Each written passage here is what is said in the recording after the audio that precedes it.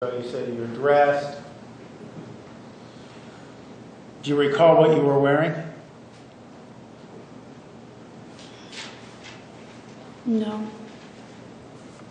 I don't remember exactly. I think I was wearing a tank top and some pants. Okay.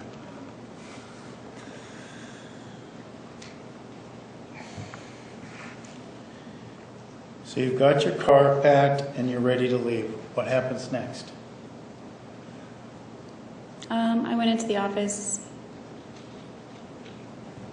just to chill with him for a couple minutes. I had CDs that he wanted, had been asking for a while, that I kept forgetting to give to him. They were hanging out in my briefcase for months and months. Are these music CDs, photo CDs? What are they? They have pictures on them of our trips that we've taken together.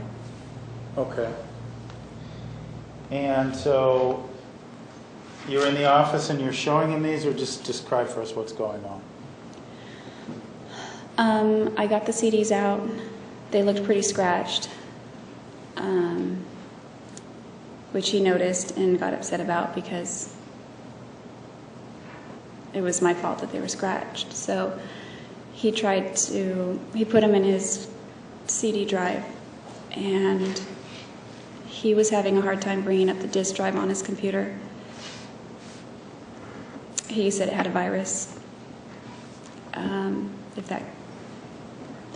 He just had a hard time bringing up the CD for a minute. He kept clicking around the screensaver. When it would go to the screensaver, it was a bunch of little bugs eating up his screen.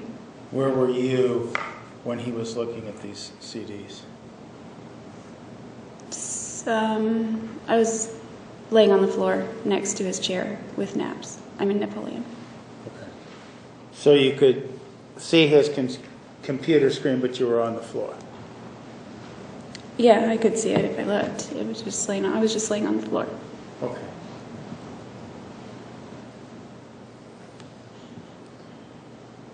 So when he's looking at these CDs, they're not working.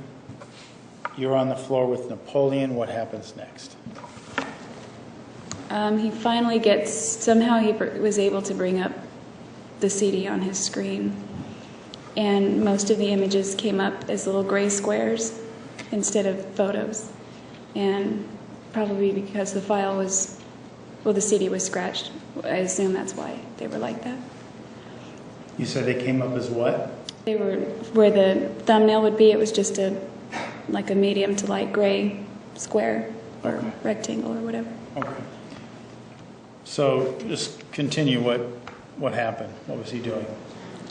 He popped that CD out, and then he tried the other one, and he's mad by now because if I would have given them to him a long time ago, like I was supposed to, then they wouldn't have been scratched. So he puts that CD in and tries to bring it up too, and the same thing happens. There are a bunch of files that don't come up. Oh, the images don't, and they're just gray. You were saying he was getting mad. Without telling us anything he said, how were you assessing that he was angry? His tone had changed. His demeanor had changed. His movements and body language had changed. Okay. You saw, at this point, you saw signs of anger. Is that right? Yes. And based on your experience with Mr. Alexander, you had seen those signs before, hadn't you? Yes.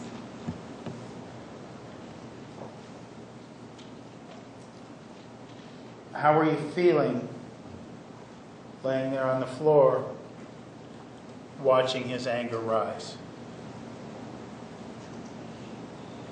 Apprehensive.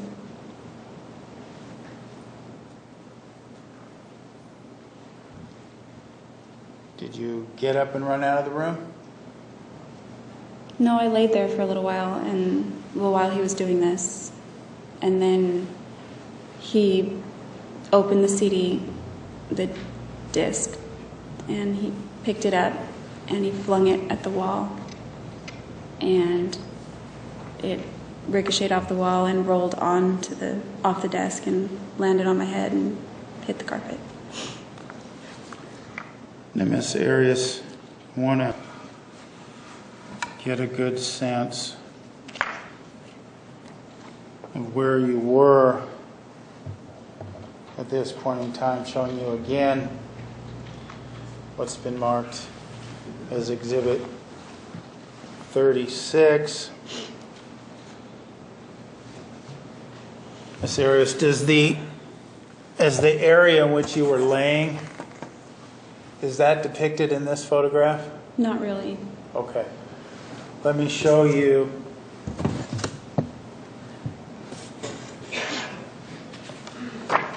Exhibit 40.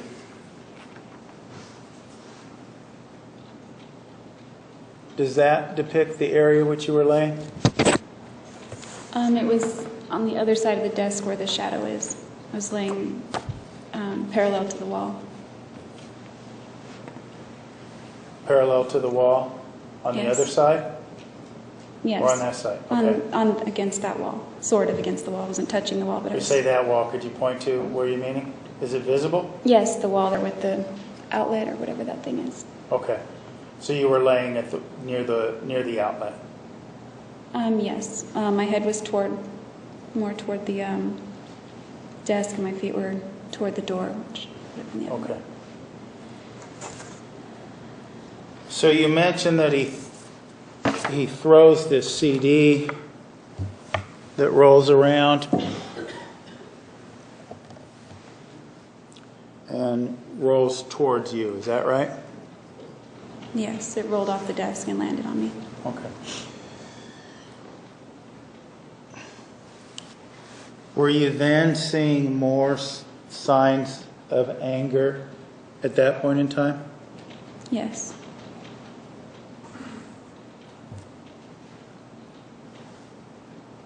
Were you still apprehensive, or did apprehension move to something more when you saw more signs of anger? Yes, it moved to more. How would you describe that feeling? I'm worried because I feel like the trip had gone pretty well at that point, and now he's going to get angry, or I've done something stupid again, and the whole trip is going to get ruined. And also, I know he's getting angry because Napoleon got up and left the room, and he always leaves the room when Travis gets mad. What do you mean by the whole? You said you made a comment that the whole trip would be ruined. What do you mean by that? It was supposed to just be a fun trip for us to hang out, kind of like old times, just get along, just relax. And everything was going fine, and then the CDs were scratched. Okay.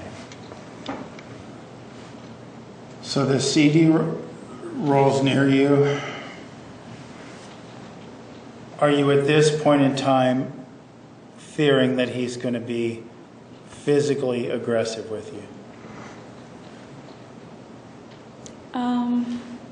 I don't know that I was consciously thinking of that, but I remember just being a little more tense.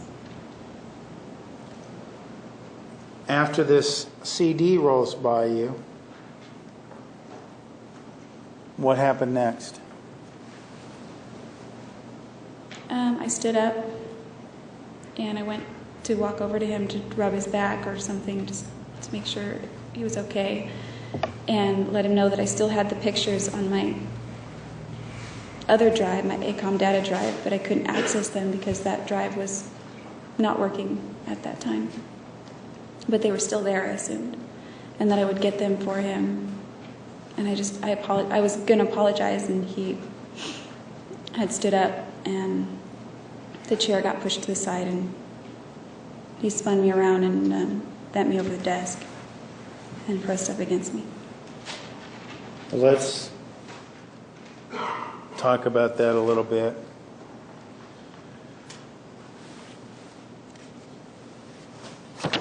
Showing you again what's been marked as Exhibit 40.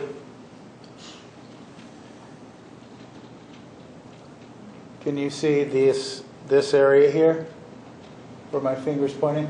Yes. Is that his chair? Yes. Okay. So when you said, and I know there's various desks in his office, but when you said you went around his desk, were we talking about this item here? Yes, I was on the other side. Okay. And you said he grabbed you. Yes. Where did he grab you? On the upper arms, and he spun me around and then grabbed my right arm. Okay, well then, did he grab both your arms? Yes. Okay. At the time he grabbed both your arms, could you see his face? Yes.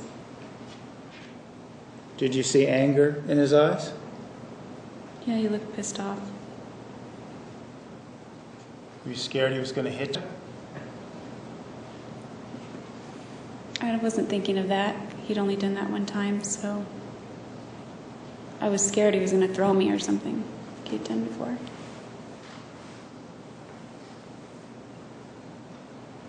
So you say he grabbed your arm and spun you around, right? Yes. Spun you around where?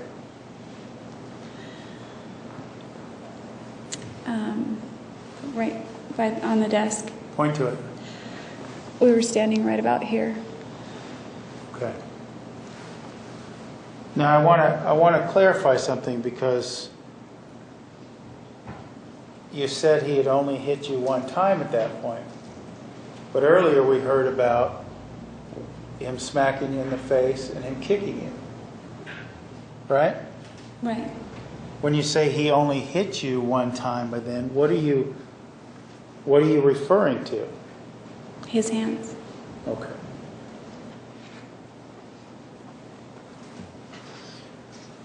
His hand to your face, to your body, is that what you're saying? To my body. He didn't hit me in the face. Okay. Just in the side of the cheek, right? Near the face. Near the face. Okay. All right. So he grabs you, he has a hold of you in this area here. You said he grabs your arm, one of your arms, and spins you around?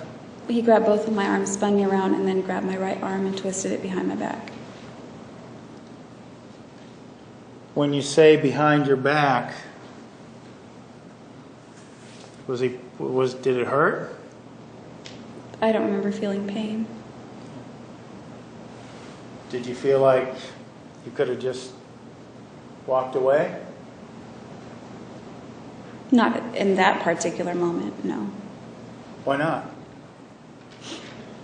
He was leaning his whole body against me, and he was kind of heavy. He was what? Kind of heavy. Did you say anything? Tell him to stop, knock it off? No. Why not?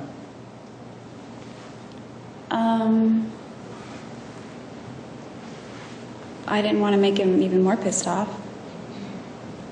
He was... So objecting, your feeling at that time was objecting to what he was doing to you would have pissed him off further? It was possible. Usually when I went along with what he did, he would settle down faster.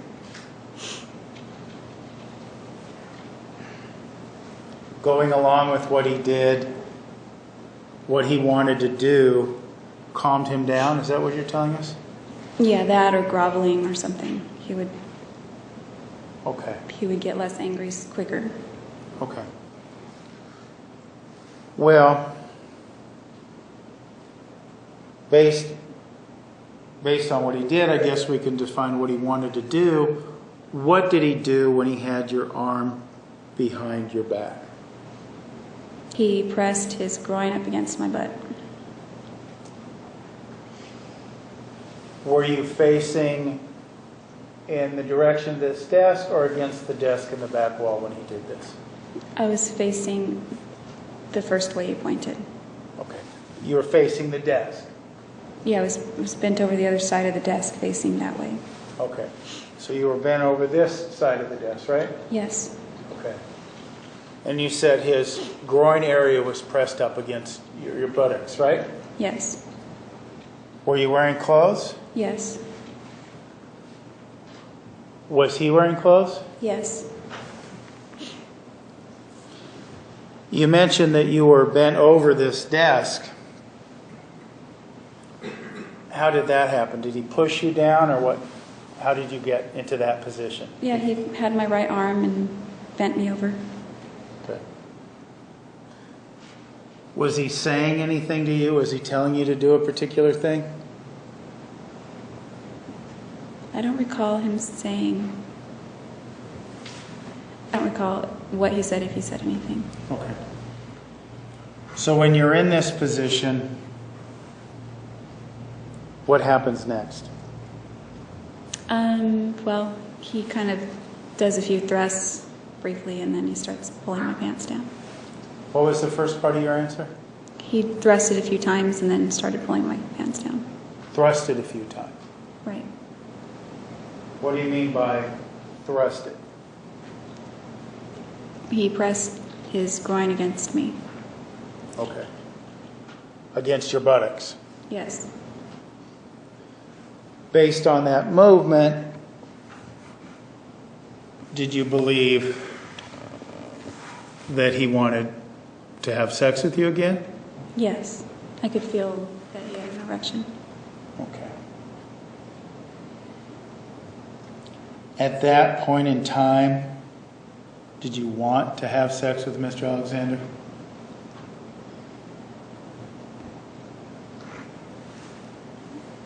Well, yeah, actually I did. It was better than getting mad. I was actually relieved. Relieved. And it was better than him being mad. What do you mean by that? Because typically when he had sex, it was his way of de-stressing, to use his term, and then he was calmed down after that. What was, you said you were relieved to find out that he just wanted sex. In your mind, what was the more damning alternative? What was the more concerning alternative to just having sex? I didn't want his anger to escalate to the levels that it had in the past. What do you mean by levels it had in the past? His temper, his outbursts. By outbursts, do you mean physical outbursts? Physical or just screaming, either. So you submit to this sexual intercourse as an alternative to his wrath or anger. Is that right? That would be accurate, yes. Okay. So after he thrusts against you, based on what you told us before, you don't say, no, don't do this, right? No, I didn't object. Okay. What did he then do? We had sex again. Did he remove your pants? Did you remove your pants? He just got him down, like, just past my butt. I don't know. I didn't have, like, jeans or anything on. Okay.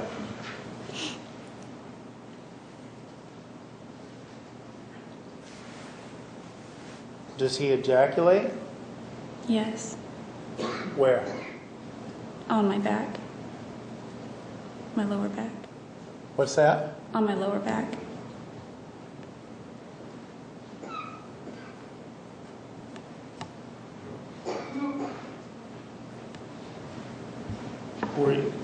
You mentioned him de-stressing through this process. Did that then relieve you to some degree, thinking that this was over? What was over? His anger? Yes. I was very relieved.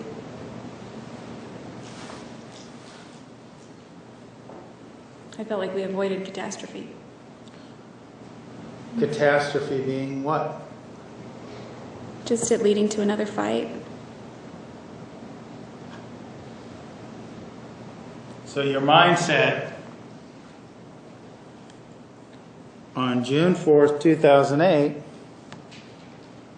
was anything to avoid a fight. Is that what you're telling us?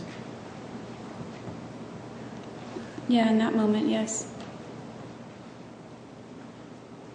You weren't able to avoid a fight the rest of that day, were you? Is that a yes or a no?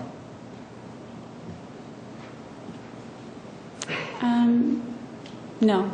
I mean, no, I was not able to avoid it. Okay.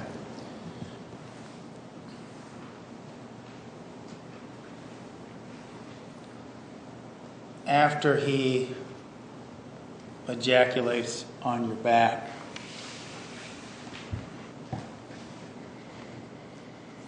apart from feeling relieved, do you feel used, humiliated?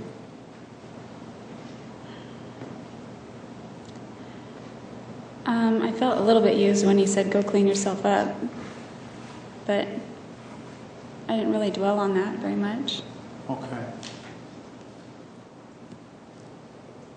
What did you do after that? I stayed in the bathroom for a few minutes. He was still in his office doing whatever he was doing. The bathroom, just to clarify, we talked earlier in this trial there was a bathroom upstairs. Did he have more than one bathroom? There were 3 bathrooms in the house. Okay. Which bathroom were you in? One upstairs or one downstairs? Downstairs, right across from his office. Okay. When you were cleaning yourself up, could you hear him in his office, or describe for us what you... No, I had shut the door.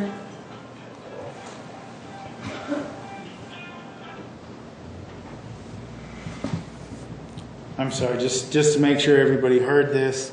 Did you hear Mr. Alexander while he was in his office when you were in the bathroom? No, I don't remember. Okay. I don't recall hearing him. I don't recall hearing him. That's what I said. Okay. Sorry. When you shut the door and cleaned yourself off, was it then your plan to leave?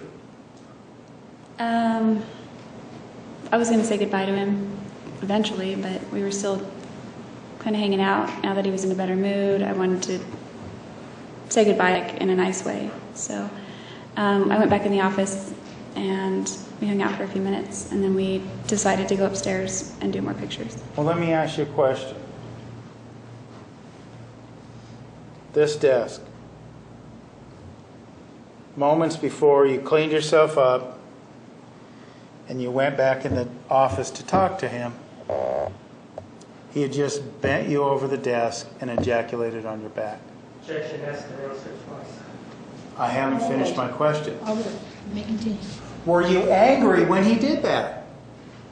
Objection, that's the answer. Overruled. At this point in time, were you angry? No, I wasn't angry.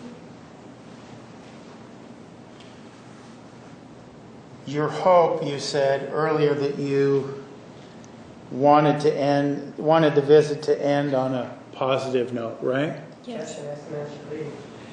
And this is what There's an objection. you... When you went back into the office to talk to him, was it your desire to end this trip on a happy note? Objection, that's the answer. Leave. Approach, please.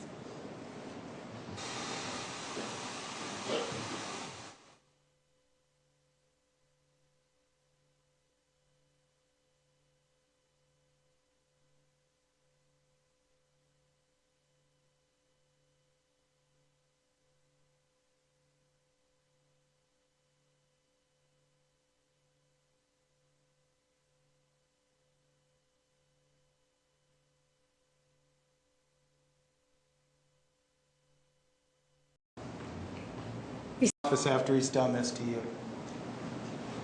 I wanted us to part ways on a positive note.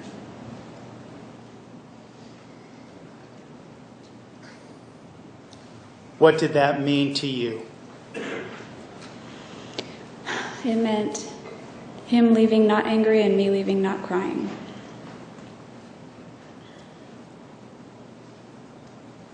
Were you crying? No, not at that point in the day. When you went back into the office to talk to him, was he angry? He was a lot calmer. He wasn't angry anymore. Okay.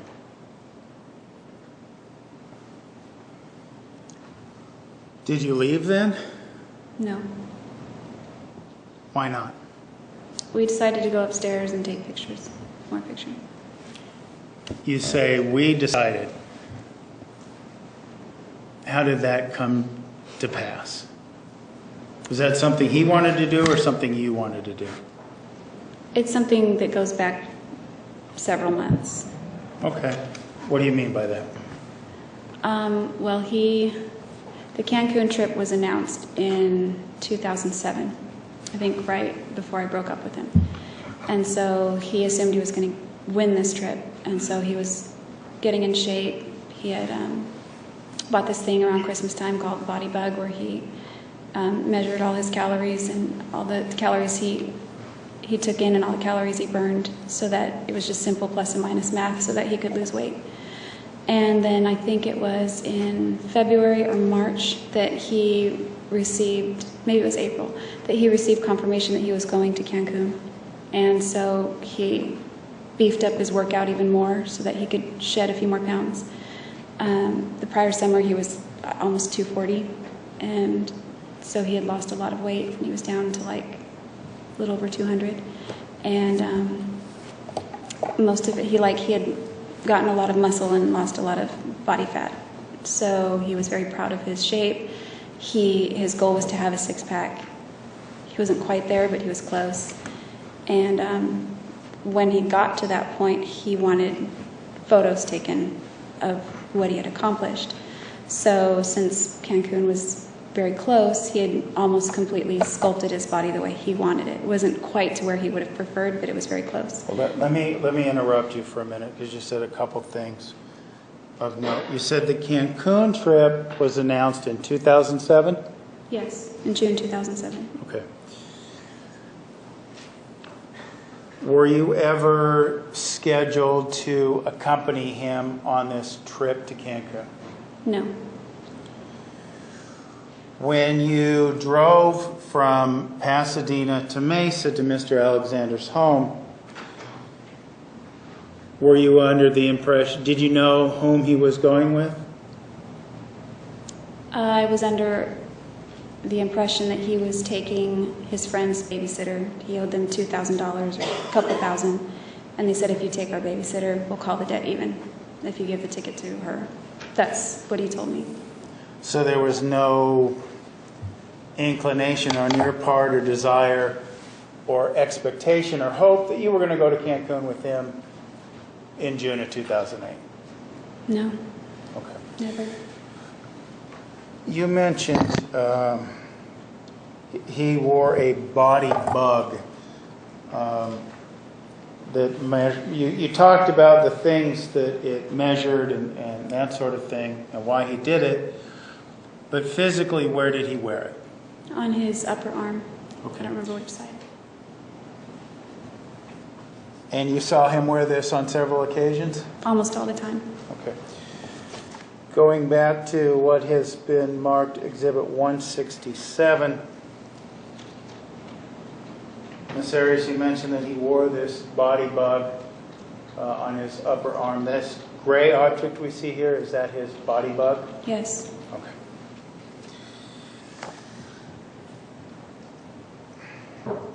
Now you mentioned that there had been some discussion about photographing him before his trip to Cancun because he was proud of his body, right? Yes. Okay. And as far as engaging in this particular session or photo session that day, whose suggestion was it that this take place? I think I threw it out there that day. It's something he had been wanting to do. Okay. But Was this a peace offering of sorts on your part? Objection leading. Why did you offer him this opportunity? he was proud of his body, and I just wanted to do something else that would make him happy. Was this with the goal in mind of ending on a positive note? Yeah, he didn't get the pictures he wanted, so I offered to do that. I was going to do it anyway, or he was going to at one point. It was going to happen. He wanted those photos, so I just suggested we could do it right now. It was late in the day. I wasn't going to make it to Lake Powell before sunset, so that was out of the trip. So I figured I have time now, technically. I don't have to make it to Lake Powell before sunset. So I have time. What do you mean he didn't get the pictures that he wanted? You said he didn't get the pictures he wanted. What do you mean? From the CDs. Oh. So these pictures you were going to take of him because he was proud of his body, where were these pictures to be taken? We were going to take them in the bedroom, but we decided to do it in the shower. And were these to be taken with his camera or your camera? My camera had just been packed, so we decided to use his camera. That way he could keep the photos and didn't have to worry about me waiting for me to give them to him. And we mentioned earlier in the day, or you meant just a few minutes ago, really, you mentioned that he had 3 bathrooms. I just want to make sure we're clear. The shower that we're talking about, where these pictures were to take place, where was that shower located? In the master bathroom.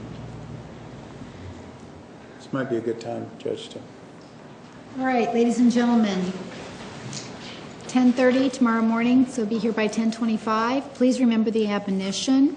Have a nice evening. You are excused. Please stand for the jury.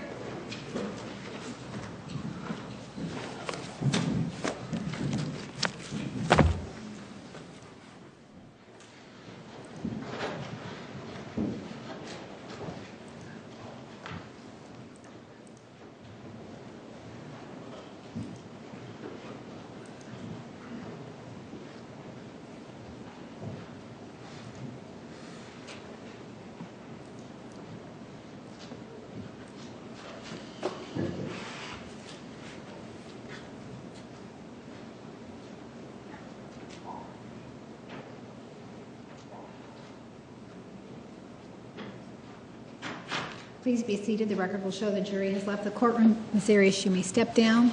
Counsel, anything else before we break for the evening? No, thank you. All rise.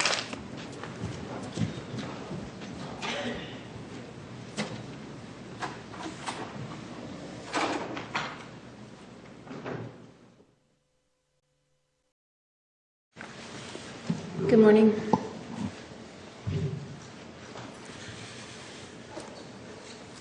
Yesterday, when we ended, we were at the point in time on June 4th, late afternoon, early evening hours, when you were about ready to depart. You were telling us before you departed, you were going to, or you and Mr. Alexander had decided to engage in this photo shoot, you called it, right?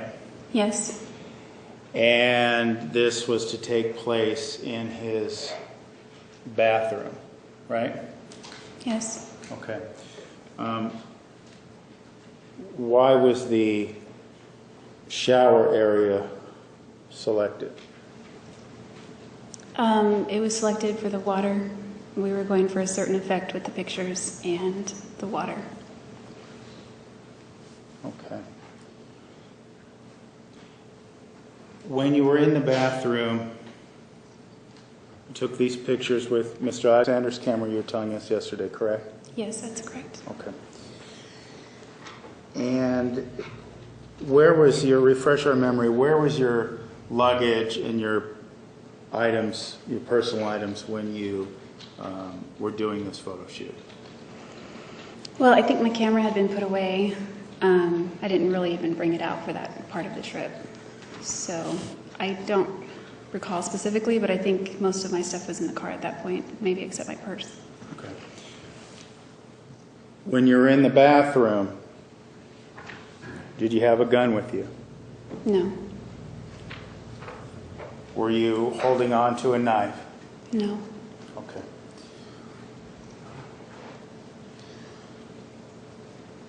So we saw the pictures of him in the shower. Tell us what happens once he gets in the shower. I'm taking pictures of him. We were trying out different poses. We were kind of communicating. Is it? Yeah, we were kind of friendly? laughing. Okay. It was, I don't know, it was a little weird because the background wasn't that great, but the water was okay. And we were trying out different poses, and then we were checking the photos and deleting them, and then taking a few more and checking them and going through them and deleting them. And at one point, he was sitting, and I was taking pictures. I was probably a few feet from the shower so that the water didn't get on the camera. And I was showing him the photos, and we were deleting some. And at one point when I went to delete the photos, as I moved the camera, it slipped out of my hand.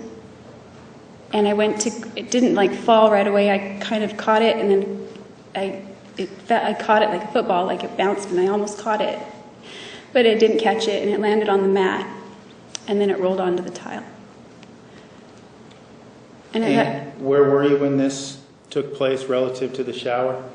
I was crouched by the shower. I might have been on the mat or on the edge of the mat. Okay.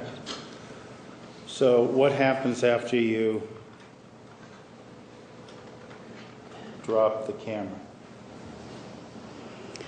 At that point, Travis flipped out again, and he stood up and he stepped out of the shower and he picked me up. I was crouching, but he lifted me up as he was screaming that I was a stupid idiot, and he body slammed me again on the tile.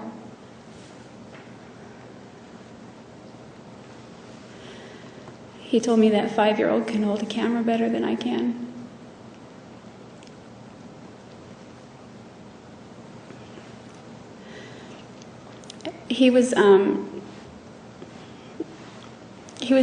As he was screaming at me, there was spit coming out, or maybe it was water, but I was getting wet, and when I hit the tile, I rolled over on the side and started running down the hallway. And I don't know why I didn't run out of the room. I ran into the closet because the door was open, was my thought. The last time I ran down the hallway, he caught me before I got to the door. And that was another incident in the summer. So I guess I went into the closet. And What do you mean? Let's talk about that. What do you mean this summer incident? What incident were you referring to? There was an incident where he was really upset. The whole incident? Well, yeah, what happened?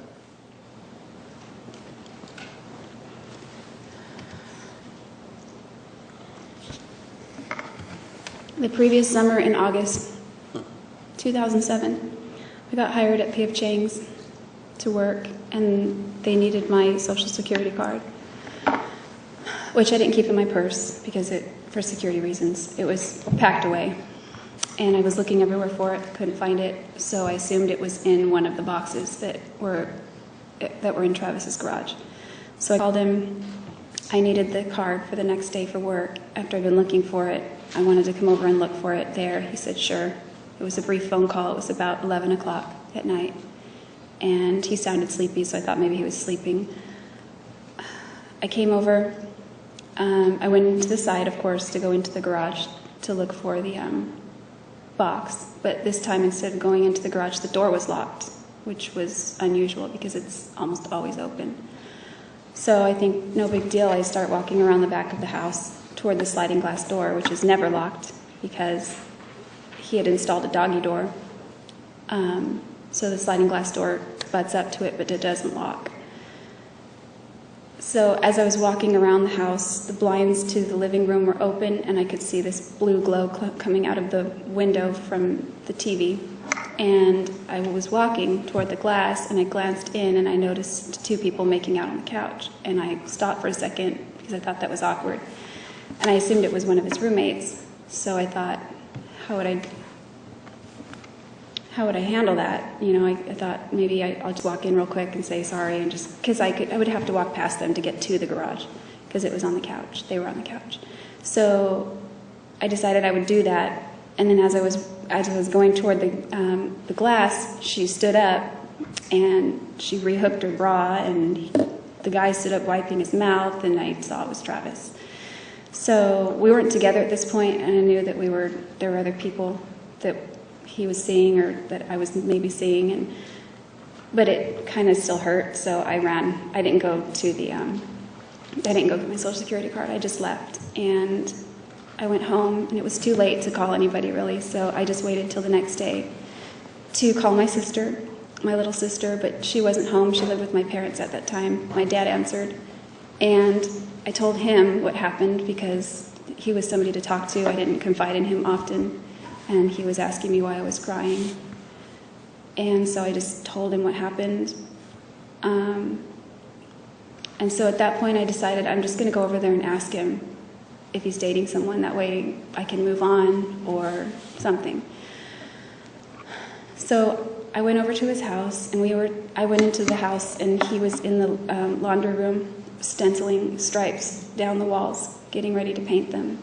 And I hopped up on the washing machine and sat there, and he came down on the ladder and he gave me a kiss, and I just said it flat out. I said, if you're dating someone, it's okay, you can tell me. And I told him, based on what he had said about Deanna in the past, I said, I won't freak out the way Deanna does, because he had said that about her. And he just thought that was a strange question, and he said, why are you asking me that? How does this, without saying what was said, you mentioned that this correlated to the incident on June 4th. Were you in the upstairs area with Travis after this argument about seeing him with another girl? Yeah, he just let out a real frustrated scream, and he walked out of the laundry room and palmed the wall really hard with his palm. I mean, not the wall, the door frame of the laundry room, and just went upstairs, and I sat there kind of stunned. I'd only seen his temper a few times at that point. And I heard this thud, this banging, like rhythmic over and over and over, like just, it was dull, and something was like hitting something over and over and over. So I jumped off the washing machine to see what it was, because he was the only one home. So I went upstairs, went into the bedroom. It was getting louder as I got toward the bedroom, and then I turned to look down the hallway, and he's banging his head repeatedly on the linen door closet. And it was awful to watch him do that, and I walked up to him sort of tentatively because he looked unstable, and he was mumbling something under his breath, and he kept saying, okay, just what, I mean, you mentioned, did you have to run away from him that day? I finally said his name to get his attention, and he screamed "what" really loud, and he spun and looked at me like a madman, and it freaked me out. So I ran down the hall thinking I would just get out of the bedroom, but he caught me right as I reached the threshold of the bedroom. Right when I reached the carpet, he caught my wrist and pulled me back, and I was freaking out. Then he calmed down, and he explained to me that she was just a girl that he met in Phoenix, and they probably wouldn't see each other again. Okay. Moving back to June 4th, before we continue on the story, I want to talk to you about a couple of exhibits. The first being Exhibit 160. You see that? You look at that? Was that a picture that you intentionally took? No, it wasn't intentional. Okay. It got deleted. Looking at Exhibit 161.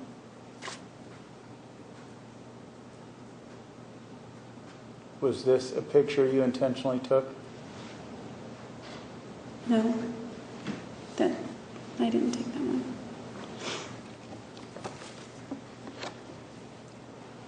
Showing you exhibit number 159. To your recollection,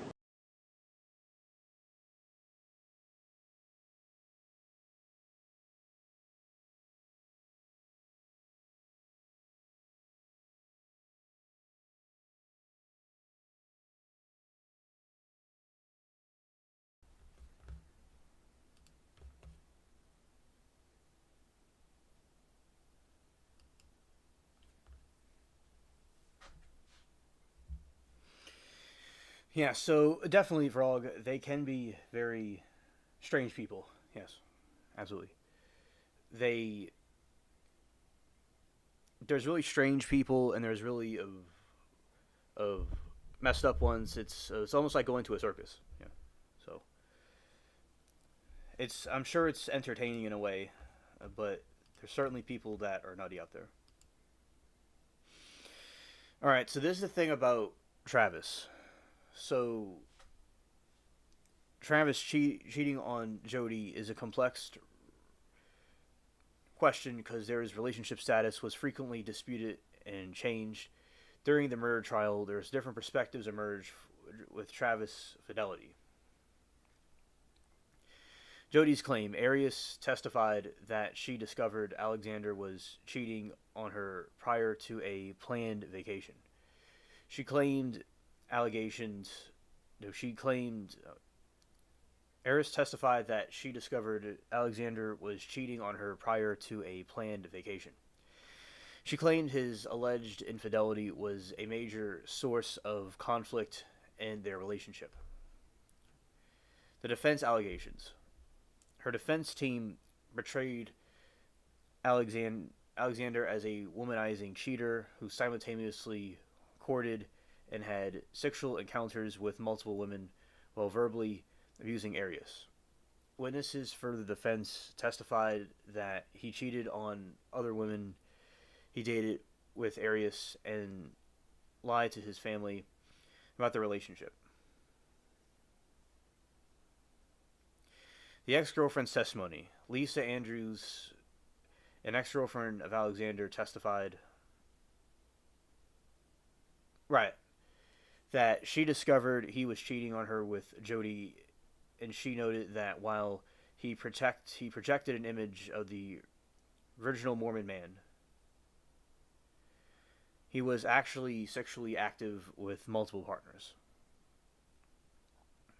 In the Mormon religion, which is also called Latter-day Saints, there's a faction of them that practice polygamy. They don't really do that now, but they do in their history have practiced that before. And this one dude sits on his toilet with a metal triangle on his head and chants while the water is running for hours. Oh, Lord. Scared. That is some bad trip. That is a bad trip right there. Wow. I'm sure you have fun in that chat. Yeah, sister wives, right.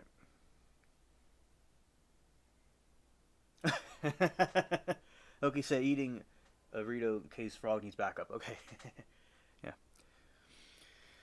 Ex-girlfriend testimony. Lisa Andrews, yeah, so we said that before. And then the player reputation. Some of Alexander's friends reportedly urged him to stop being a player and either commit to Arias or break things off entirely. The relationship status. Friends and investigators often characterize the pair as having a short-lived relationship roughly 5 months. After that ended in 2007, they continued an on and off again sexual affair until his death in 2008, which Alexander was actively dating other women.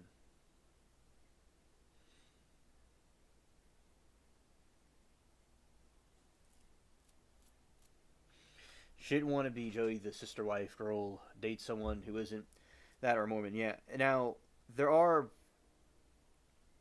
if people with the Mormon, there's people in that religion that just marry one person, that are mono only.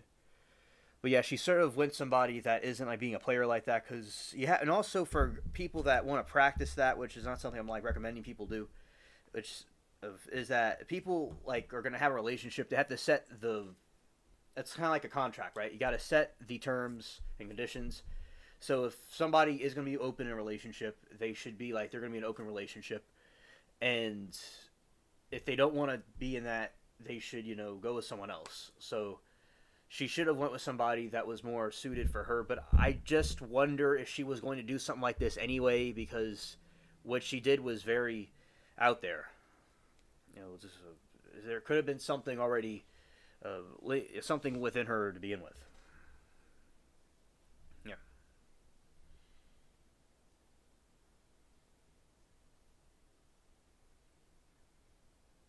Exactly, mermaid. Right. They call it open, but it's really something else. I didn't know what, like, I've heard of that recently here, but like I didn't know what open relationship was exactly. I kind of knew what it was, and not really, but I understand what it is now. Yeah. Okay. Jodi. She took the bait and ran with it. Mm-hmm.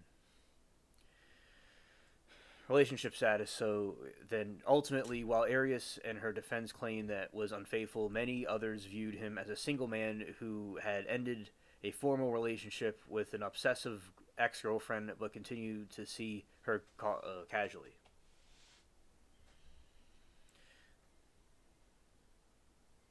All right, let's see.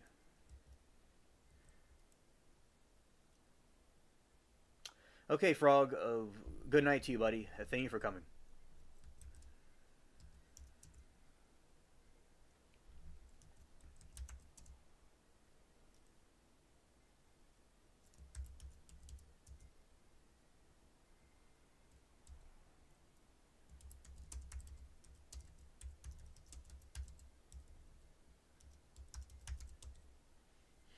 The O would be super jealous. It felt odd. Right. Prosecutor Juan Martinez consistently rejected the idea Travis cheated on Jodi because he argued the two were no longer a committed relationship at the time.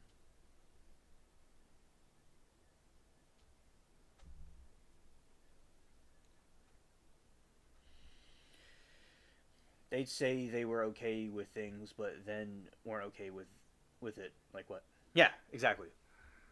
All right. Prosecutor's stance centered on several key arguments. The obsessive ex narrative. Martinez portrayed Arias not as betrayal girlfriend, but as an obsessed ex-girlfriend who refused to accept that Alexander had ended their 5-month relationship in June 2007. Alexander's right to date. The prosecution argued that a single man, Alexander, was well within his rights to date other women.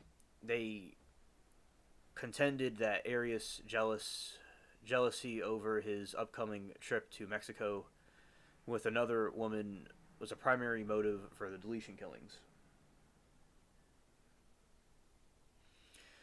Manipulation by Arias. Martinez characterized the defense womanizing cheater portrayal as a scam and calculated lie intended to smear the victim and justify a premeditated murder.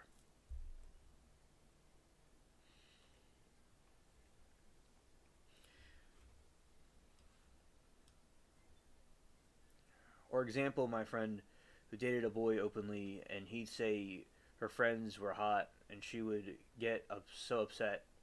It made me so uncomfortable. That must be how Jodi felt, allegedly, right?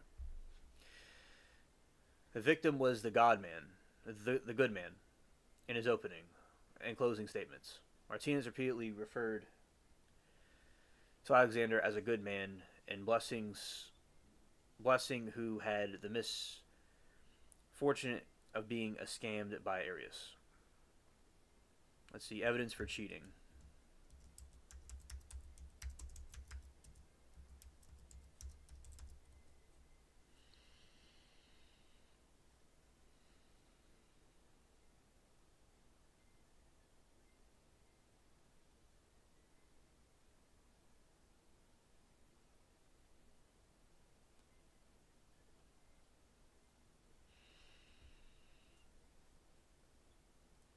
The evidence presented regarding Travis alleged that cheating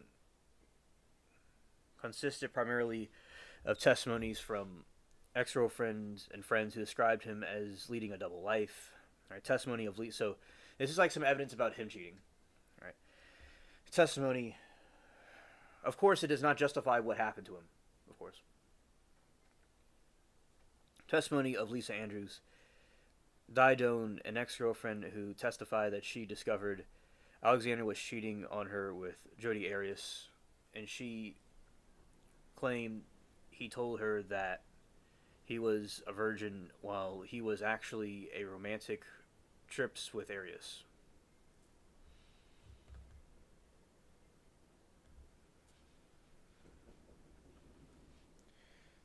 All right.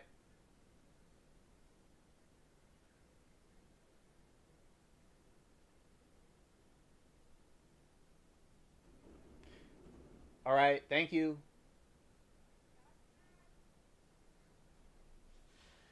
All right. I have to get a package real quick.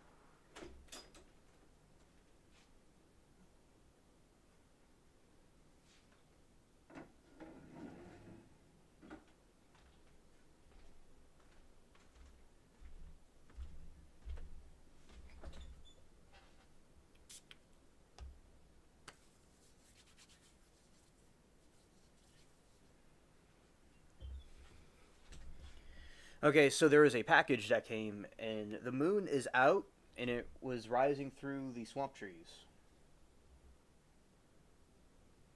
All right. So I am back. Anyway.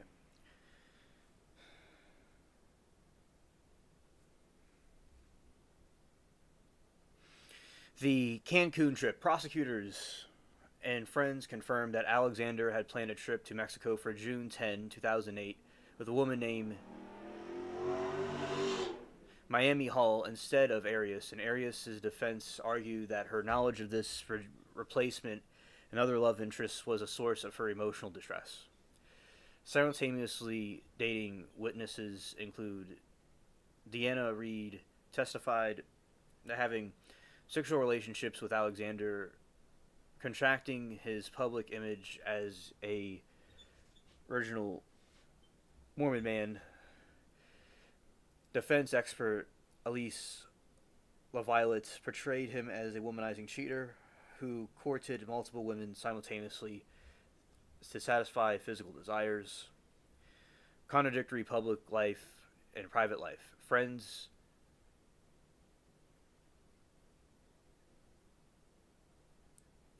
testified that Alexander was a devout Mormon leader publicly. He kept his sexual relationships with Arias' dirty little secret while dating worthy women from his church. Defense emails. The defense attempted to introduce emails of Alexander's close friends that allegedly criticized his womanizing and emotional conflict, though the judge ruled some of these as hearsay. Prosecution maintained that since he and Arias were formally broken up after mid-2007, his actions were those of a single man rather than a cheater. Alright? So that's like his history with relationships. He was seems like a ladies' man. But others say, since they're broken up, it doesn't count. But then again, it just doesn't count to like murder someone in that way, of course. And there could have been other ways she could have expressed herself, because just no one wins in this situation, really. All right, so this is a timeline. All right, September 2006, Travis meets Jodi at a Las Vegas convention. Initial meeting. November 2006, Travis baptizes Jodi into the Mormon Church, developing a relationship. February 2007, Travis and Jodi officially began committed dating. June 2007, the couple officially breaks up, formal breakup. Late 2007-2008, Travis dates multiple women, including Lisa Andrews, Didone. On, off again affair. April 2008, Jodi moves from Arizona back to California, long distance affair. May 2008, Travis is wooing Miami Hall for an upcoming trip. Hidden sexual meetings. June 4, 2008, Travis is killed during a secret visit from Jodi. Final encounter. So there you go, that's the timeline.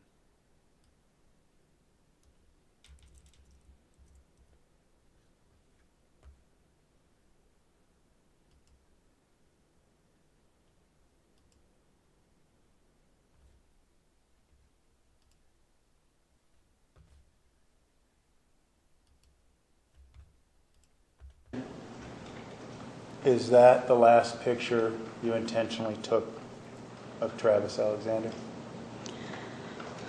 I took it intentionally. I don't know what order they went in. Okay.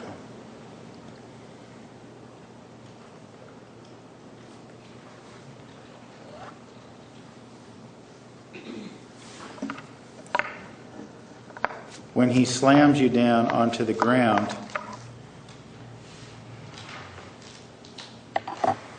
after you drop the camera, how do you feel? I was scared. I was thinking, crap, because it's everything that I was trying to avoid downstairs when he started getting mad. I was doing everything I could to avoid that, and I still didn't avoid it. I still screwed it up, and now he's pissed again. So he's freaking out. I'm freaking out. I rolled. Like I said, I rolled off to my left and began to run down the hallway, and I could hear him follow. I could hear his footsteps chasing me. Were you scared when he was chasing you? Yeah, I didn't want him to grab me again. What were you scared that he would do? Who knows? At that point, he had already almost killed me. I wasn't thinking when he almost killed me before that I was going to possibly die. I was just thinking I couldn't breathe. No air. That's all I could think of before I passed out. But it was later on that I realized that I could have died if he just held on to my neck a little longer. So I didn't want that to happen, obviously. So I ran into the closet and I slammed the door, and I intended to run through the opposite end of the door because it has another exit. And as soon as I got in there and began to run, I remembered where he kept a gun. So I grabbed it. I jumped up on the shelf, kept it on the very top. I grabbed it. And then I ran out the other door as he was opening the door. and he ran, chasing me, and I turned around and pointed it at him so that he would stop chasing me.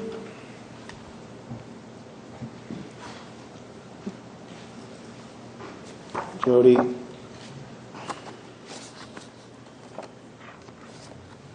I want to show you what's been marked as exhibit number 70.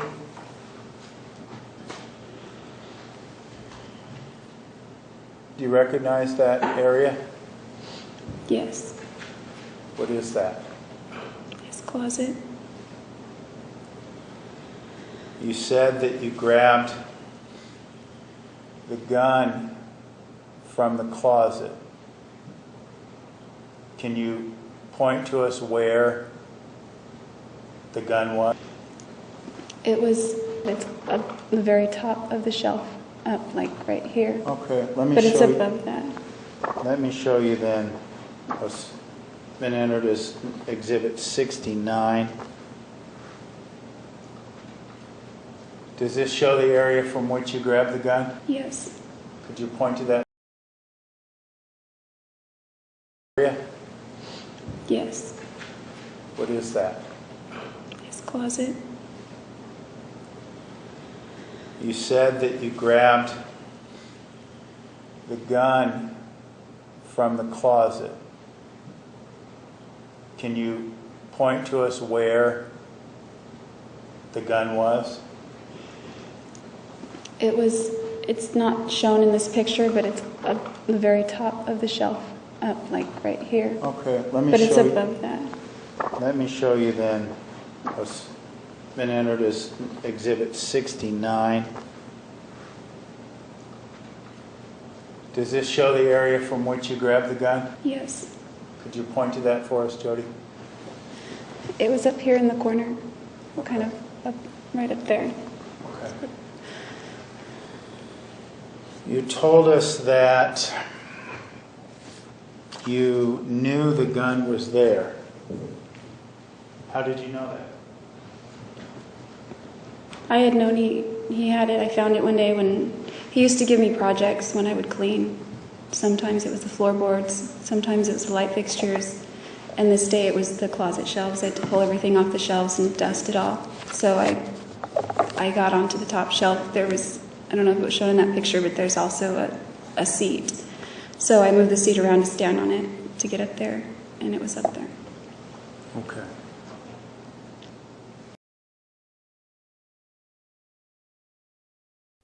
Welcome back, Aaron. It is great to see you as always.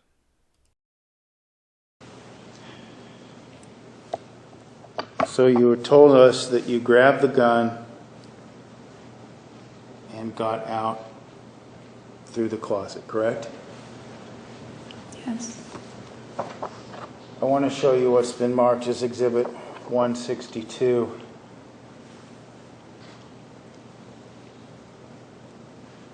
Jodi, how do we look at that picture, please? How do we get to that point in time? What happened between the time you grabbed the gun? and I don't what know we how see? that picture was taken. I'm not asking you how the picture was taken. I'm asking you what happened at that, in between the time you grabbed the gun and what we see here. What happened?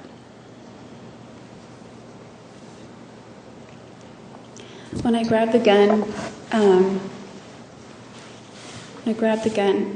I ran out of the closet. He was chasing me. I turned around and we were in the middle of the bathroom. I pointed it at him with both of my hands. I thought that would stop him. If someone were pointing a gun at me, I would stop. But he just kept running. He got like a linebacker. He got kind of low and grabbed my waist. But before he did that, as he was lunging at me, the gun went off. I didn't mean to shoot him or anything. I didn't even think I was holding the trigger. I just was pointing it at him. And I didn't even know that I shot him. It just went off and he was...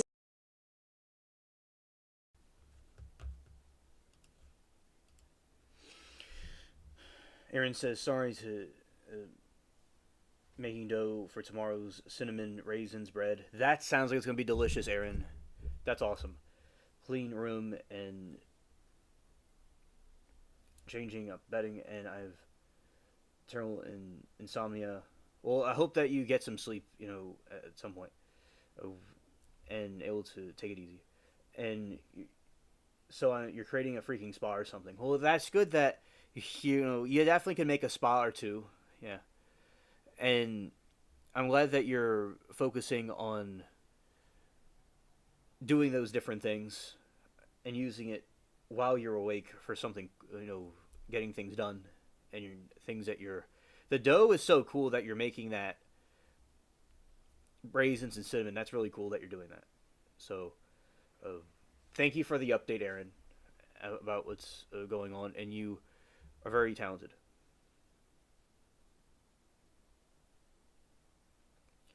I hope everybody has peace and sleep as well.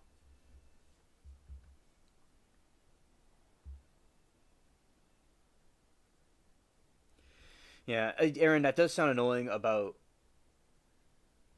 the sleep. Yeah, it's definitely can be annoying when that happens.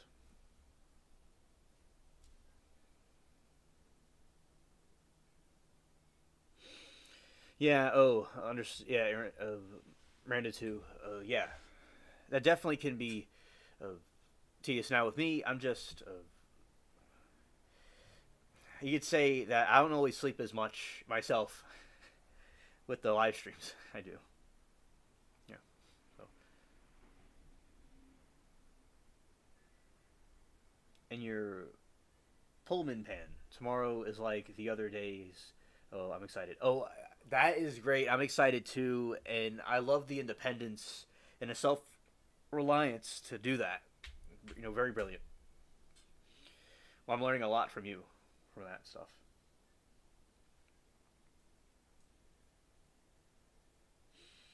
Aaron, I had those. Let's see.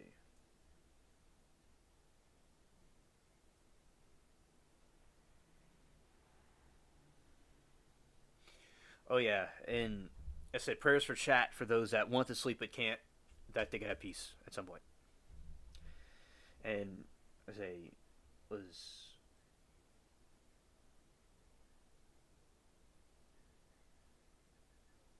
Oh yeah, Mermaid. If there's anything that can be done, Mermaid, to try to uh, mitigate that, where you don't have a problem like that, where I mean, like if there's something I don't know, you could put.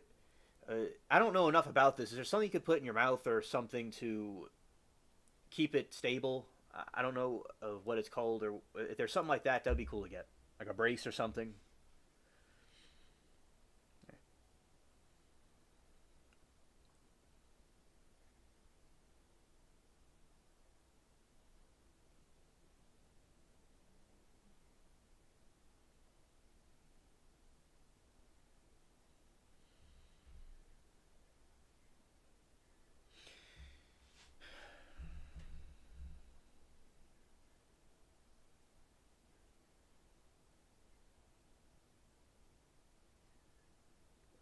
Yes, Mermaid, please do that at some point as soon as possible. Definitely. So you get that checked out. Yeah, it seems very crucial.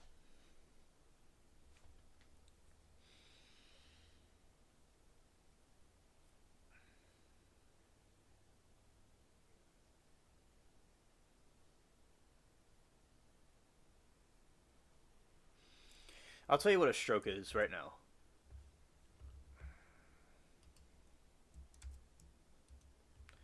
Let's do this.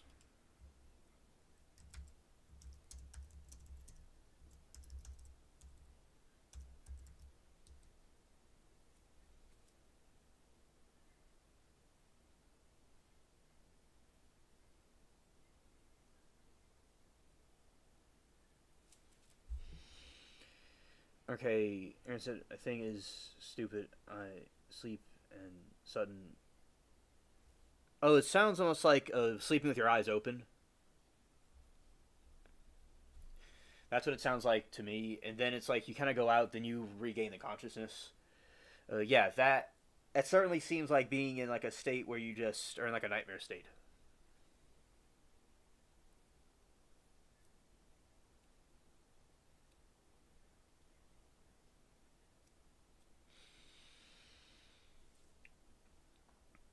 All right, so a stroke is often called a brain attack, a medical emergency that occurs when blood flow to parts of the brain is interrupted or reduced. This deprivation of oxygen and nutrients caused the brain cells begin dying within minutes.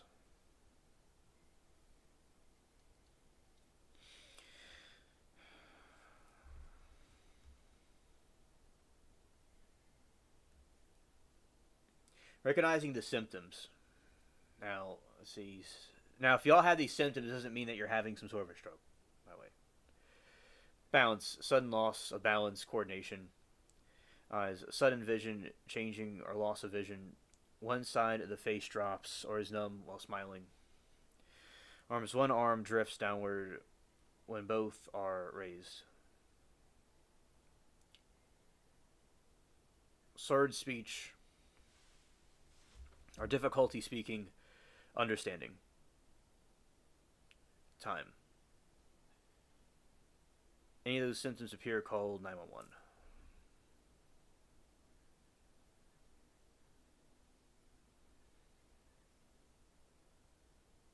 Yeah, that's correct. It's REM sleep. Right.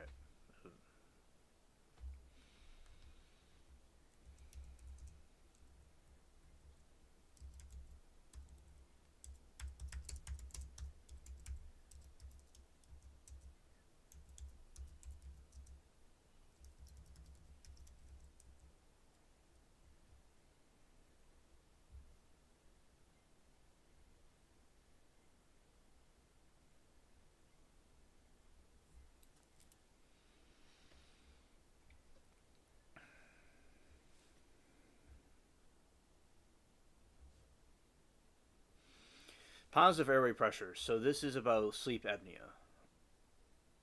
This is not medical advice. This is just stuff from the internet.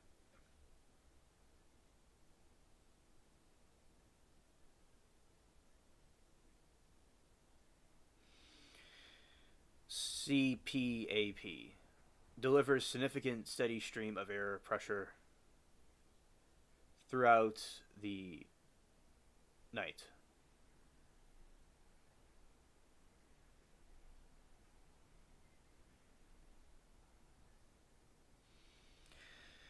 All right, there is BIP, uses higher pressure of inhaling and lower pressure for exhaling, often prescribed for those who find CPAP uncomfortable. APAP automatically adjusts pressure, leaves breath by breath based on your specific needs at any given moment.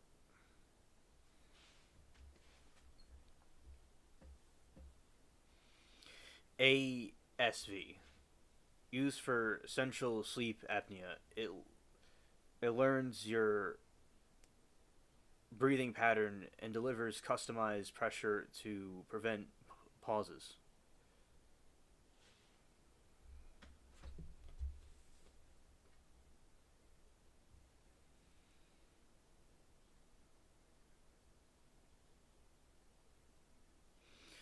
All right, there's a mandibular advancement devices. These hold the lower jaw forward to keep the tongue and soft tissue from blocking the throat. Tongue retaining devices use suction to hold the tongue in a forward position to clear the airway.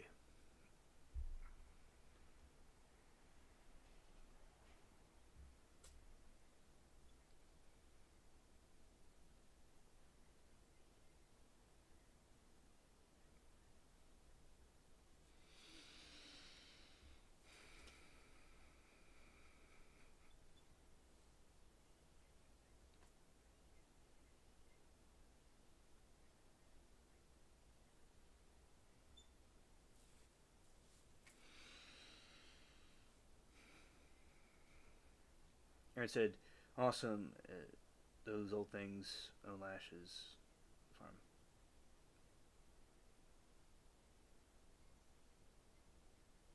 Oh yeah, shout out to the chickens. Farms are so cool.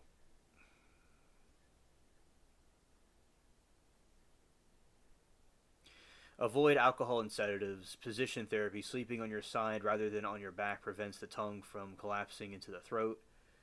So allegedly, this is not medical advice, but allegedly sleeping on your side is better. Allegedly, it seems. And there's also medications. There's also surgery. So there are options for the sleep apnea.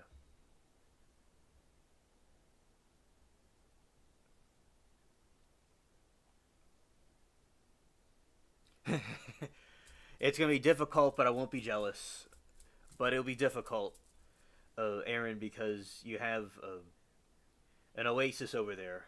But that is very cool that you have that. And I'm glad that you do. So, and Aaron, I've made butter before when I was in school.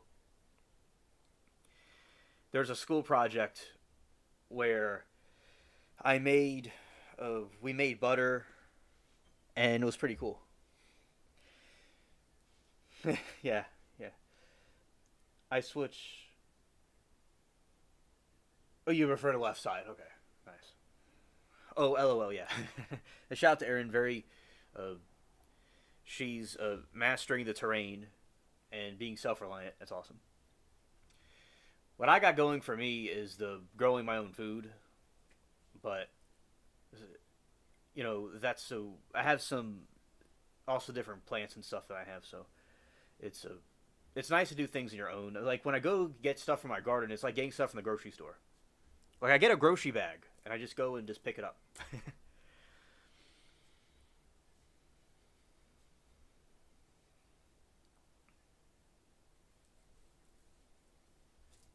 All right.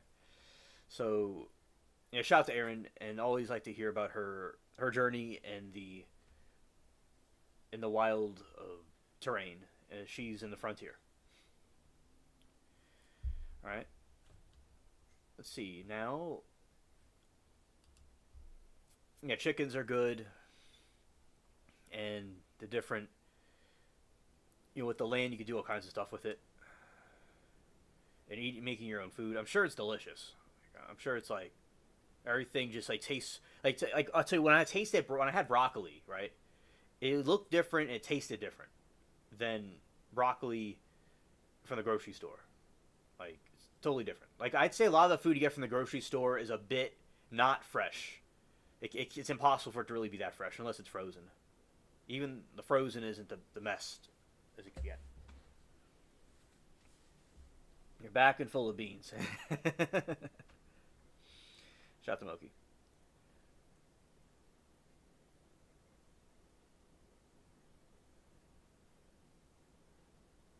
Oh, Aaron, yeah, I would watch you, Aaron, and if you made shorts of like the stuff you make and your life, you'd get so it'd blow up, in my opinion, really big.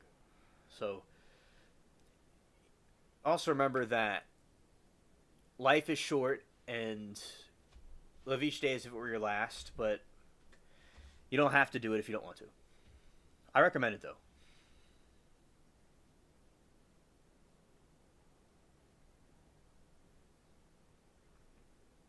Exactly. Start small. That's a good idea.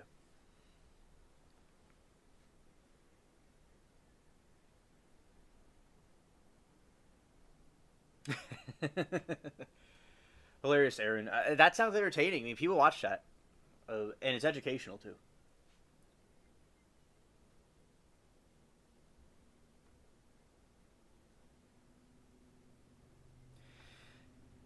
A lot of times I ignore the haters, or sometimes most of the time, they're just like people that want attention, and not everybody's gonna agree, and some people are just being mean. But yeah, just there's people that just want attention, and they want to be you, and they can't, so they have to go and have hatred. Yeah. So, and I passed 5 years of my YouTube expansion when it took off. Yeah, there's lots of I've had thousands of haters. And yeah, it shows that you're doing something. But I think that it'd be a really cool thing for her to do, with the show. Like you could make a tutorial, like Aaron, you could make a how to make bread, how to make this or that. You get probably millions of views from that. And just your farm life, I think over time it would do well, especially shorts. Shorts help a lot, and videos, etc. But yeah, that's pretty cool.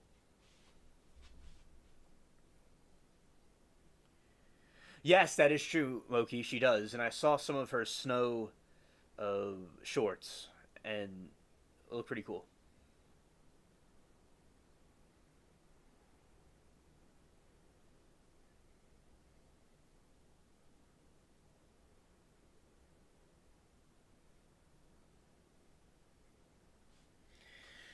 Yeah, you just have to do a live chat at first, and you could just do it the other way. You could just do it with the user like that, yeah, without the comments. Yeah, start small. You just make little short videos. Make shorts and short videos, and that would be cool.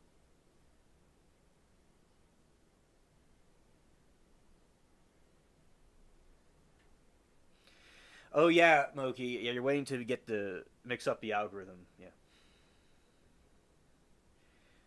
Yeah, at some point, she'll get one, and y'all could all talk and converse on there.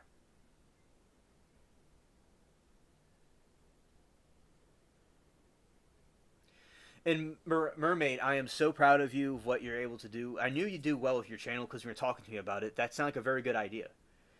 And you are doing your channel is growing fast. Okay, it's growing very fast. And getting that many views is a very big milestone. And imagine what it'll be in a year from now or 2 years from now. It'll be very large. And I've helped many creators, many people that wanted to make a channel. I helped them with it, and they put the work and effort into it, and they all did well. Yeah. Everyone that I help with it at least gets to 100, but then they go up and up and up. Even past me sometimes. So, yeah, those people put in the work and effort, and so that's because that's what the platform's about, and I want people to do because that's what the YouTube is for, sharing videos and connecting, and that's what it was all about. So I want more people to do that. So shout out to all the people that when they came to me and wanted to make a channel, they took action and did it. Shout out to all of them. All right, they did well.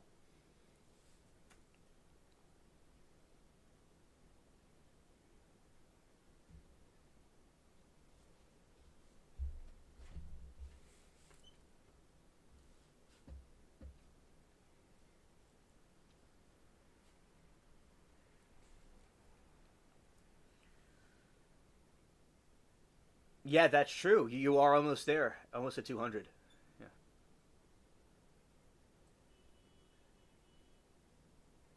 Yeah. Yeah, Moki, you'll help her build her algorithm. Yep.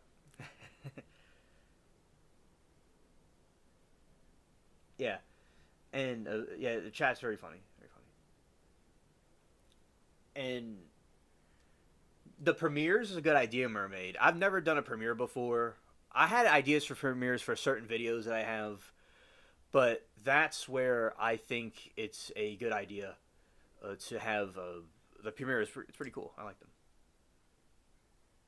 Oh, okay, Aaron, understood. Understood.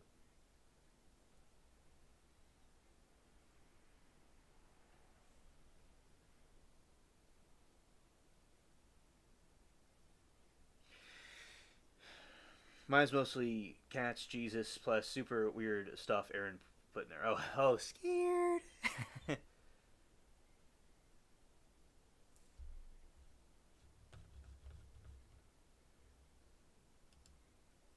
Yeah, I like the idea, Mermaid. It's thinking different. It's very nice.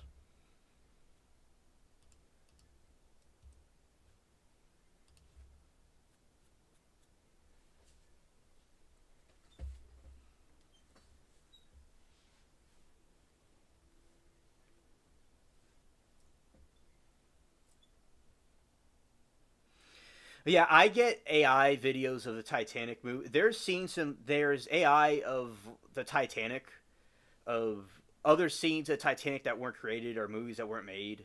It's some kind of like weird funny stuff from it that I get, and I like that in a way because it shows those actors like in modern times with like film, like how it would have looked if it was filmed now. So that's pretty cool, like a time capsule. Like one of Jack that like survives, or like him before he went in the Titanic. There's some pretty cool ones. Today was warmer outside than it is in my house. I don't want to bump the heat though because I want this. Yeah, facts. Save that. Green, absolutely.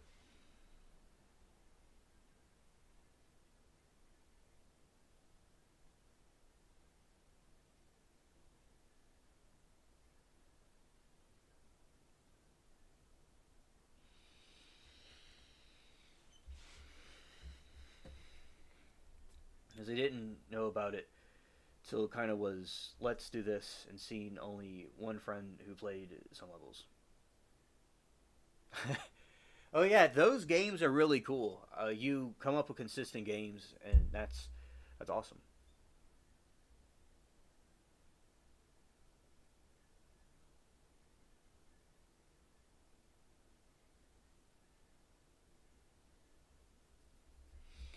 Yeah, it does look very neat. I agree. Let's see.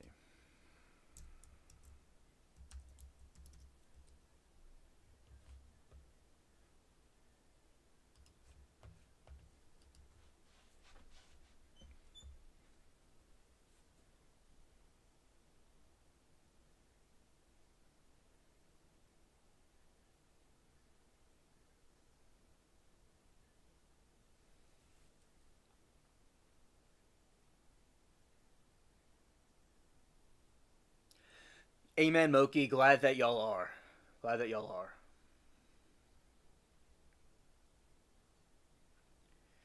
You I believe in time it'll kick in, but it's good that you're preparing, and you're like already prepared. That's good.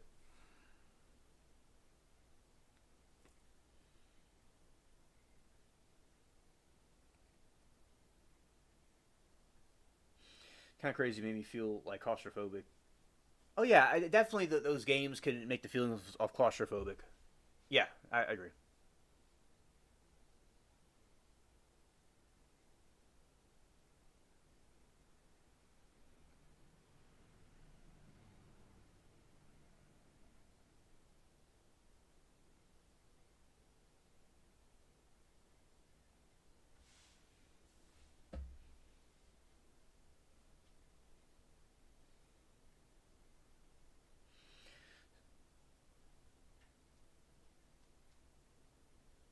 Well, that's good. You got the change jar. That's good.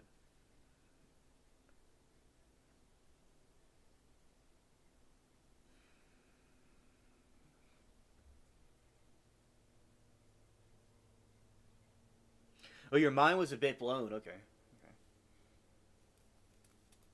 Did you learn anything new from it?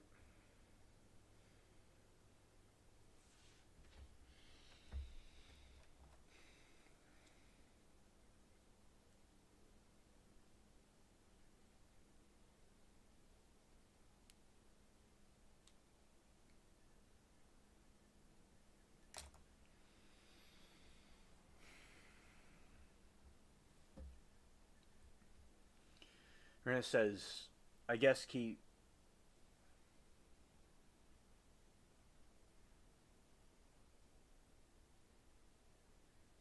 Right. Yeah, that's true. That's true.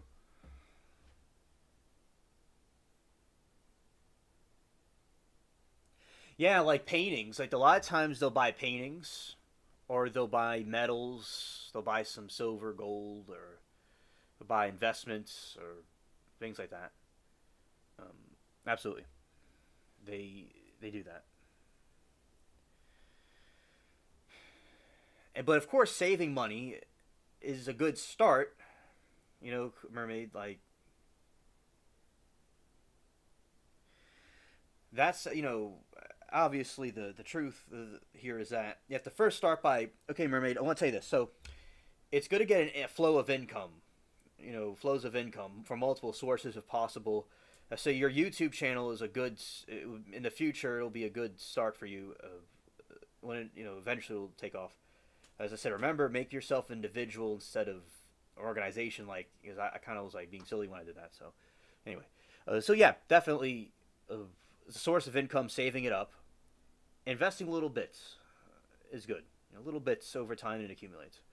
That's what I would think from the research I did.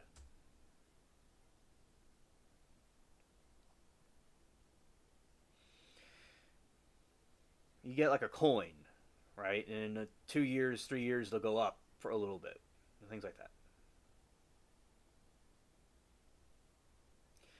You're blaming me for the algorithms. Nice try. You started. Oh, uh-oh.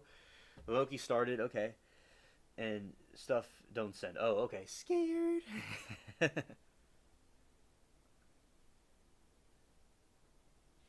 The mysterious Moki.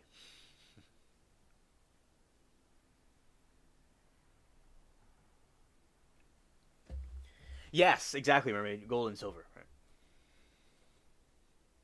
And also, you got to remember is that it's long term. For instance, a couple of years ago, silver was about $17 to $20. Now it went up to over $100. Then it's back to $80. So another thing, Mermaid, is that corrections happen. Right, something could go up, and then it goes down. Right, it goes like boom, but it's a correction, right? And people a lot of times panic sell things, but it's good to try to not panic sell things. And to be consistent.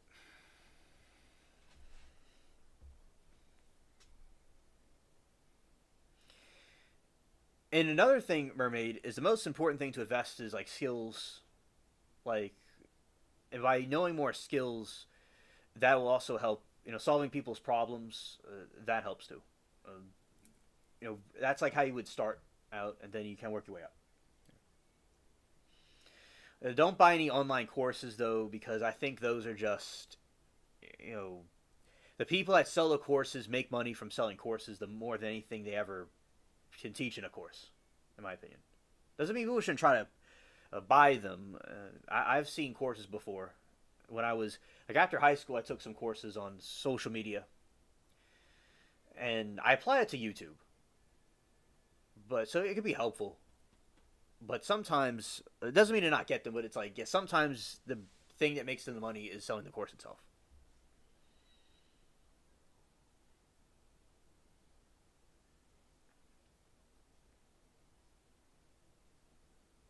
That is true, Aaron. They do that. They're doing price, in my opinion, they're doing price manipulations because they want to try to control it and get people to sell, and they want it to not go up too much because, say like with silver, because they know it's more valuable than they're suppressing it, because they will buy and sell these notes, and then it will go down, and they're trying to suppress it, but they can't suppress it for too long because it just is going to do its thing. Yeah, I do agree, Aaron, there's manipulation. Definitely. Absolutely, Mermaid. The world is a sheen world of cringe. Chew. Okay.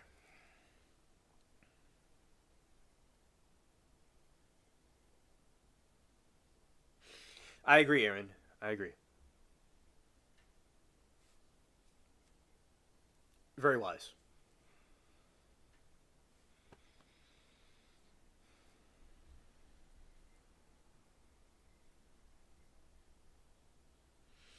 Right, that is true.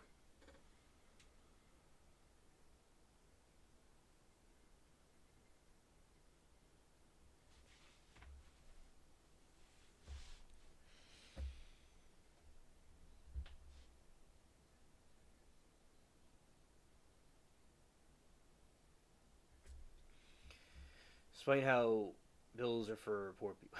Scared. Well, it's just the fiat currency. It doesn't. It's useful for a lot of things. Okay, you go to a store or something. It's not. It's okay to have. It's okay to have, but it just that it doesn't do well in value. It like over time, it doesn't appreciate because of inflation. The dollar has lost 90% of its value. So, back in like my grandparents were young, you go to a movie for a quarter or like a penny or a nickel. You could get some groceries for 5 cents. You could buy a car for $200. Or imagine buying a truck, like a Chevy truck for $300 or some crazy amount. So that's the inflation's just ruined a lot of things.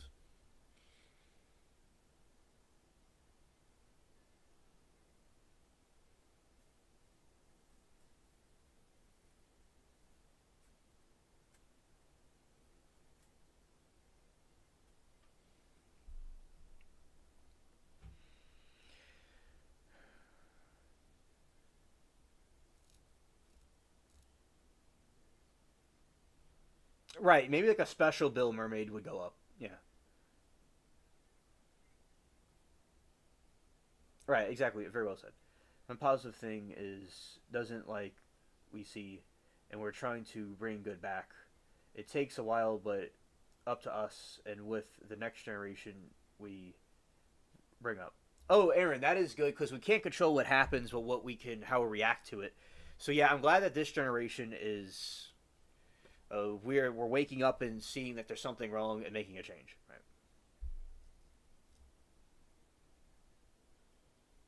Yes, exactly, Aaron. Thong. Not a negative thongs. It's about the.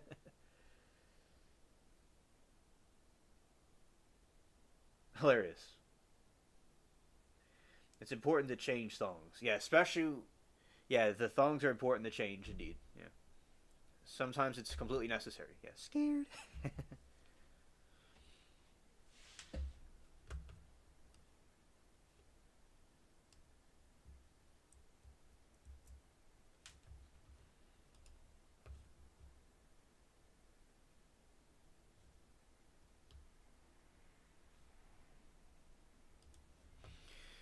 Especially the space thongs.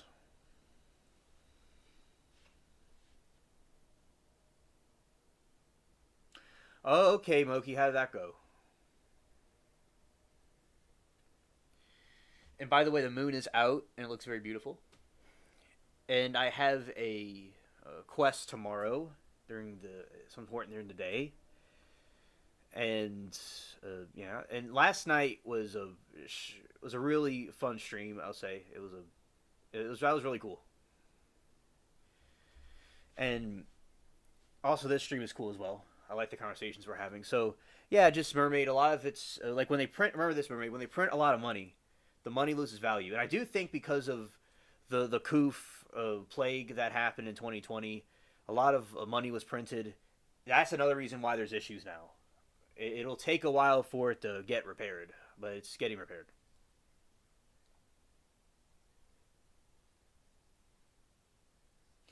That is disturbing. Wow, Moki. Wow, that's weird. Yeah, scared. Or at least if I was like, talking to somebody that's supposed to be someone, but it's actually something else, I'd be a little bit, personally, I don't know. Yeah. Scared.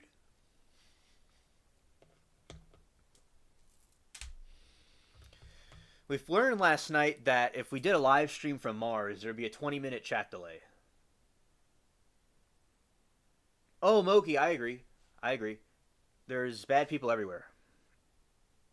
And that's really messed up that people are doing that over there.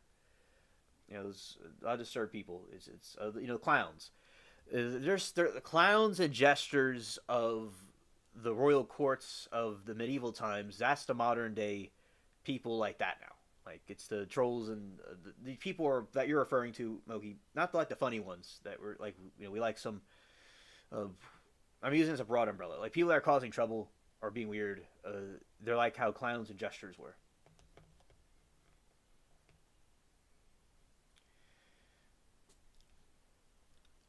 It's they go get some makeup and a clown nose and just cause some trouble. Scared.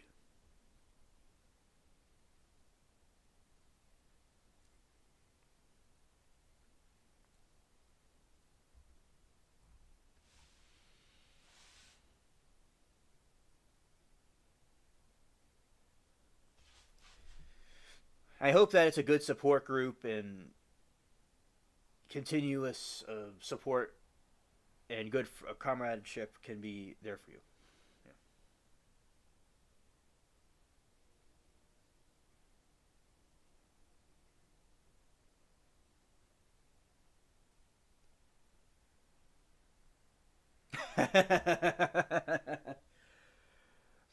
It's too soon.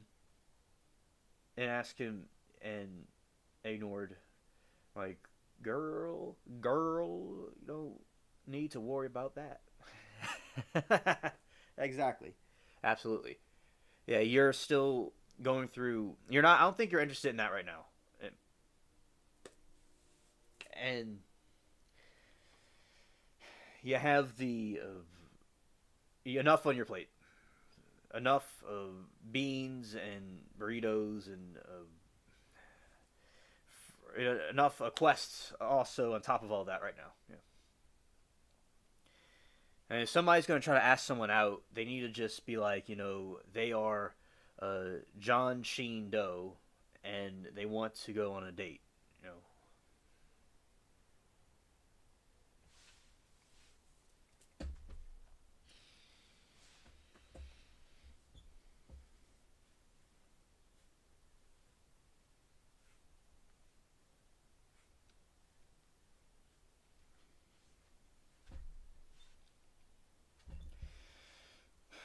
People are slime of the earth, and they go after all that. Don't trust anyone, to especially friends online or like adding friends. Yeah, yeah, because you never really like know with these different groups and these people about what they're going to be capable of. Yeah, because a lot of humans suck. A lot of them do. Yeah, Moki, I agree. That's why he's doing that, and it is disturbing. Yeah, I wouldn't like it either, especially if you get a weird vibe from it.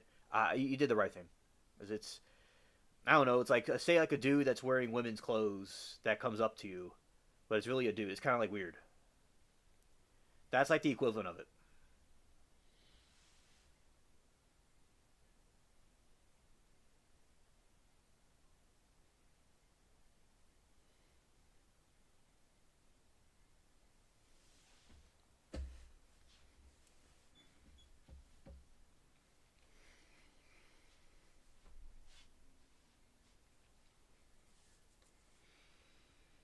Always trust your gut. Absolutely. It is a superpower, and it can be used as a motivator to do. It could either like you could control it and harness it, and then you could do all kinds of things.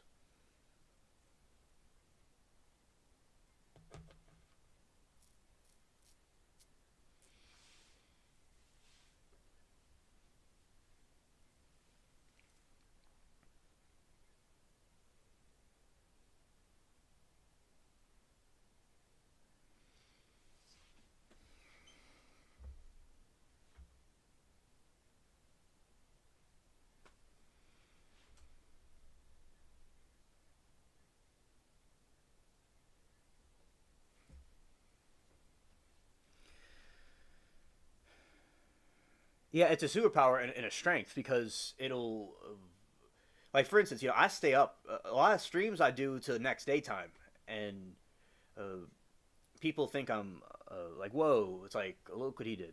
It's yeah, and like all the stuff that happened, all the stuff like throughout my life and stuff, you just put it all and harness that energy and put it into something productive. Like see Jodi, she used her energy in the wrong way where she did the murder like that. And many of these people, like, Darrell Brooks could have dropped the most epic album of all time if he put his anger into doing something like a rap album over leading people. So yeah, I think that anxiety and things it can be used as a fuel for motivation and something positive, or it can be used as something negative. It's like a fire. It can burn something down or charge an engine. So I think can be a superpower, absolutely. And everything happens for you, and like whatever was woven in your destiny is what you needed. And so, is a finished product is a gem after it's polished without friction. So that's what I definitely think that these things can be used for. Easier said than done, but it's a positive outlook on life that can be applied to. And especially if your radar goes off when you're around somebody or see something weird, it's good to trust it. But sometimes things happen anyway.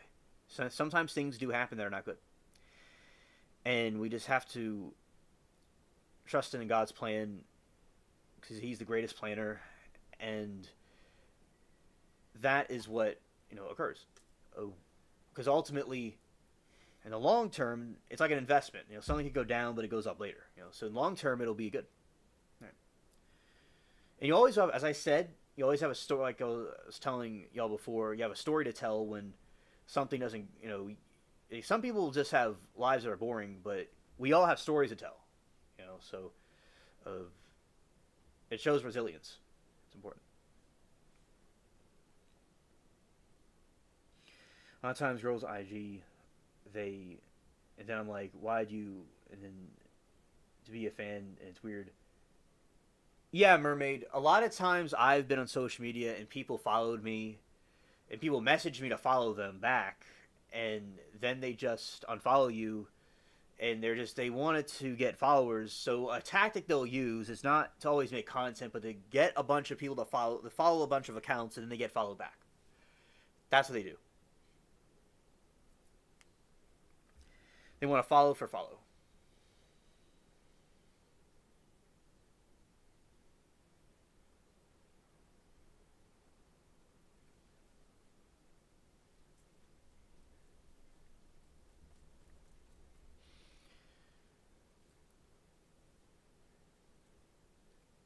Right, and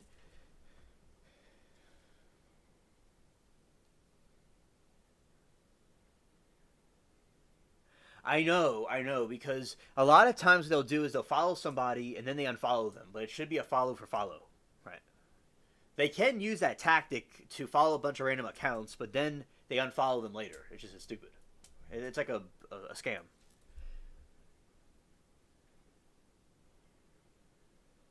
Yeah, I know. It's definitely when you follow each other,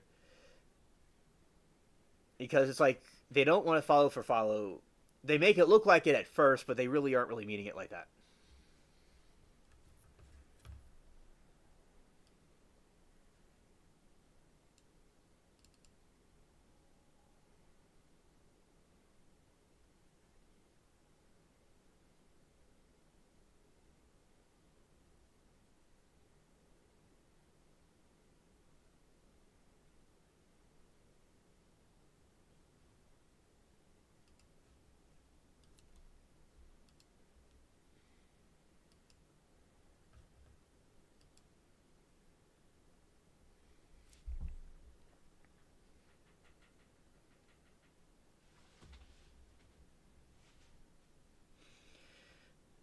They mass unfollow people at once too, and it's only will have like 10 followers, right? Yeah, that's true. A lot of those accounts only have a few followers. I follow tons of people on social media platforms. Like me, I like to follow everybody. And on those platforms, I don't really use them that much, but if I use them, yeah, I would just follow everybody. Yeah.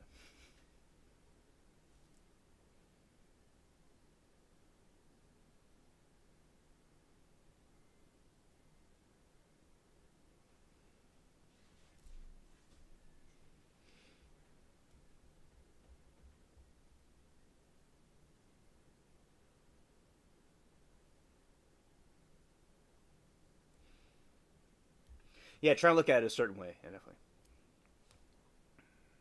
There's ads that could be run to get more like viewers with those platforms, and like you'll see ads like on like IG whatever. That's usually people could advertise products and stuff on there. That's pretty cool.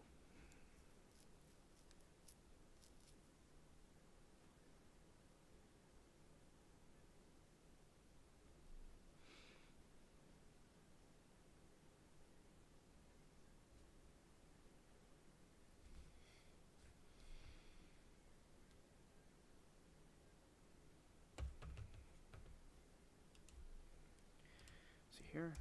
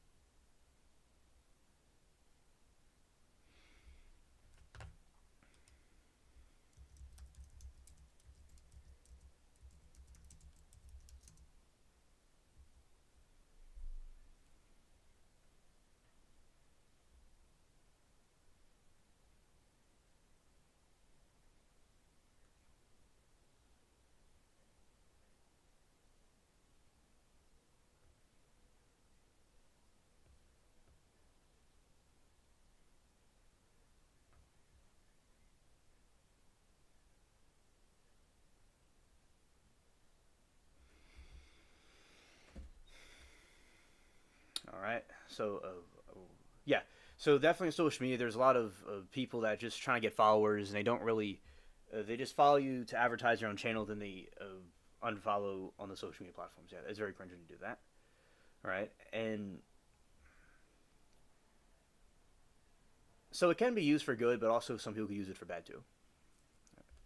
All right, now going to play this clip.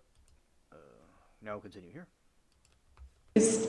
He lunged at me and we fell really hard against the tile toward the other wall. All right, so Aaron says, "Sorry, I had to take a call. Loki, no DMing widower, no DMing the widower. LOL. Yeah, good advice."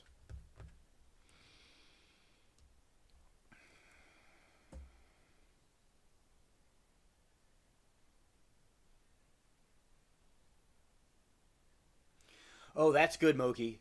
I am very glad to hear that news.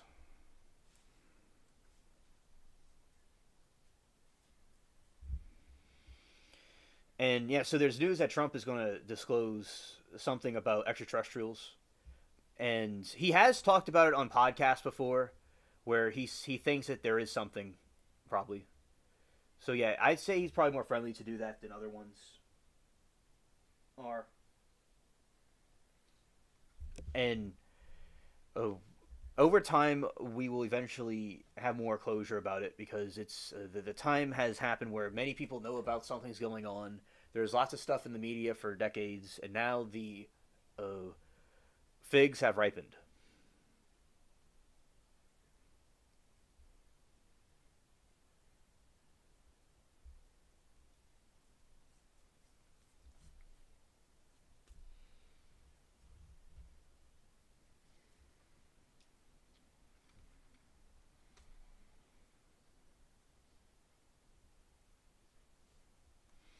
Yeah, this is. Moki, the other day I was talking to. Uh, on YouTube, I was talking to somebody that he was in Puerto Rico and he was seeing UFO sightings. He saw the drones during that time when the drones are coming around, and he saw the orbs appear by the drones. And because my theory is that they're the Ophanim, is this type of either a fallen angel or something, some sort of thing like that. It's something that's like wheels within wheels. That's the theory about them, what the orbs are. And the dude was like, he got goosebumps. He said that's exactly what it looked like. It had like a spinning thing inside of it. It was a spinning, like wheel spinning inside of it. I'm like, yep, that's probably what it is. And he was glad I told him about like what it was called. Because he was curious about researching it. And he said people call him crazy for talking about aliens. And like I people have myself as well. But it's gained more attention. There's people all over the world that I talk to and seen that have experienced or seen something that was not explainable through our logic that we have here. Not saying that there are fakes. I'm not saying that there are embellished stories. I'm not saying that there are technology the military or some other person is using. Yeah, but there's definitely something out there. Yeah. And yeah, the dude he saw so I said, I'll be glad to hear what you got to say. And there was wheels within wheels. And yeah, because he said it was like a circle thing spinning inside of it. And then he said they would appear and disappear. And it wasn't something, like regular that you'd usually see. So yeah, the drones I saw videos of the drones, and sometimes the orbs would cause the drones to fall out the sky. Yes, that is correct. The Daily Mail has reported that Trump is going to disclose. I saw the article.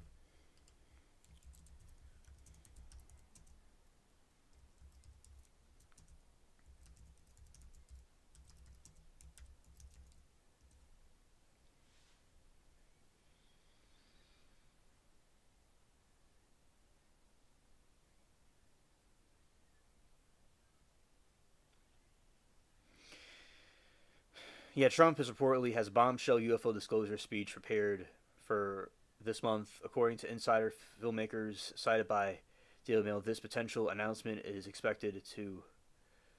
It could be January, or if it's not January, because January's over with, it'll be sometime soon, at some point, hypothetically. Potential announcement is expected to confirm the extraterrestrial origin of recovered materials. Thank you. And Moki, always like the links that you send me. They're very knowledgeable and helpful with my alien research. Oh, that's a lot of papers. Wow. Okay, let's put this here.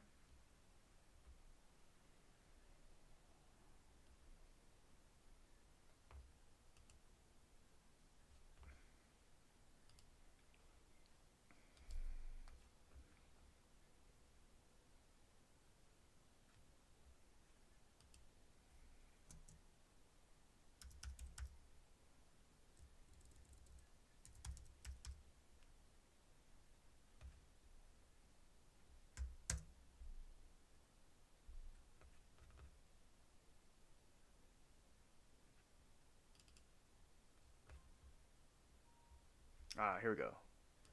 Okay.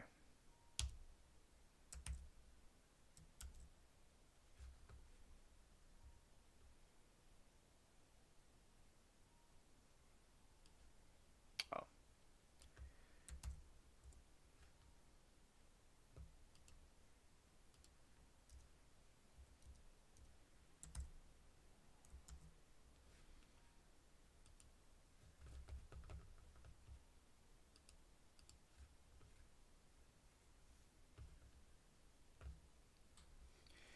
Yeah, because there's certainly something extraterrestrial out there, and I've had people comment and tell me about they have seen cryptids before that are like demonic looking, or like white, kind of look like yeti looking things.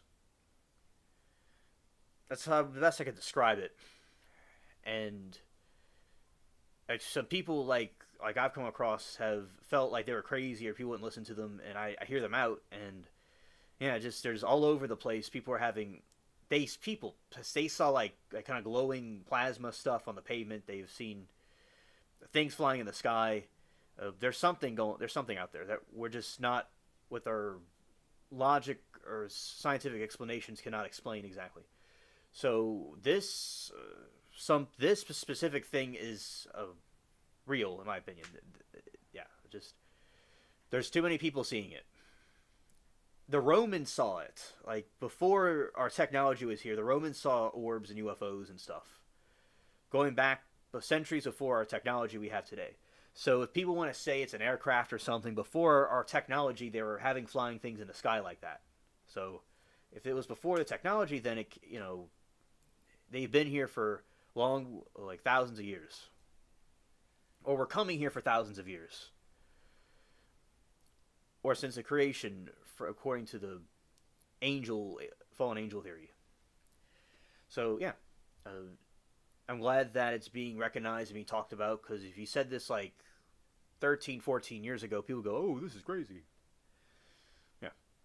So shout out to the whistleblowers and people that stood up for this.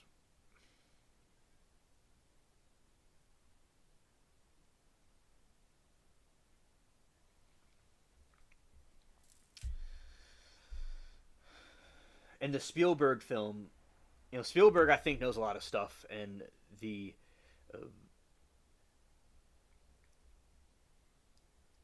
about the aliens. That's what his movies have, I think, accurately predicted, not predicted, but depicted different scenarios like that with the extraterrestrials. And he has a new movie coming out, and I do think that is it's probably, kind of hinting about what is there and what could be.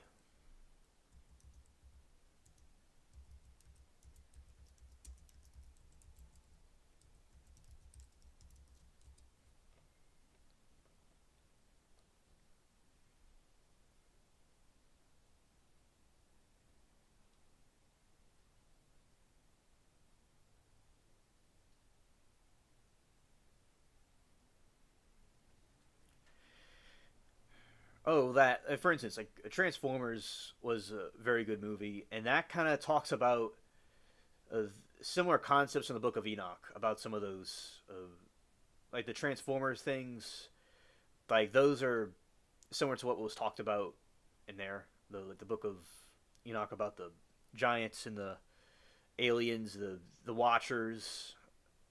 So, like when I was reading about it, it kind of sounds similar to that as well. So, in movies and TV shows, I think that there have been hints about it that have been released. And the reason why I just wasn't skeptical about aliens and I accepted it was because there's too many, like when I was growing up, I'd see, there's a Jimmy Neutron episode that stuck out to me. This was before '05. And there was this Jimmy Neutron who was saying that this is like one of those disturbing episodes where they all become like zombies or like brainwashed. And everybody's like saying that there's something going on. No one's believing him. But then it actually happens. And I saw that a lot of times in cartoons. So I just wanted to rather look foolish if something was proven wrong than something be real and everybody said it wasn't real. But it was. So I just want to take a leap of faith about it.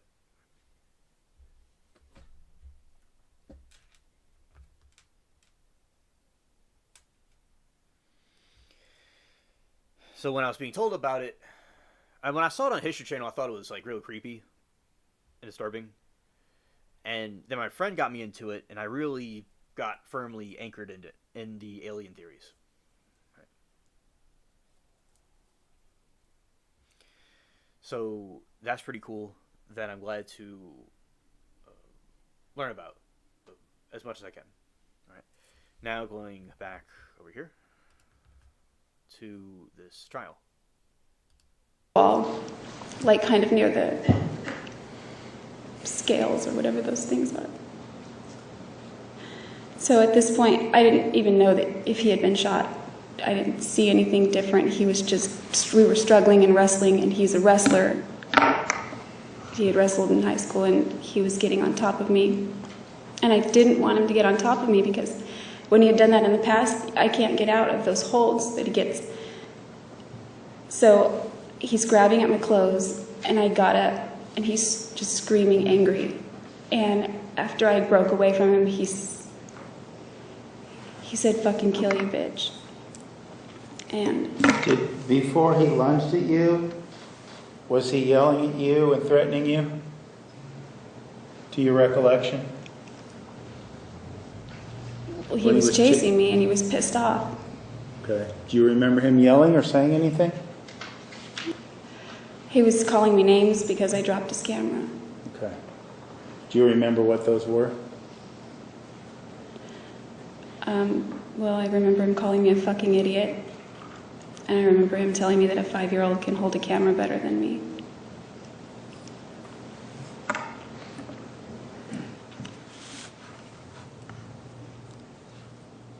Do you remember saying anything to him as he lunged at you?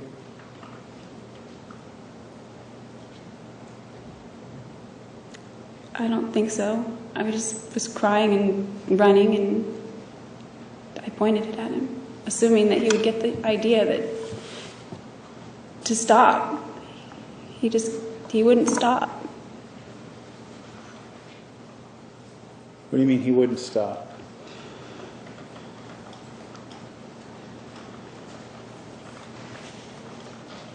Well, after the gun went off, I thought, crap, because now he's really going to be pissed. I didn't know that I shot him. I thought I shot a hole in the wall or something, and I'm thinking he's really going to be pissed at me now. So now he's telling me he's going to kill me, and I think after he said that, he had almost killed me before, and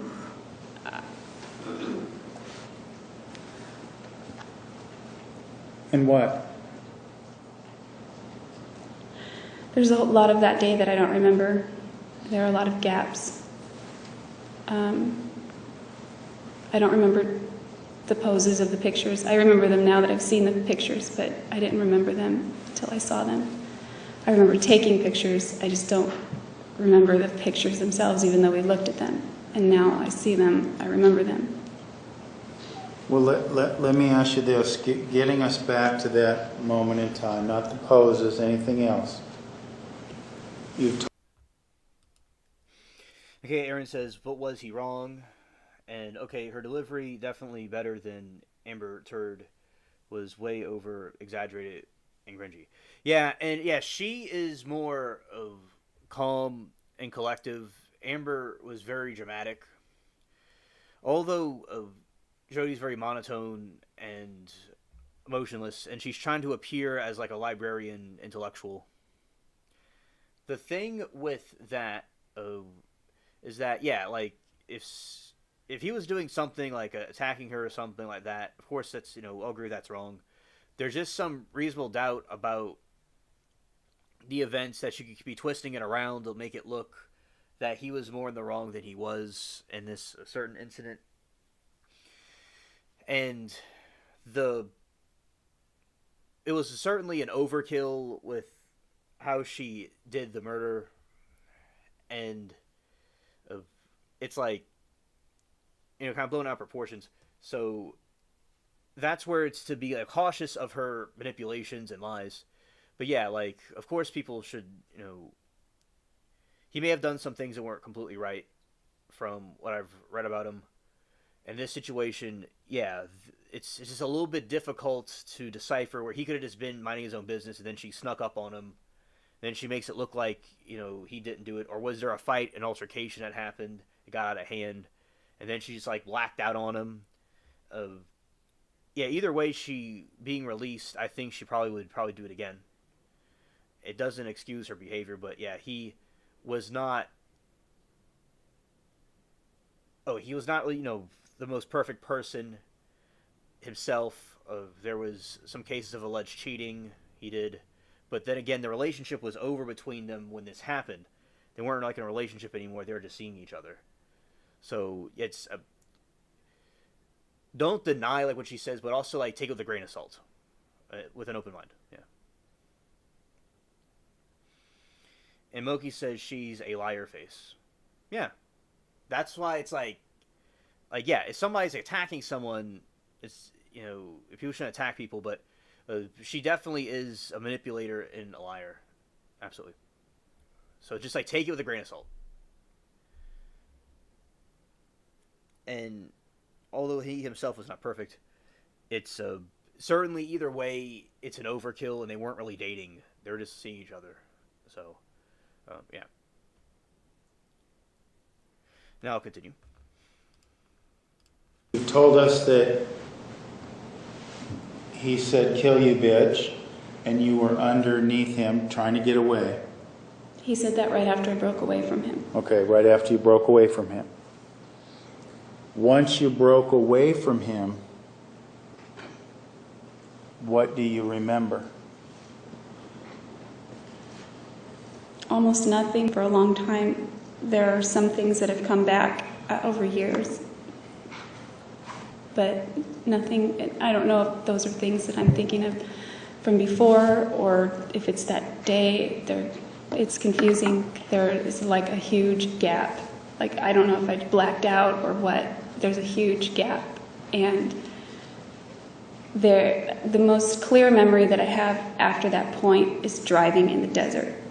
But there are certain little things that have come back, like pictures in my mind that have come back since then. Well, let me ask you this. Do you remember stabbing Travis Alexander? I have no memory of stabbing him.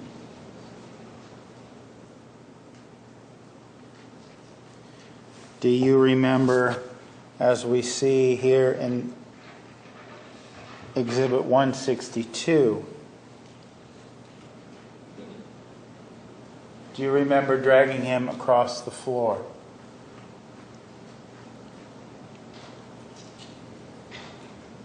Oh.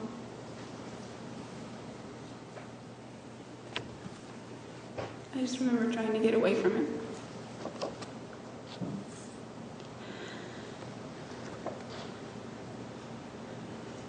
Showing you Exhibit 73. Do you remember placing him in the shower?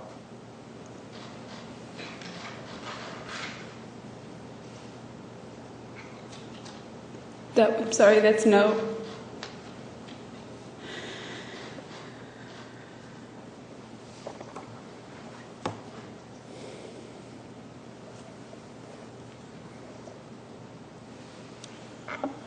You told us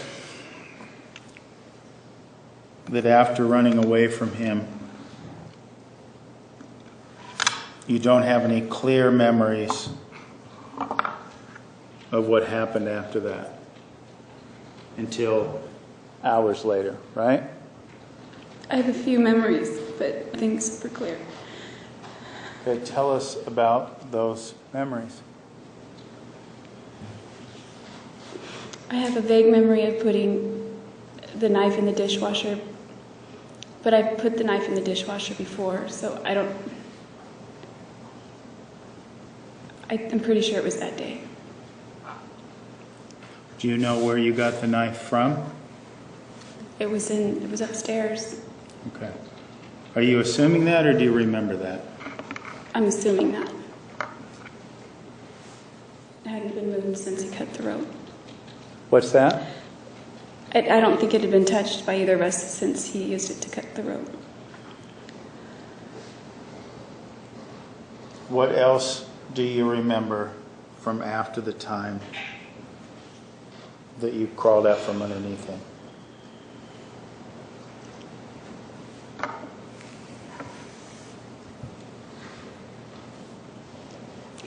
I remember I was in the bathroom.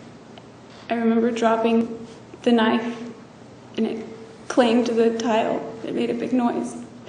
And I just remember screaming. I don't remember anything after that. Not immediately. Do you remember where he was when you were screaming?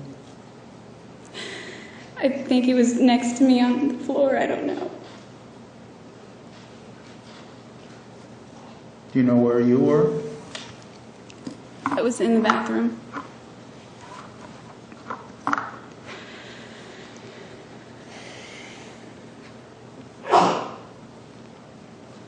What else do you remember?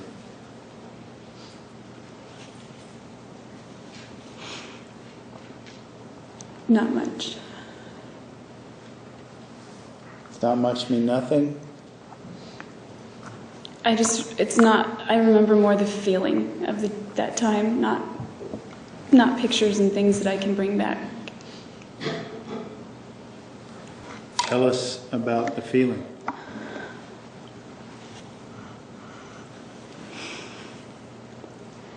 It was like mortal terror. It was like I pissed him off the worst I'd ever seen him pissed off. And then I tried to stop him, and then I pissed him off even more. And I thought, shit, I'd really, really pissed him off.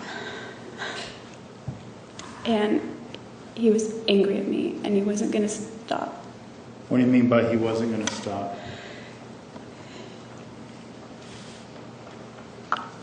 He wasn't going to stop. He wasn't stopping. He was. When you say he wasn't going to stop, did you fear that he was going to kill you? For sure. When he said kill you, yes. He'd almost killed me before, and now he was saying he was going to. So when he said that to you, you believed him because of past incidents. Objection, leave. Same rephrase. Why did you believe him when he said, kill you, bitch? Because he'd never said that before, and he'd taken me almost to that point without that threat, and now he was clearly making that threat.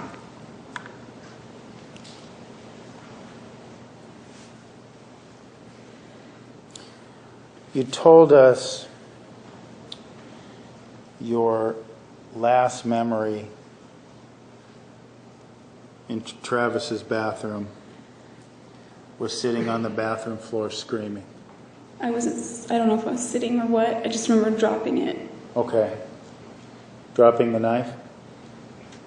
Yes.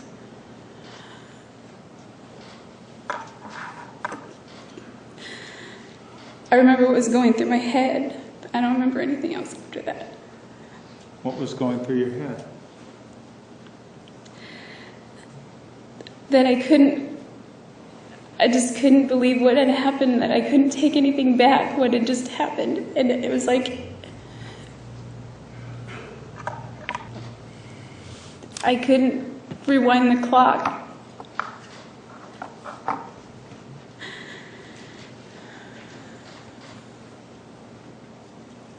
Did you realize all that had happened?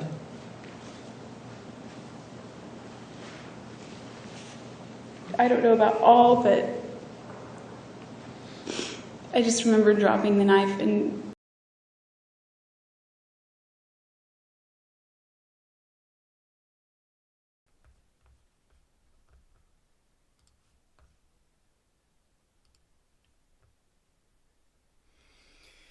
Alright, so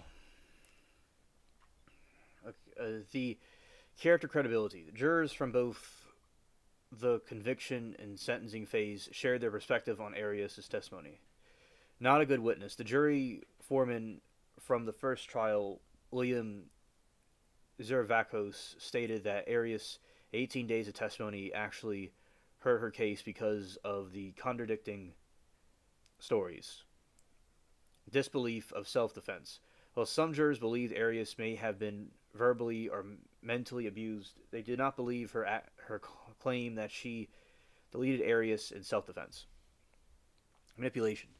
Jurors felt that the defense's attempt to portray the victims negatively was a low blow and believed that put Travis on trial instead of focusing on the crime.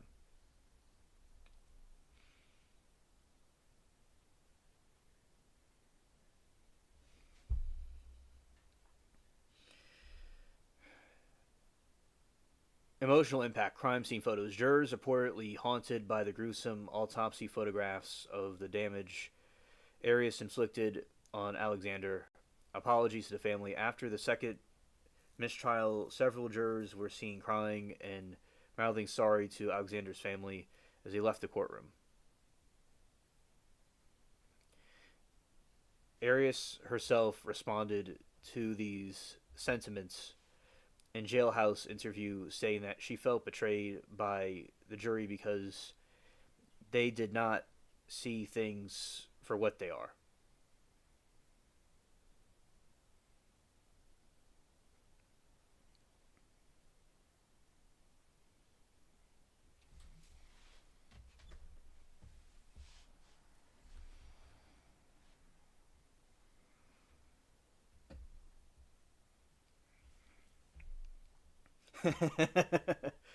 Exactly, pussycat.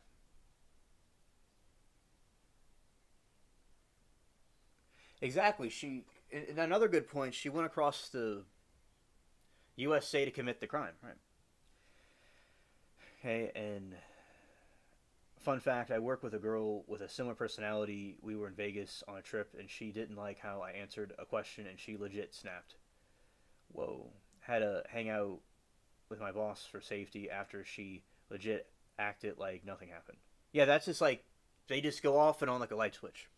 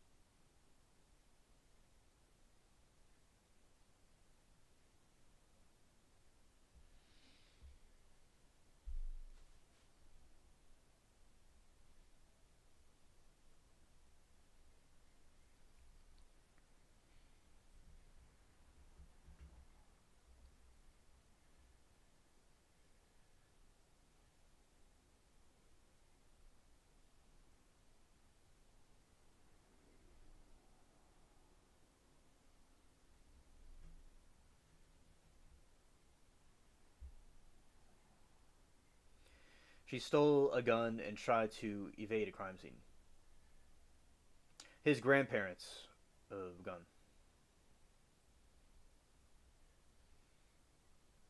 Exactly. That's like a morbid like souvenir she had. Right.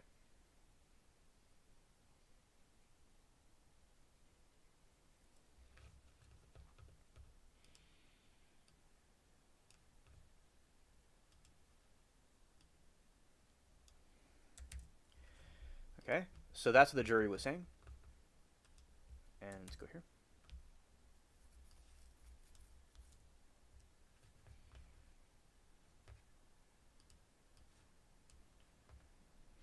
Police never found the knife used to kill Travis, although it was considered the primary murder weapon. It was never recovered from the crime scene in surrounding areas.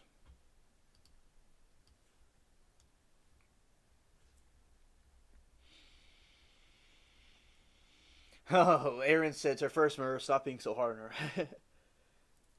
Hilarious.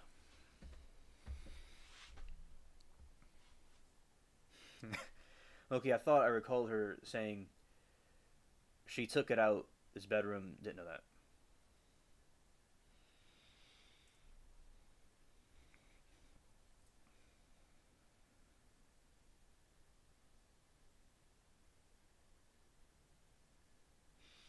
Investigators believe that actually took the knife and the gun with her when she fled the scene. While she admitted to tossing the gun in a desert, the exact location of the knife remains unknown.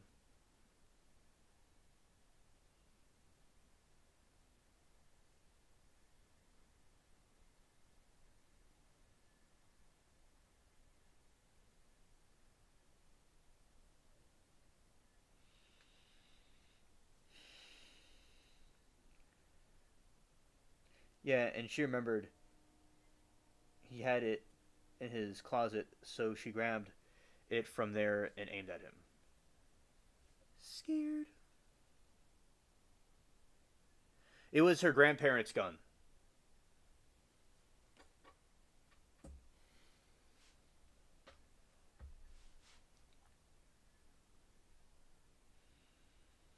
And then she stole it and went like she remember they weren't even dating at this time. So she went out of her way to go find him like that.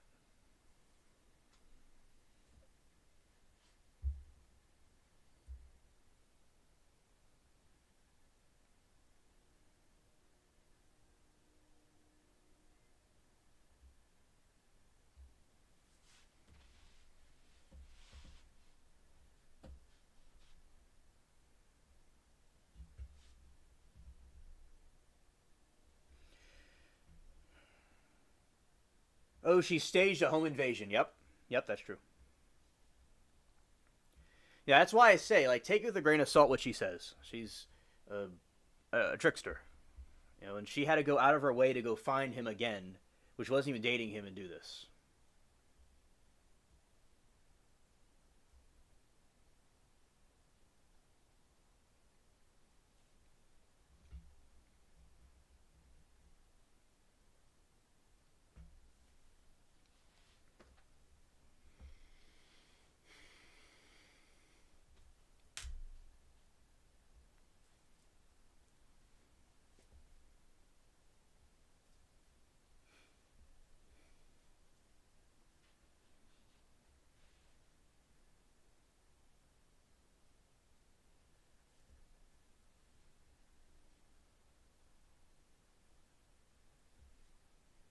Thank goodness Apar got guilty. I was getting nervous.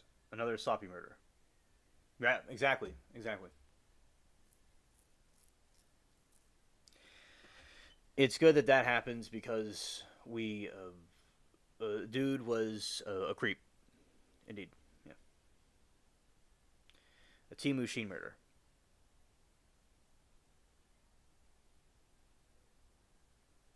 She was claiming that it was a dishwater. Cameras found and placed in washing machine, not the dishwater. It was an attempt to destroy the photos, but didn't work. Let's see. Timeline debunks dishwater.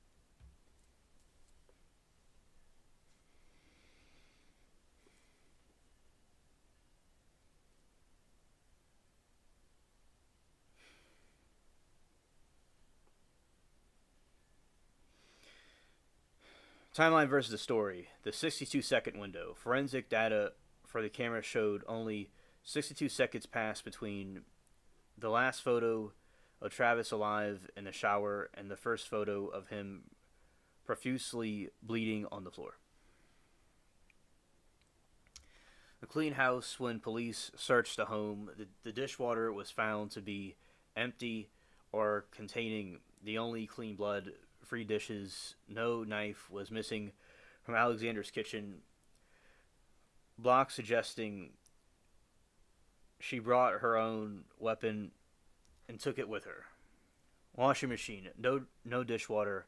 While she claimed to use dishwater for the knife, she actually put the digital camera on the washing machine and failed to attempt to destroy it. Prosecutors argued that she had time to carefully place the knife in the dishwater. She wouldn't have accidentally left a camera full of incriminating photos and laundry.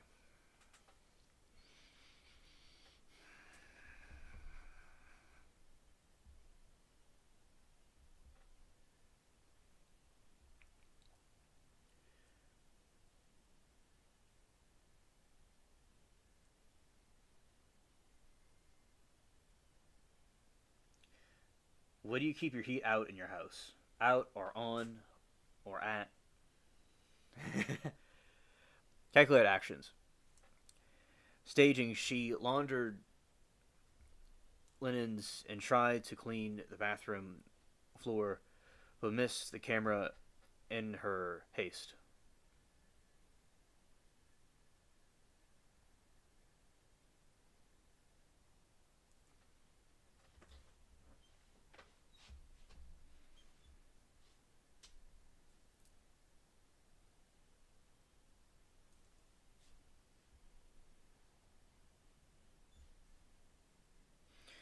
Disposal. Investigators believe that disposed knife and the .25 caliber gun stolen from her grandparents during the drive to Utah. Now, by the timeline showed that she had enough presence of mind to turn her cell phone and use gas cans and avoid being tracked, which contradicted her foggy memory of dishwater.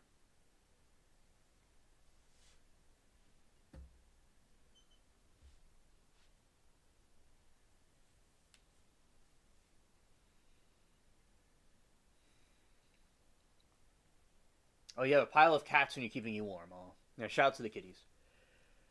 Oh, we used to use wood stoves, but have central heat right now. 22, because negative 25 overnight.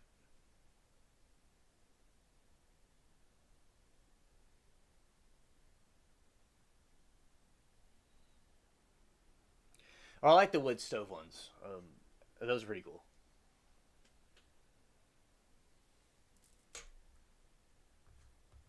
Alright, and now going back to this. Let's see. Being very freaked out and screaming.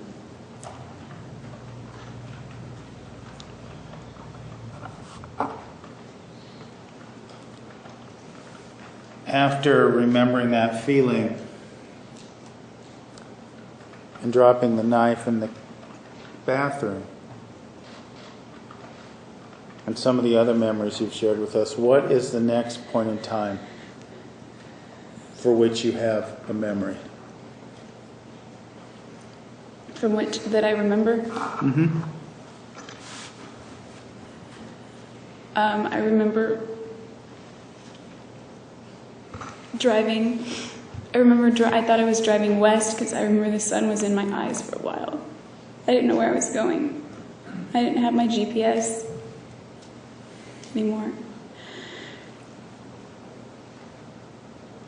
I hit a lot of stoplights, so I don't know that I was on a freeway. I hit a lot of stoplights. And then eventually I was in the desert. I don't know where. It got dark.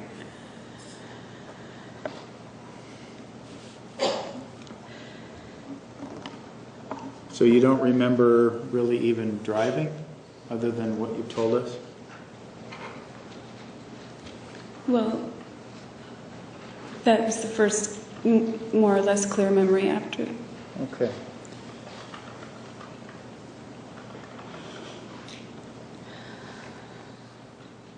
Did you have thoughts about what happened? Yes.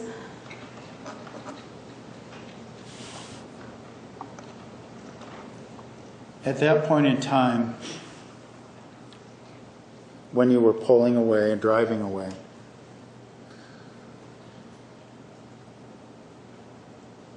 did you have the gun with you?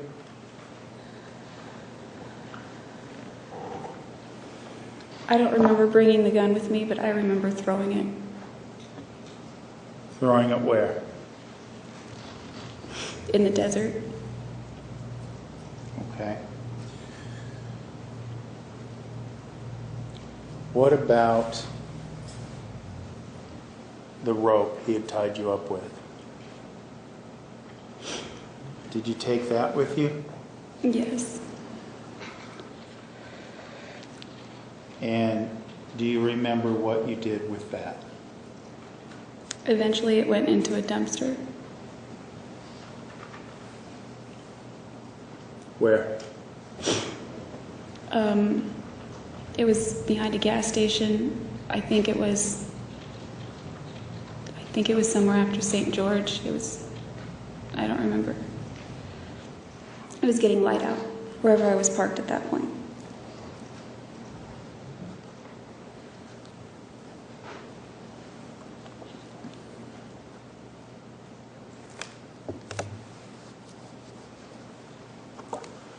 Do you remember? Well, let me ask you this. When you were driving, was there blood on you?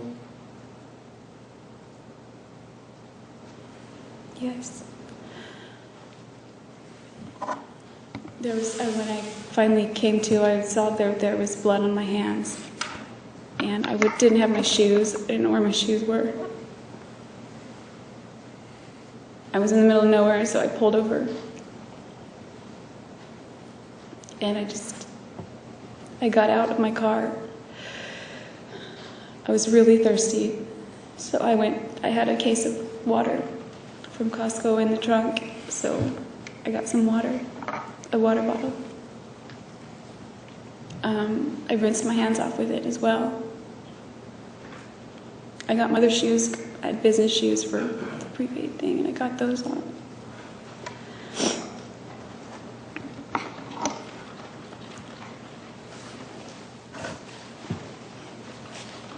When you do this,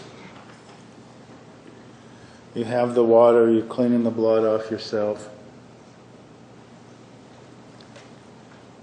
And did you stop and clean yourself up before you disposed of the weapons or after you disposed of the weapons? Or is it all one stop? Well, I don't remember what happened to the knife, so it wasn't in the car with me. The gun was when I stopped. And the rope was after that. Another stop. When you got to this point in time then, did you do so with the full realization of what had happened in the bathroom?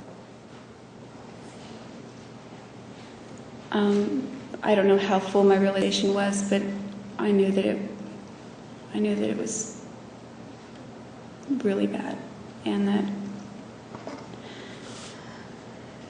that my life was probably done now. At this point in time, did you believe that Mr. Alexander was dead?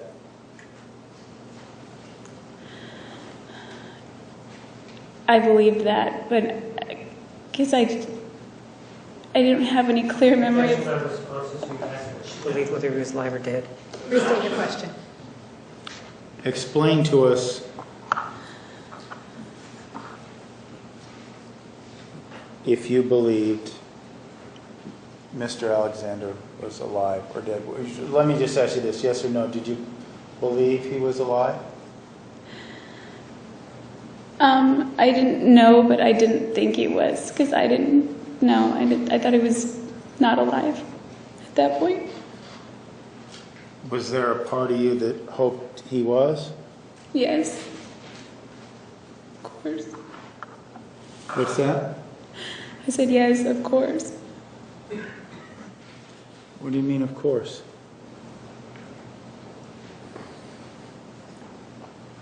I wish that it was just a nightmare that I could wake up from.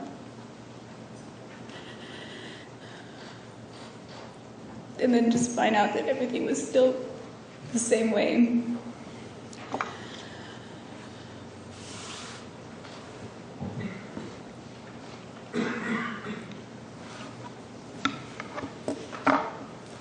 Did you still love him? Yeah, I did.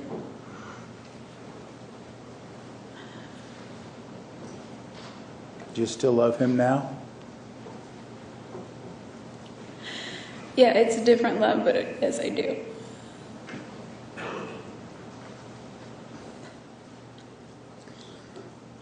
Now, after you have cleaned yourself up and you disposed of the gun and the rope,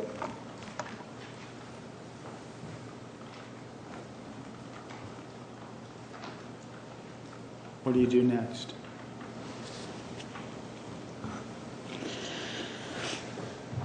I started looking around for the charger that I thought I left because Matt hadn't answered his phone until he was there, and I started cleaning out the car, and it was under the seat of the passenger side. So I plugged it in. I turned on my phone. There was no reception. As I began to drive, some reception came, like one little bar, and then two, and then one, and then none. And I think I had voicemails. I kept trying to check them, but the reception wasn't strong enough to complete a call. So I don't know if I had text messages or not, but I text. Why are you interested in your voicemails at this point in time? Well, I realized at that point that a lot of time had lapsed and that people would probably be wondering where I was. I realized that it was irresponsible of me to just hang out with Travis, but he always was the priority whenever we got together. And so all my other responsibilities just they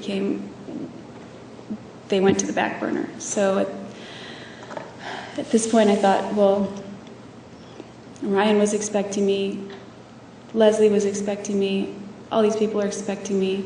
I don't even know which way I'm going at this point. I don't even know what I'm going to tell them. Maybe I'll say I got lost. I don't know. I'm thinking of all these things.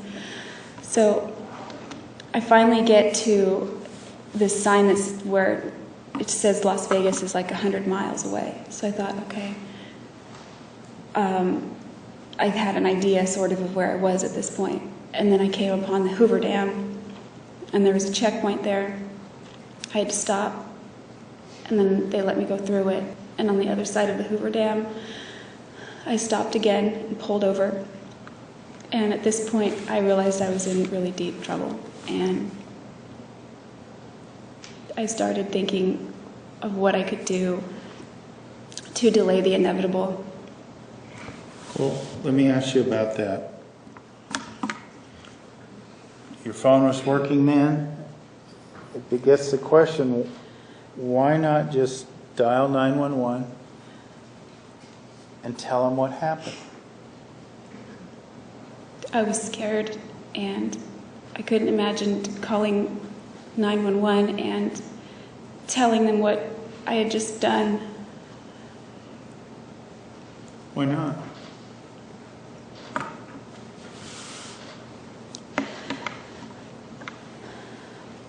Well, I was scared of what would happen to me. I was scared of a lot of things. I was thinking of all kinds of things. My family, myself, what would happen. I was thinking of having to explain that Can you explain what? How the day ended up unfolding. I was just really scared. I was actually very scared going through the checkpoint too. I thought, oh my gosh, they're gonna pull me over and this is it. Well, you talked about, you said that the people expecting you to be in Utah, Ryan and Leslie, and you mentioned delaying the inevitable. What did you mean by delaying the inevitable? I knew I'd messed up pretty badly and that the inevitable was going to be that it's not something that I could really run from. You said that you messed up pretty badly, but he attacked you. Why did you feel like you messed up pretty badly? Because, he attacked me, but I don't know, I didn't look at it like that. He had attacked me in the past and nothing happened. Nothing like this. But it was different this time, wasn't it? It was different. It was heightened. Okay. So you felt a sense of remorse about what happened? Of course, I wanted to rewind the clock and just...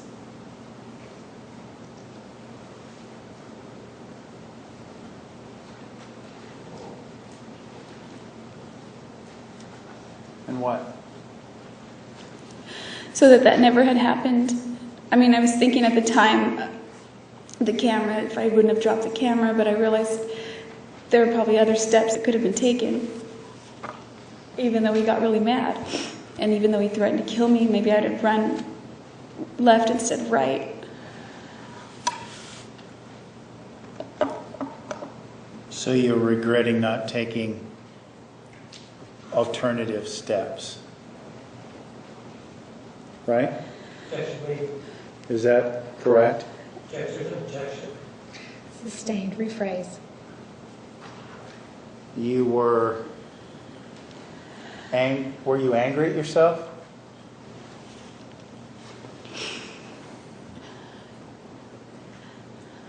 I was feeling a whole lot of emotions. Mostly I was very scared. And I was very upset. And I was very... I don't know, it's hard to explain because I just wanted to die.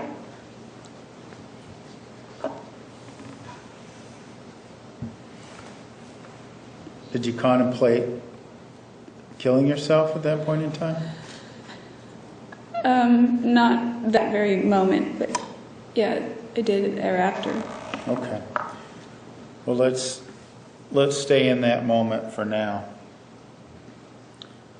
Talk about delaying the inevitable and how you can't run from this. People are waiting for you. What do you decide to do?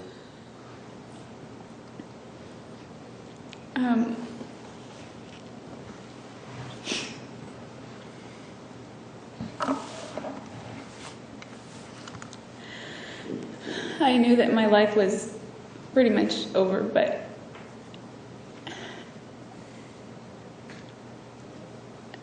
I didn't want anyone to know that it had happened or that I did it.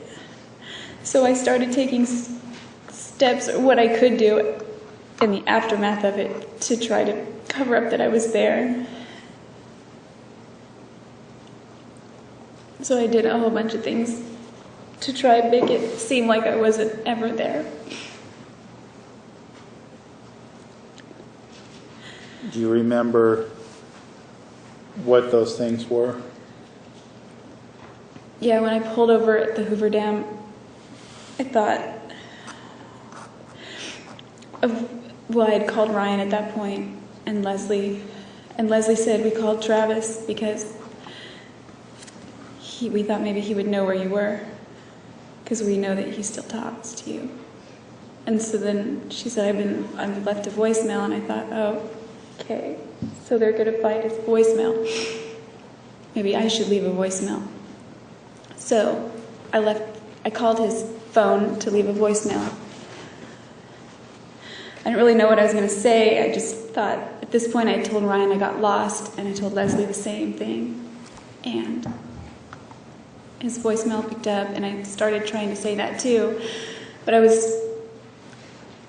crying, and I was trying to make to sound cheery, but I was crying, and so I would hit pound, and I would listen to that message, and it didn't sound right.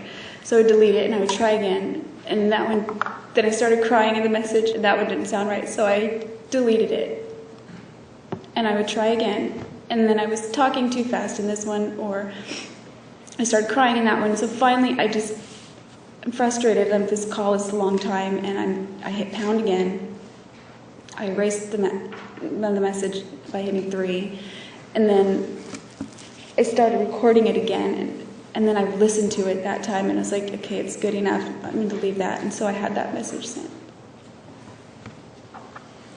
So this was your effort to try to act as if you weren't present in Mr. Alexander's home on June 4th? Yeah, I figured that eventually his voicemails are going to be listened to, and I thought that'll just, throw the scent off for a little while, so to speak. Okay. So after you make these calls to Mr. Burns, Miss Jodi, and Mr. Alexander's voicemail, what do you do next? Kept driving past Vegas. Where were you intending to go? I realized that in order to keep up that pretense, I had to keep part of the schedule that I was sticking to. So my intention was to show up in Utah, make an appearance, and go home. Okay. And showing up in Utah, was that for the business meeting that we had heard about earlier? Yeah, whatever was going on that day. It would have been a briefing, I think. That's what I went to. The overall intent of going to Utah was to spend time and get to know Ryan Burns, right? That was the whole purpose for the trip, initially. Okay. That and to see places on the list and for my photography. All right.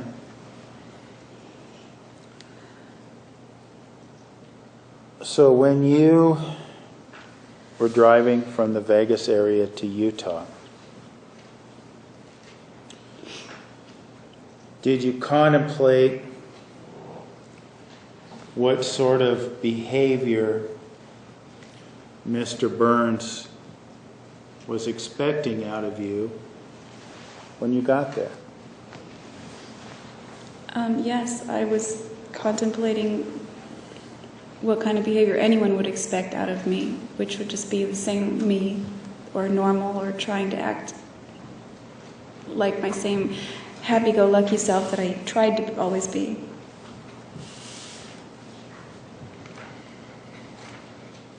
So, as it relates to, and I'm going to ask about just a couple of people because we've seen them throughout the course of this trial, how did you try to act in front of Leslie Jodi that would be quote-unquote normal?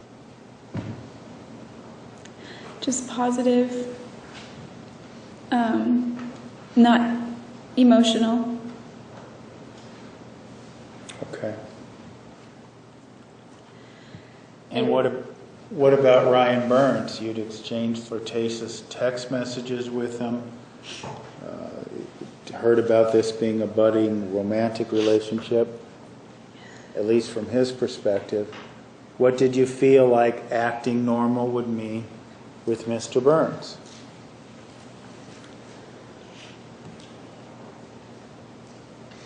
I didn't know, just hanging out and trying to act like, oh, I just got lost, you know. And I'm kind of dingy anyway, because when I did, everyone saw it. Oh, that's just Jodi, so I thought, okay, that's good. Objection. She's non-responsive as to what Mr. Burns expected. She's explaining why in her behavior, Judge. Overruled. You may continue. So, I don't remember what I was saying. I just was trying to act like myself. And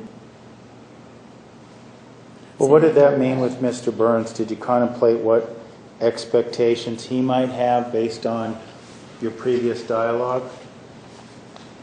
Yeah, I did, I guess. He didn't expect sex or anything like that. Objection, speculation. Sustained. In your opinion, when you were contemplating what he would expect out of you, was sexual intercourse something that you thought he would be expecting from you? No, it's not anything we discussed. Was physical contact of a sexual nature something that you thought that he might be expecting? No. I don't know about what you mean by sexual. Well, let me ask you this then. I'll put it more directly. Do you think, in your efforts to appear normal, do you think that he might have been expecting the two of you to kiss? Objection. Speculation as to, again, what he might have expected. It goes to her perception. I'm not asking his. I'm asking hers. All right. With that understanding, overruled. You may answer. Yes.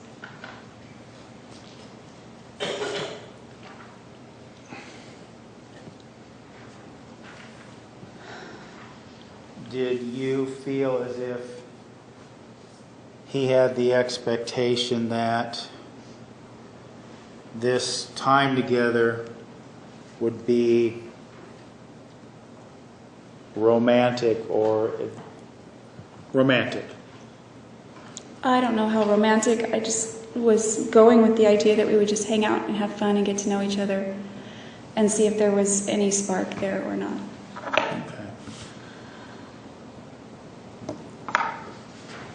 When you were in Utah, did you kiss Mr. Burns? Eventually we kissed. Did you cuddle with Mr. Burns? Yes, I went to sleep.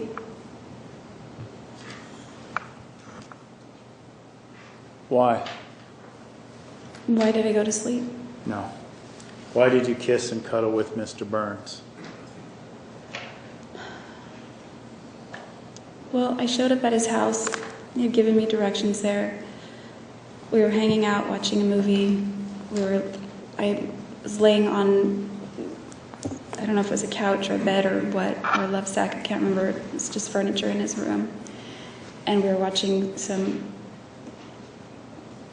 like, scary movie, I guess. And he was laying next to me. We weren't, like, really touching, but we were kind of laying next to each other. And I don't know, I felt safe right there, and I figured, like, if I don't kiss him at all, I don't know, I guess I just wanted to seem like normal. I wanted to seem like I was okay, like things were okay, like I didn't just do it, I just did.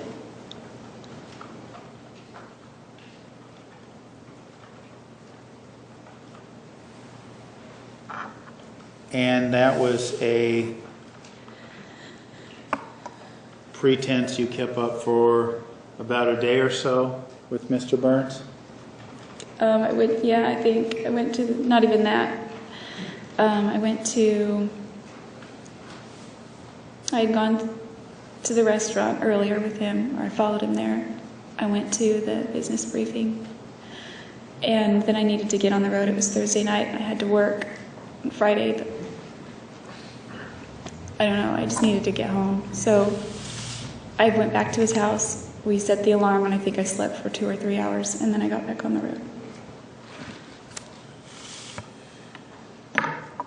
You mentioned going to the briefing and the restaurant and driving around with Mr. Burns. Do you recall hearing the testimony of Officer Galletti? Yes.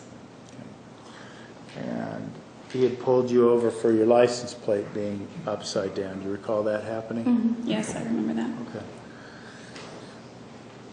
Did you put your license plate upside down?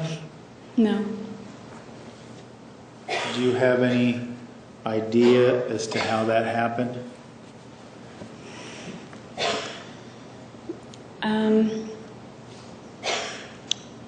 I had told Ryan that Objection, hearsay, speculation. Approach.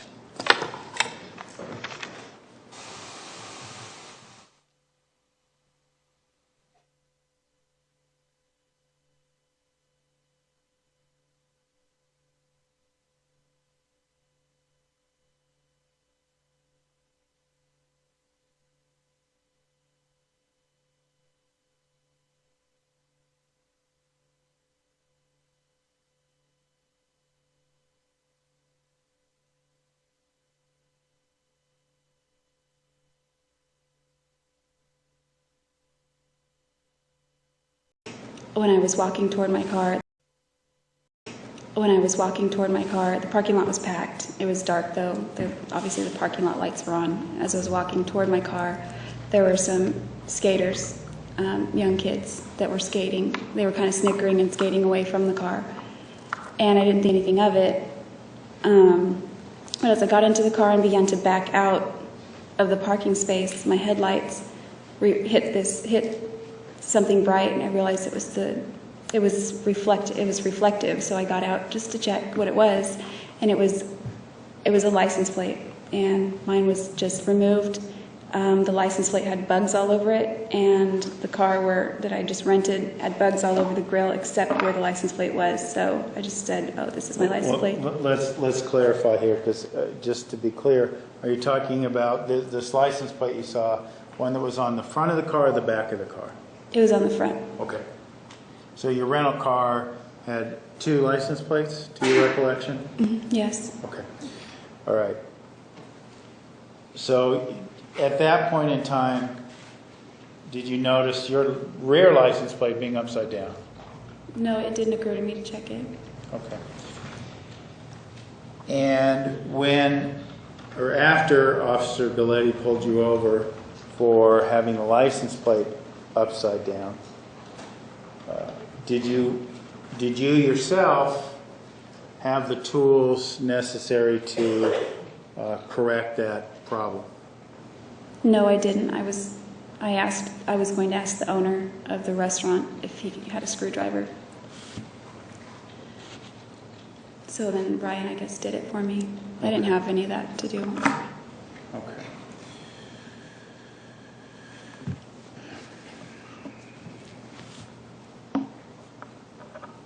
After you said you slept a few hours at Mr. Burns, his residence, before you got back on the road to Wairika, did you kiss him that morning before you left as well? Yeah, we kissed goodbye. We had fallen asleep on the love sack, and we woke up when my phone went off with the alarm. And yeah, we kissed. I mean, we weren't like making out, not like he said, but yeah. Okay.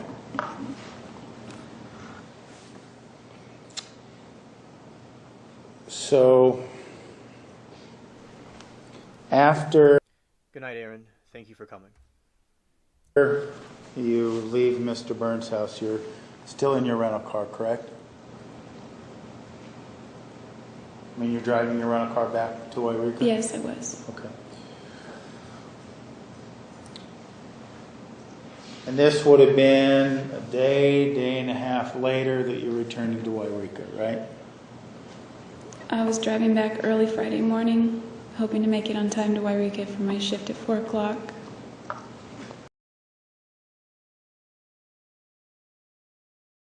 All right, good night to you, Moki. Thank you for coming. We always appreciate your company as well.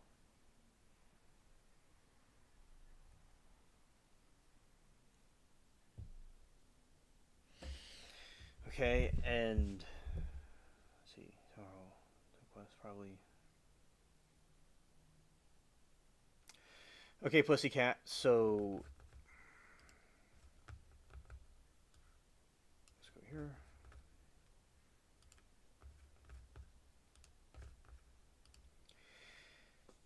Oh, okay, Pussycat. So what happened with me was a few days ago in the mail, I got a jury summons notice, so I have to go register for the pool. That's what I have to do tomorrow. And so that's the reason. Okay. So let's continue. Because you were expected there, right? I was expected there, and there's nobody. It's a small restaurant. There's nobody else that would. I don't know. Okay. Well, let me ask you this. What was the plan? What were you going to do? What were you going to say? When you went back home? I didn't have a plan. I just wanted to go home.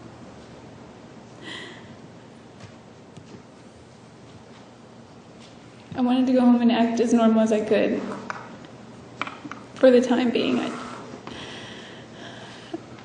I didn't know what to think. I just wanted to die.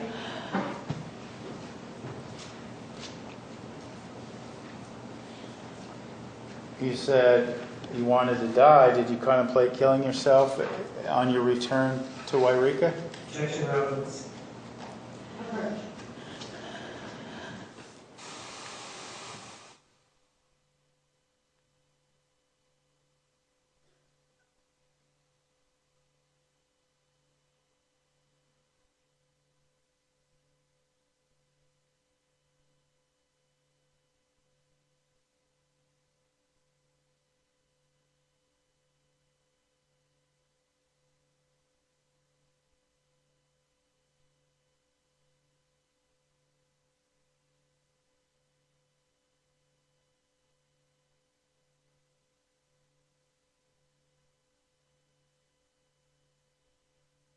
Contemplating killing yourself as you were returning to Wairika? I wasn't formulating plans to commit suicide on my return trip, but I did after that. And I want to make sure we heard you correctly. You said you didn't formulate any plans on the way back home? I wasn't thinking of it. I just wanted to die. Okay. When you went to Utah and when you were going to go home back to Wairika, did you have injuries? Yes. What were those injuries? I guess they were like scrapes and things all over my ankles. And I had cut myself downstairs the day before. Well, I guess it would have still been June 4th. Before we woke up, before we went to bed, I was getting water in the kitchen. I dropped one of his glasses and broke it. And he didn't get really mad, but he called me klutzy. So I was picking up the glass, and I cut myself with the glass. So I had that injury, but it was, I guess, unrelated. But when I pulled over in the car, when there was blood on my hands, it had reopened, and it was bleeding a little bit. It was kind of, I don't know, it wasn't really a deep cut, but it was bleeding a little bit. So,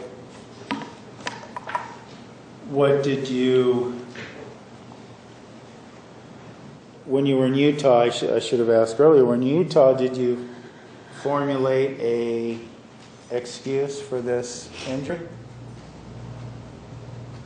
Yeah, I think I said I cut myself. Okay.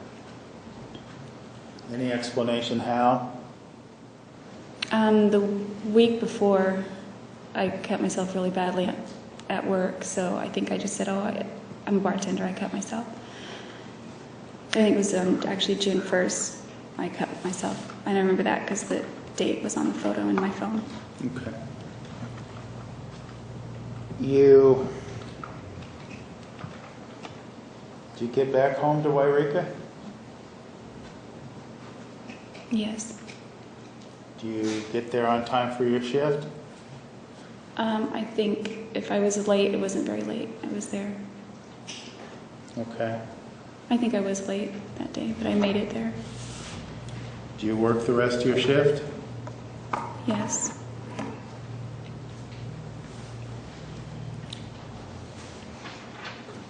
At this point in time, had you seen any of your family members yet? Probably my grandparents.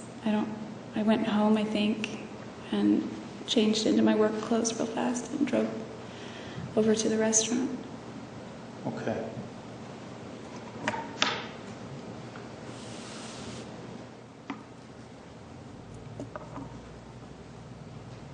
When you got home, what did you tell your family? I didn't tell them anything.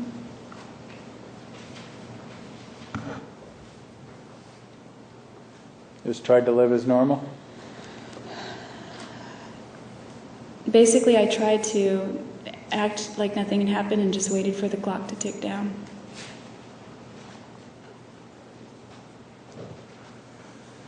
What clock are we talking about? To your arrest? Yes, that clock.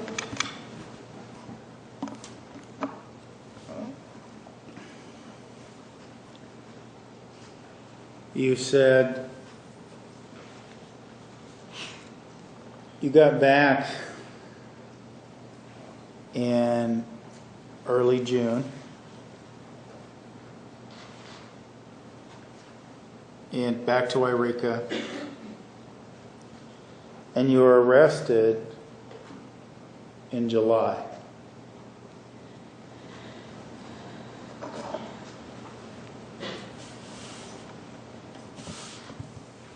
Did you ever contemplate or attempt suicide during that period of time? Yes. Not attempted. I took steps to. What were those steps? I bought a gun.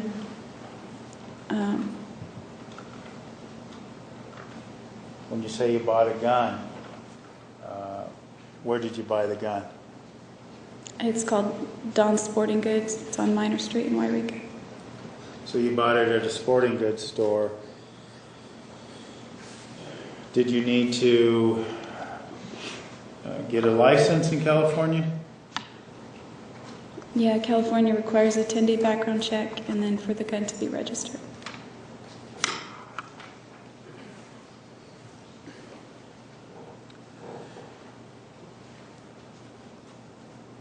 Apart from buying the gun, did you take any other steps relating to killing yourself? Yes, I began to prepare for, there were things that I didn't want to come out about Travis, or that I was participating in with him, and so I got rid of the clothes, the underwear, the boys' underwear. I got rid of that. Is that the Spider-Man underwear? Yeah, Is that a yes, Jodi? that's a yes. Sorry. And what else did you do?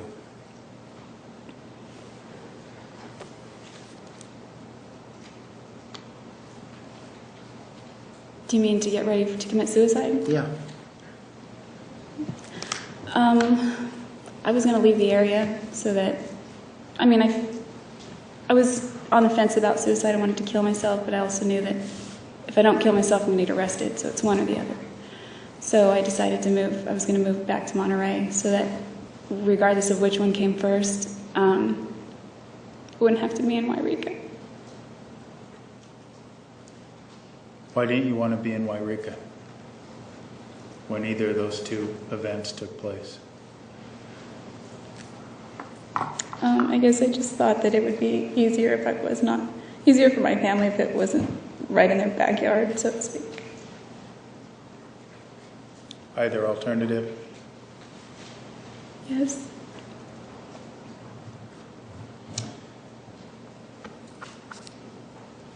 Now,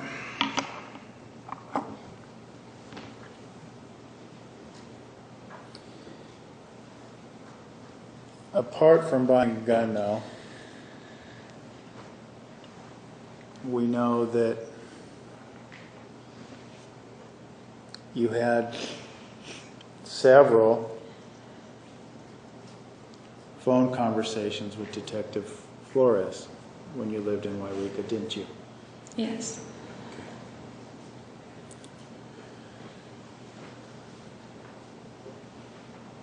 Those came to pass after you learned from other parties of Mr. Alexander's death. Is that correct? Objection, Lee. When did you make those phone calls? I think I tried to call him on June 10th. That was the first time you tried to speak with him? Yeah, I left him a voicemail. What prompted your call to Detective Flores on June 10th? I think Leslie encouraged me to call them, call him. Well, let me ask you this question. When were you informed that Mr. Alexander was dead? Dan called me the night before. Dan and who?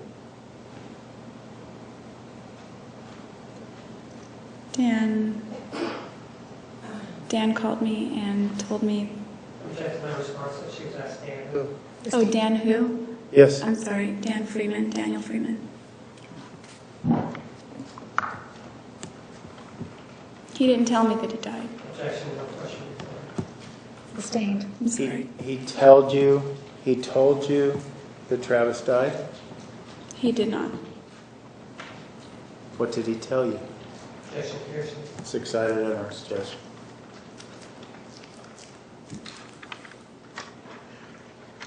We're going to take the noon recess at this time. Ladies and gentlemen, please be back to the designated area at 125. Please remember the admonition. You are excused.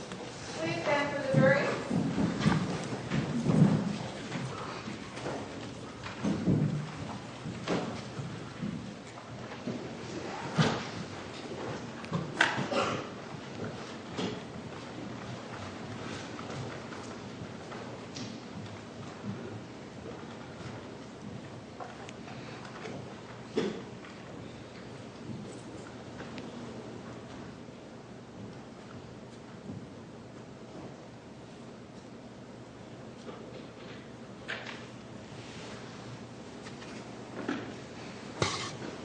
Please be seated. The record will show the jury has left the courtroom. Ms. Arias, you may step down.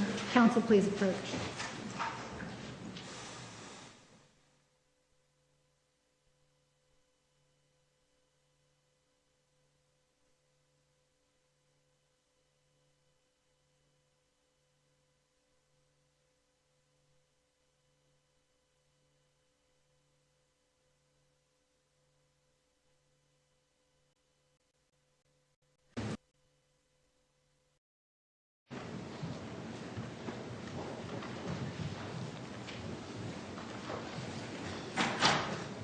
Please be seated. The record will show the presence of the jury, the defendant, and all counsel. Mr. Nurmi, you may continue with direct examination. Thank you, Your Honor.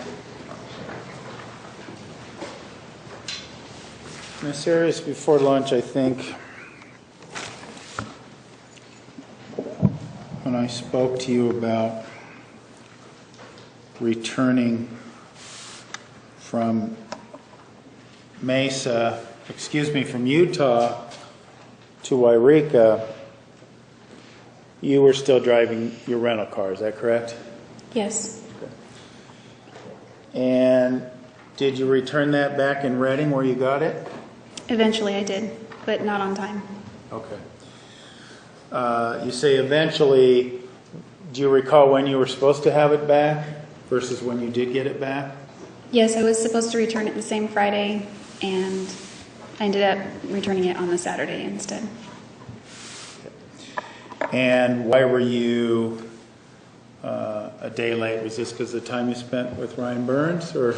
Yeah, I overslept, and I underestimated the time that it would take to get from West Jordan to Wairika, or to Reading. So if I would have cut over to Reading to drop the car off at the airport, it would have made me late, even later than I was for work. So rather, I just took the highway around the northeast side of Mount Shasta and went straight to Wairika because it was faster. But I called the car rental place first to make sure I had permission to do that. Okay. So when you went to Wairika, back home to Wairika, what car were you driving? From that trip, the rental. Okay. And then you went back down to Reading and then back home again. The next day I went to Reading. I think it was my sister-in-law that drove me to the airport and then back to her house where my car was parked at my brother's house. Okay.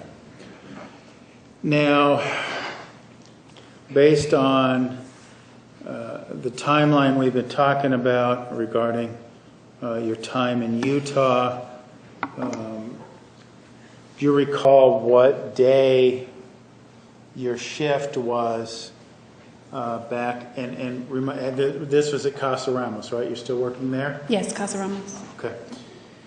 And what day was your shift on? What day were you scheduled to work, I should say? That Friday, I think I was supposed to be there at 4 or 4:30. Okay. So you say you went to your grandma's, changed, and went straight to work, right? Yes. Okay. And because of that schedule, you didn't have an opportunity to speak with your family before the end of that shift. Is that accurate? No, I was in a rush. I didn't have an opportunity. I just ran home. I was already late, so. Okay. And you were living at your grandparents' at this time? Yes. Okay. And based on what you told us before, you had, at this point in time anyway, a pretty good idea that Travis is dead. Is that right? Yeah, it's something I wasn't accepting in my head, but obviously I kind of knew it, but I wasn't like facing it, if that makes sense. You wanted to deny that reality, right? Very much. Okay. When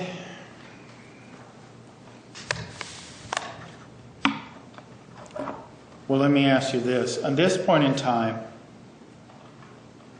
did you have any knowledge of anyone else knowing of Travis's death? No, as far as I knew.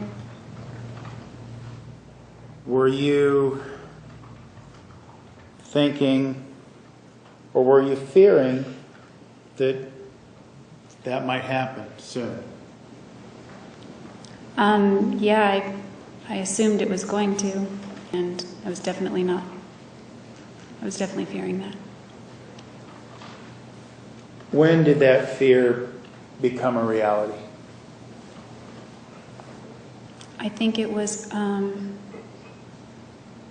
early in the morning on June 10th, sometime after midnight. Dan Freeman called me, and I saw his name on the caller ID when he was calling my phone, and I thought that that would probably be the phone call that I was dreading, and I answered it, and he told me that something... Based on that phone call, did you come away with the understanding that Mr. Alexander had been found dead? that wasn't definitively said, but I assume that was the case. Did you said not definitively said, did you seek out other confirmation of this? Yes. And whom did you contact? Through Dan Freeman, I learned who was there, and I began calling. I called his friend, Travis's friend, Brent Hyatt. There was no answer, so I called. I don't remember if I called Zach Billings, his roommate, but I was talking to his girlfriend. She wouldn't say much, and then I was able to get Bishop Layton's phone number. That was the bishop to Travis's ward. I was told he was there, and by then it was like 3 a.m, and I called Bishop Layton, and that's when he told me. Told you that Travis was dead? Yes. How did you react to that news, at least him telling you of that news? Objection relevance. Approved.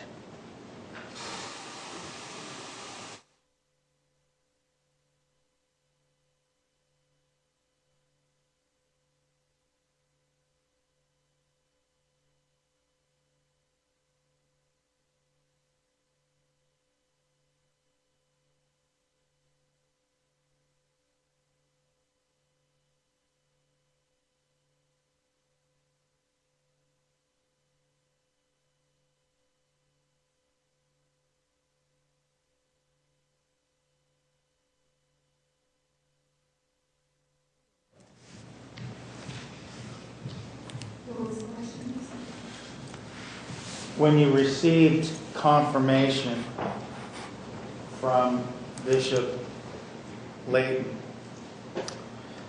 that Travis was in fact dead, how did you react to that?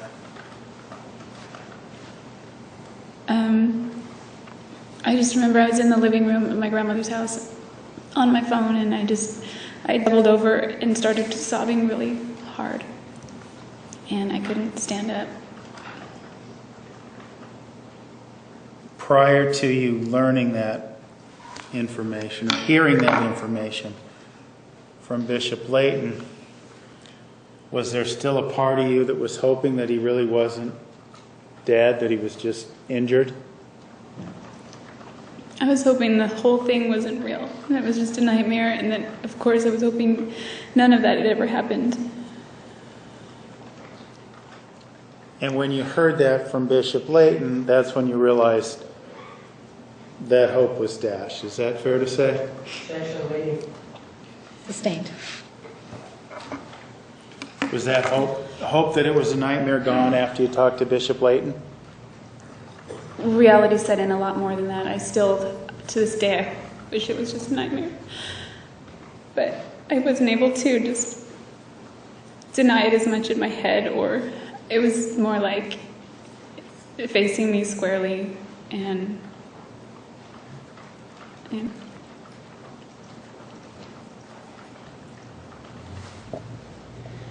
Can you describe, apart from facing you squarely, could you describe those emotions that caused you to double over?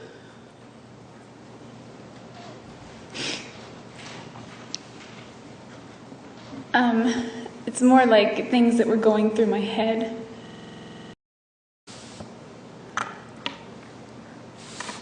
I was still trying to keep up the pretense that Sustained. You said you feared arrest at that point. What was your plan? You talked about earlier about, was this when you decided, well, I'm either going to kill myself or I'm going to move to Monterey? No, I knew I'd get arrested or I'd end up probably killing myself. around that time, no, I hadn't decided yet to move to Monterey, but it came like a few days later. Okay. Well, we've heard earlier about your conversation with Detective Flores that happened on June 10th. Did you have this conversation after you spoke with Bishop Layton? Yes, later in the day. I went to, I don't know, it was like 3 in the morning that I spoke with Bishop Layton, and I think it was in the afternoon that I spoke with Flores. Okay. You called him, right? Yes. Why? Leslie encouraged me to, and I thought, she said that, Objection, here's Sustained. Leslie encouraged you to talk. By Leslie, we're talking about Leslie Jodi. yes, You had spoken to her after you learned of, after you spoke to Bishop Layton. Objection, meeting. yes, Okay. the next day, or later in the day.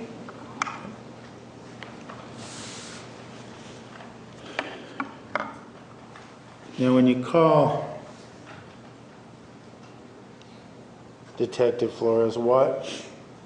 Obviously, you just told us, Leslie, Miss Jodi had encouraged you to do so. But beyond that, did you have your own reasons for contacting Detective Flores? Yes. And what were those? I thought that if I didn't call him, it would look more suspicious than if I did call him. So in an effort to pretend like I was never there, I called him. Okay. Why not call him and tell him what happened? I was scared to do that. I mean, I just couldn't imagine admitting to something like that. I couldn't even imagine doing something like that.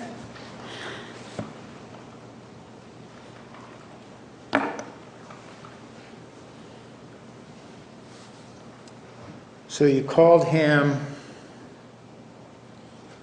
to act as if to begin putting up the facade that you had nothing to do with it. Is that what you're telling us? Yeah, I began that facade almost right away because I didn't want anyone in Utah to know either, but that's why I called him also. So to try to continue the facade that you began in Utah, you called Detective Flores. Yes. Okay.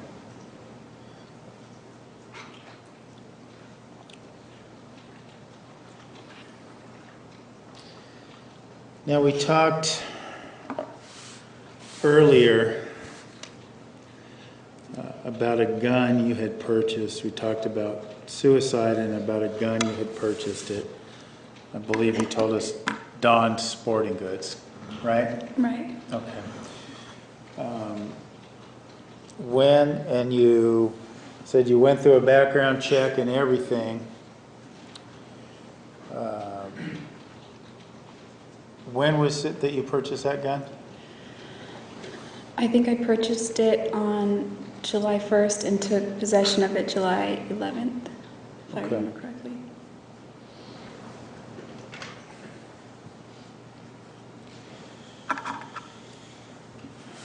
And what kind of gun was this? 9mm.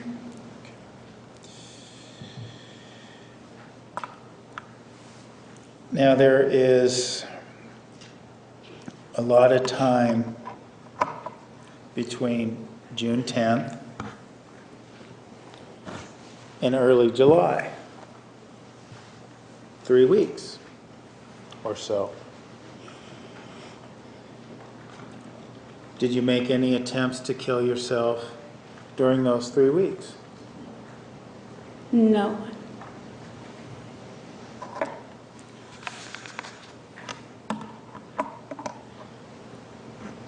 during that time period, you also made various calls to Detective Flores. Yes. Why were you continuing to do that?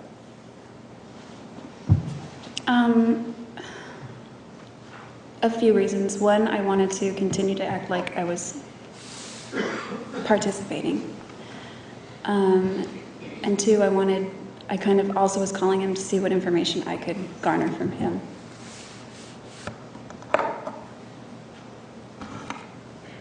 Because you wanted to get whatever sense you could of whether you're going to be arrested soon. Is that right? Rephrase this time. Would it be fair to say you were trying to see if your arrest was imminent? I knew it was imminent. I just wanted to see how much, I wanted to try to determine how much time I had.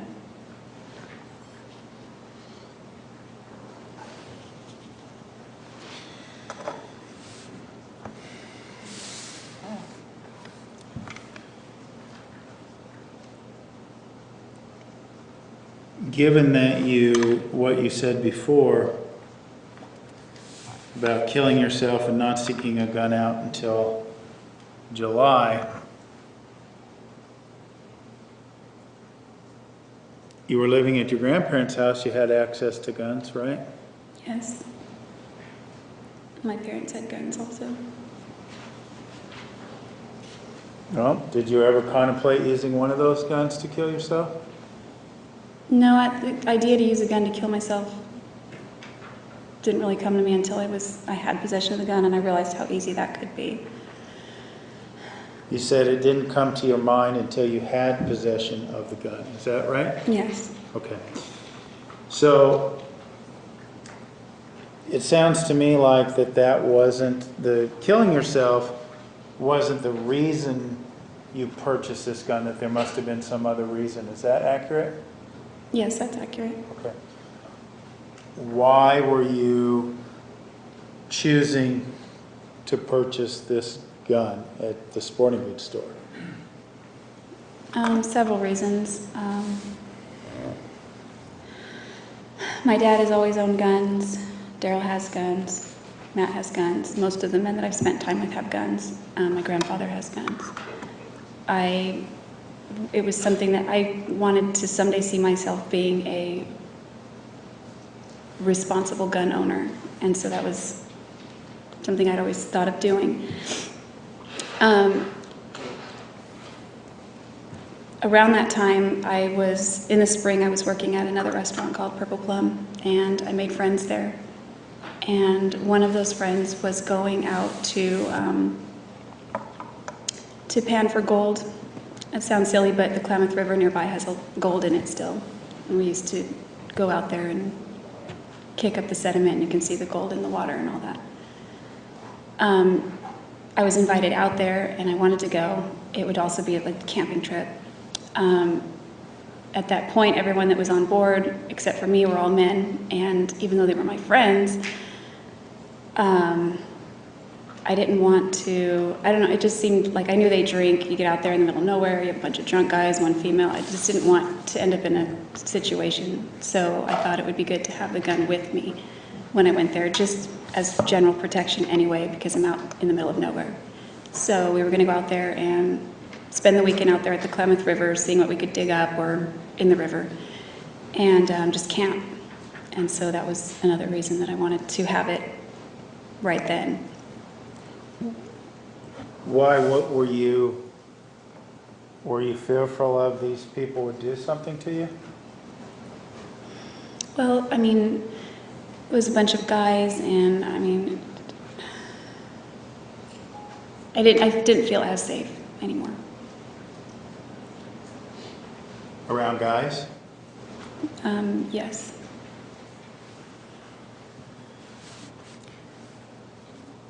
And you say anymore, you mean after June 4th? Definitely after June 4th, yes. It was kind of a progressive thing, but I didn't feel safe at all after June 4th. Now,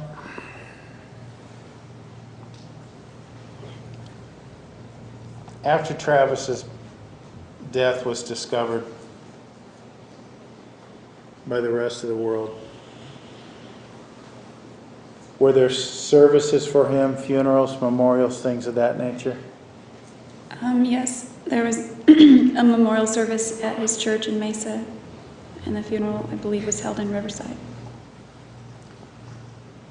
Did you attend either of those? I tried to attend both, but I only made it to the memorial service And that was the one in Riverside? in Mesa. Mesa.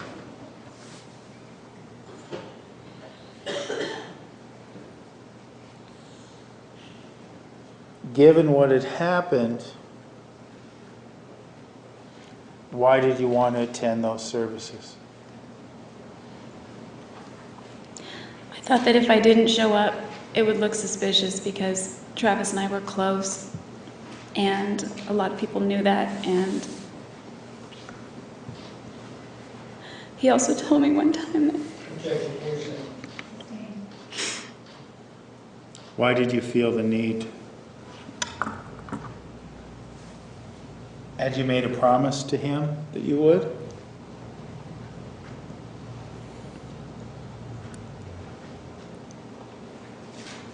the subject of my funeral came up one time, and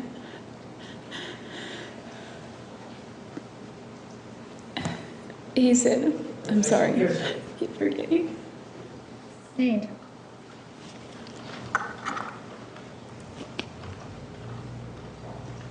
And you and Travis had an agreement that you would attend each other's funerals? Something to that effect. He was going to give a eulogy or something if I ever died. And keeping that promise or that deal still meant something to you? Yes. I'm sorry, Miss Harris, what? Yes. Why?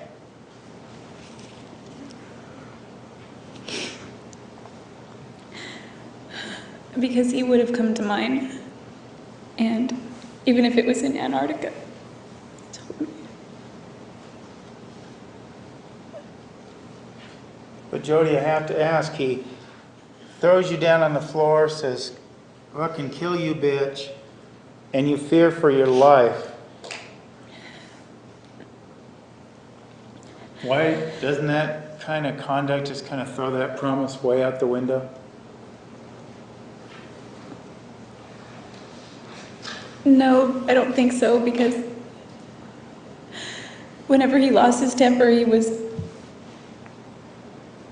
he seemed genuinely ashamed about himself afterward, and that's not the kind of person that I believed he was at the core of himself or who he wanted to be, so it wasn't like one of those things.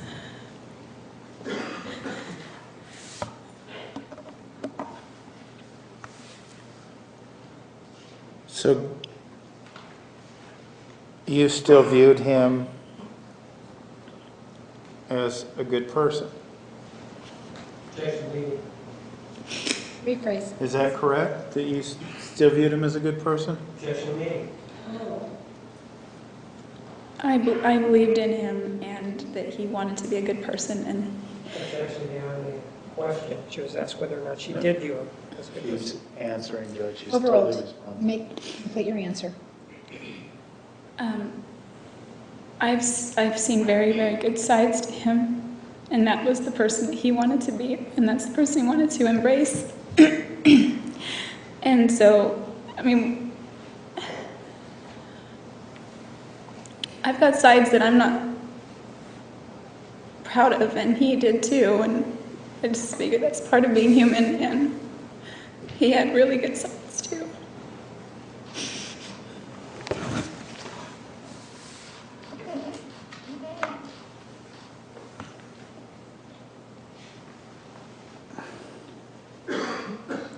By that point in time, had you forgiven him for attacking you that day?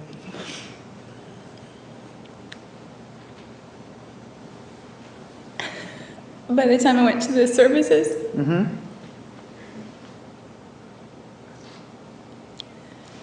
I blamed myself. So I didn't know how much there was to forgive, but I had this experience.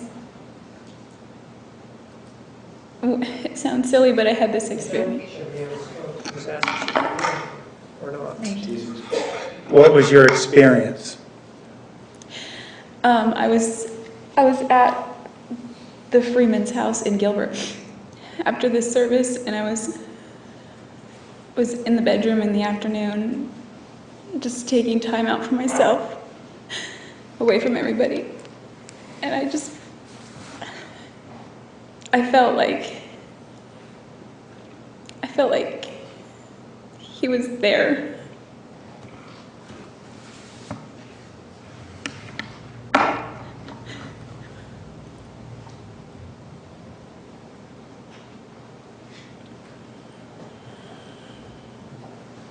And what did that experience mean to you?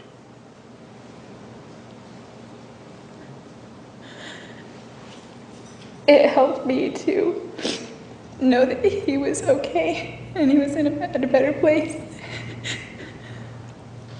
And maybe that he wasn't mad anymore.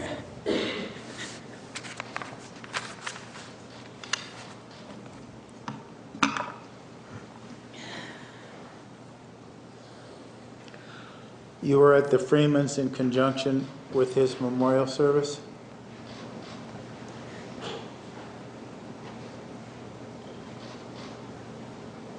Yes.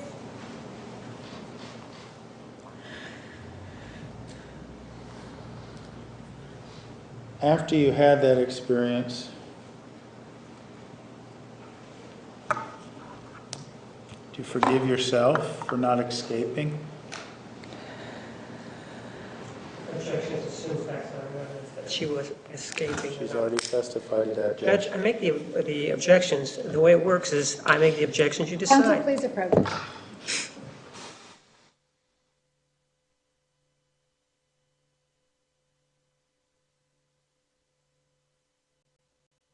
That on June 4th,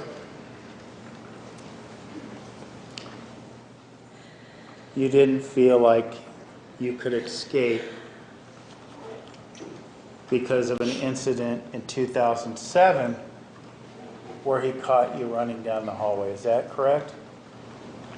Yeah, my intention was to run out of the room and I didn't make it out. So in 2008, on June 4th, based on what you said earlier, you didn't consider that a viable option on June 4th. Is that right? Objection made. Sustained rephrase.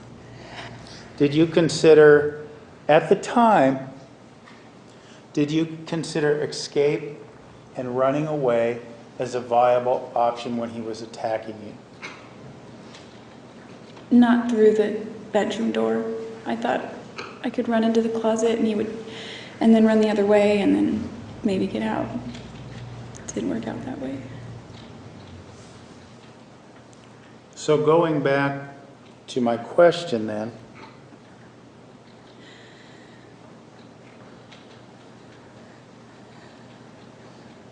when you were at the Freemans and you had this experience, had you forgiven yourself for not trying another option? No. I didn't. As we stand here today, years later, have you forgiven yourself for not trying another option? Objection, relevance. Approach.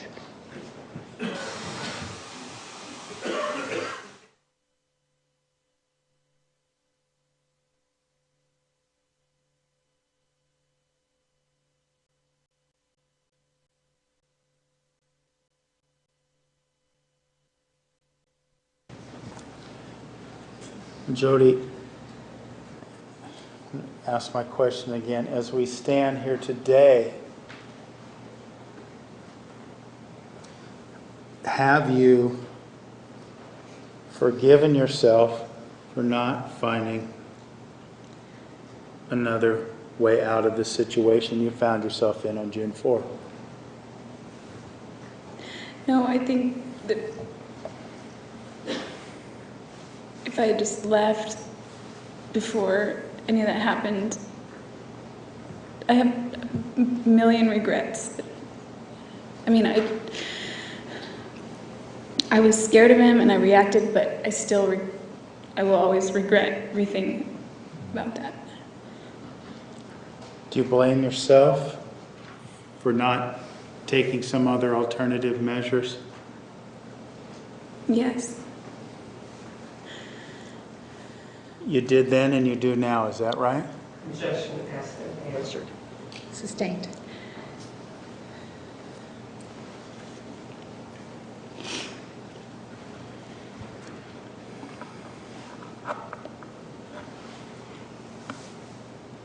Why do you still feel, given what happened on June 4th, why do you believe now that you realistically even had other options once it started?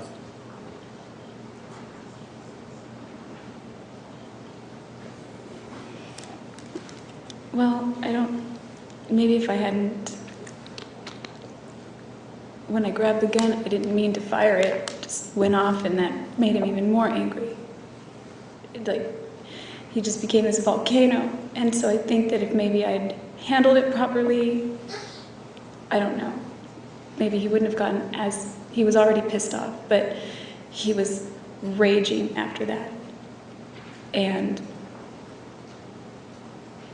I think maybe if I had handled the gun properly and I meant to just point it at him, I thought it would stop him.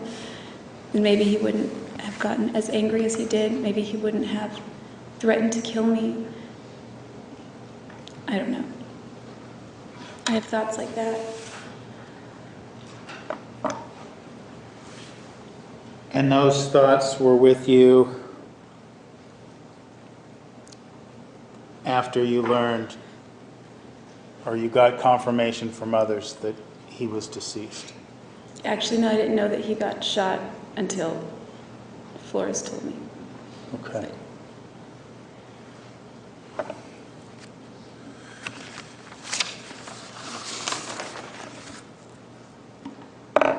In terms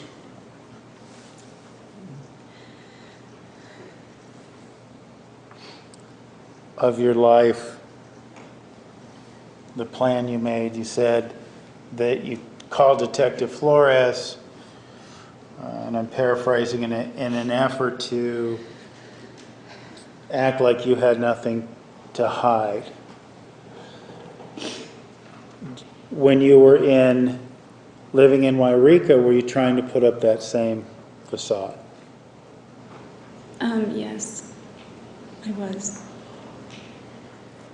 Trying to act as if everything was normal? Well, it depends on the time period. The first week, yeah, I tried to act like nothing had happened. And then when I talked to Bishop Layton and Dan Freeman, it felt like I had more freedom to just let it out. At least my emotions. Because it was known now. Yes. And you say let out your emotions. Apart from that initial outburst you talked about after speaking with Bishop Layton, did you have others? Yeah, I did.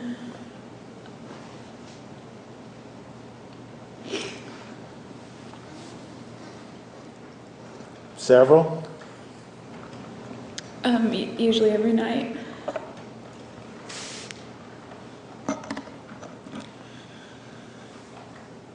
Why every night?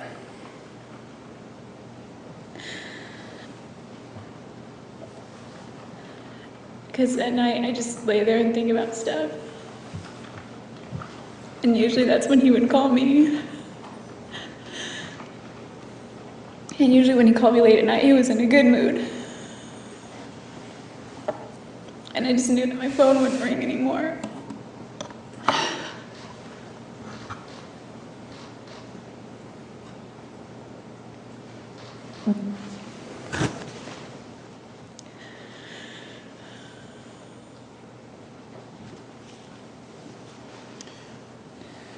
Once you had permission to openly grieve, did you tell your family what happened?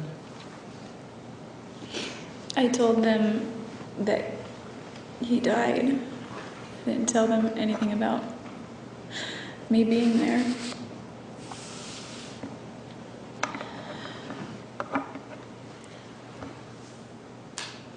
Did you tell them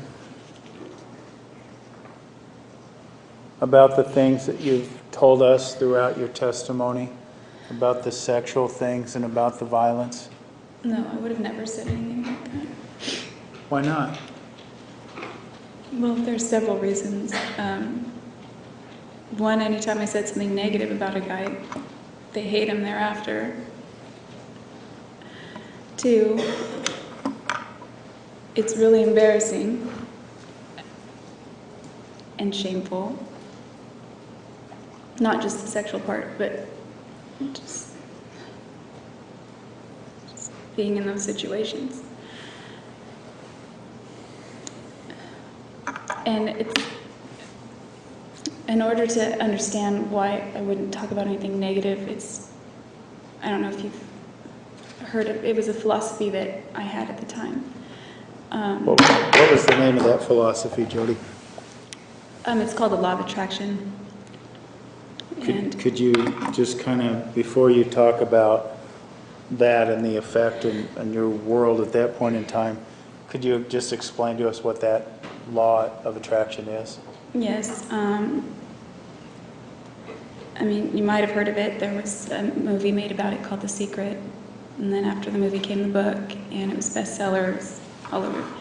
Anyway, so the law of attraction has been around much longer, and it was something that I had briefly studied when I was 19, 20 years old. When I met Travis, he was very much into that, which I liked.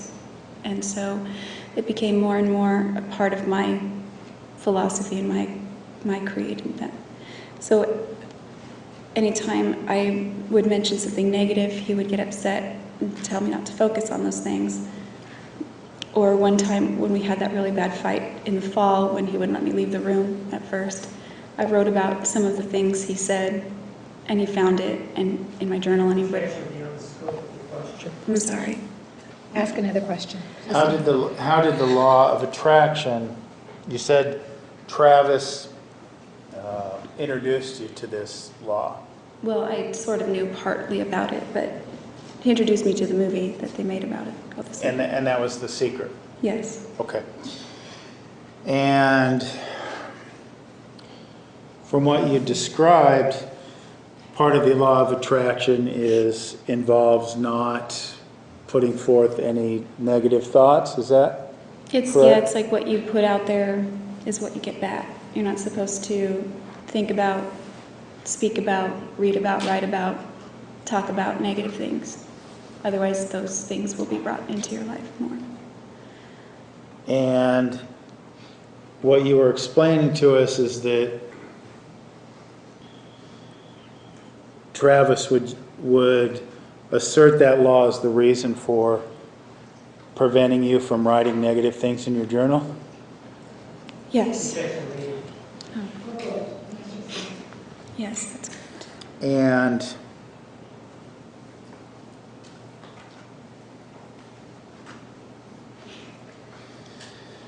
explain to us then, you mentioned the law of attraction and putting things out there.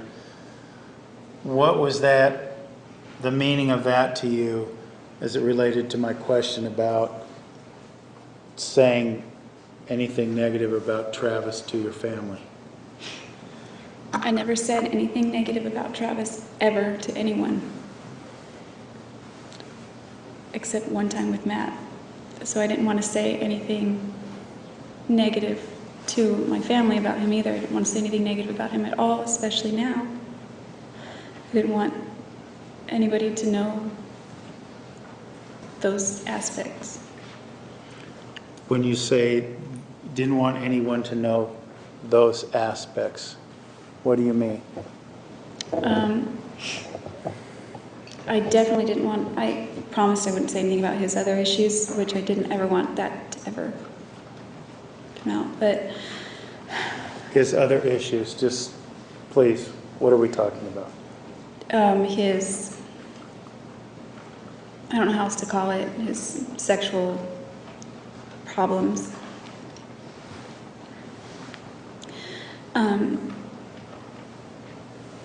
And then I definitely didn't want anyone at this point to know the level of violence that had been in our relationship, because I thought that would be construed as motive to kill him.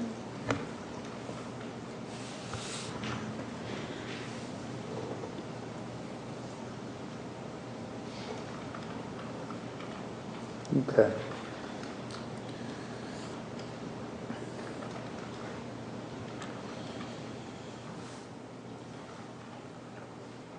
Remember the day you were arrested? Yes.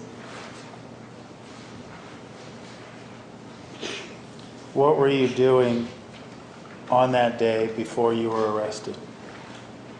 The day before? No, on that day Oh, okay. Before. before you were arrested.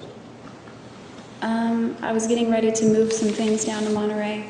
I was going to be gone for a few days. So my dad took me to the south end of town to get a car rental.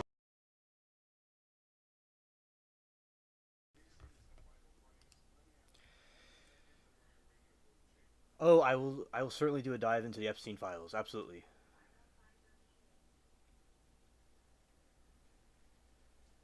And a good night to you, Loki. Thank you for the information. I have done streams and videos before about it, and I will definitely do one on Epstein. Absolutely.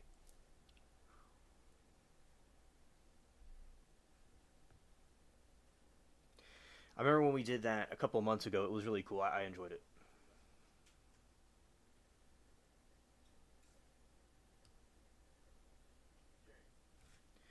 All right, and now we'll continue. Shout out to Moki. Rental at that time. I didn't have my Infinity was gone by this point, so I couldn't drive to Reading and get a cheaper car rental. So he drove me to the south end of town. I got a rental, came back, put some things in the car. I still had some things of Matt's from like 10 years prior. So I was putting some of those in the car to get to him. He'd been wanting, they were old books. And I took a shower, and then my grandma told me that there was a police officer here, or at the house. Let me ask you this. Do you recall this gun you bought at the sporting goods store? Do you recall if you had it in your possession at that time or not? I did. It was in the car. Okay.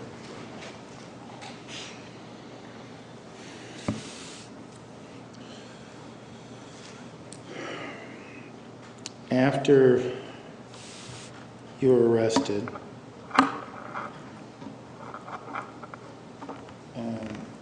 we saw that. Did Detective Flores arrest you? I think Officer Potter put the handcuffs on me. I don't remember the handcuffs going on, but he was the one that came to the door. Okay. But after you were arrested, you spoke with Detective Flores that day, right? Yes.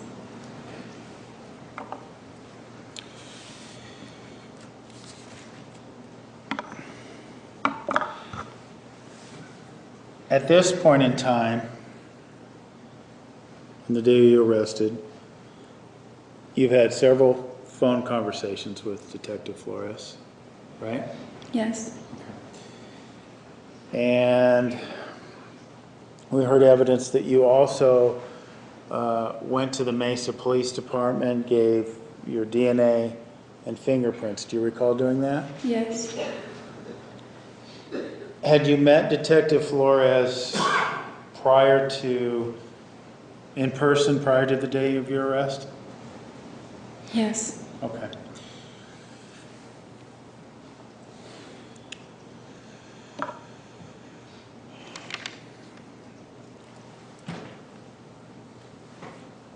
When you were arrested,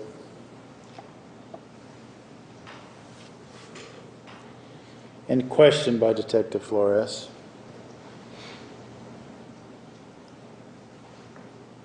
and that was the interview you were wearing a t-shirt and pants before you were took to the jail, is that right? Yeah, jeans and a t-shirt. Okay. Why didn't you tell him what happened on June 4th? Why did you deny being there? The main reason is because I was very ashamed of what had happened. It's not anything I ever imagined doing. It's not the kind of person that I was. It was just shameful.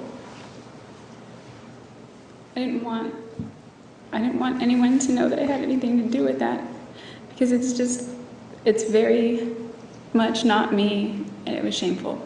And I was also very scared of what might happen. I didn't want my family to know that I'd done that. And I just couldn't bring myself to say that I did that. So on that day, based on what we saw on the tape, you made the choice to deny being there altogether, right? Yes.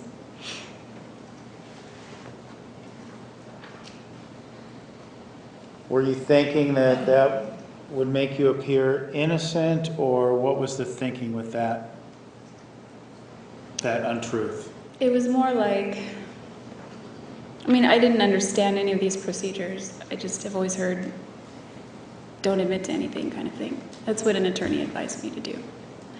So I just denied it. I guess I didn't understand that I could just be quiet and not say anything at all. Had you been interrogated by a police officer before? No.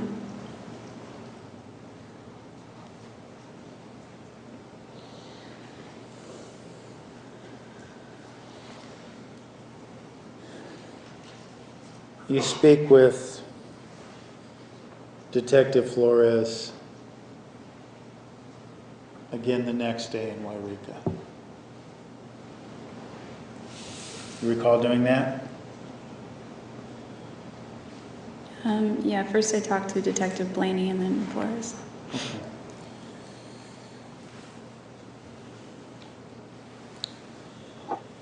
Now, when you spoke to Detective Flores on that second occasion,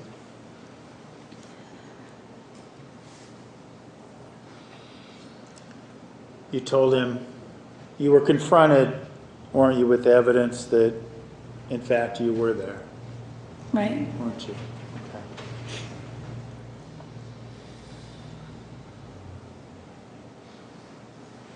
Then you told him another lie, right? Yes.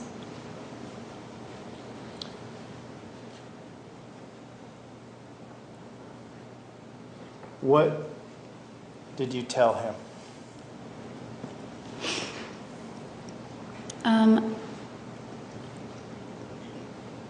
I began to tell him things that I thought would comport with what their forensics would show, as well as create like not an excuse, but create a way for me to not have been responsible for it. So in that regard, you tell him a story about a man and woman breaking into the bathroom. Why did you come up with the story? Let's start. Why did your story include the idea that there were two intruders? There were two people there that day. I don't know. It just seemed like, and everyone was saying, oh, one person. Hearsay, recommendation, relevance. Approach.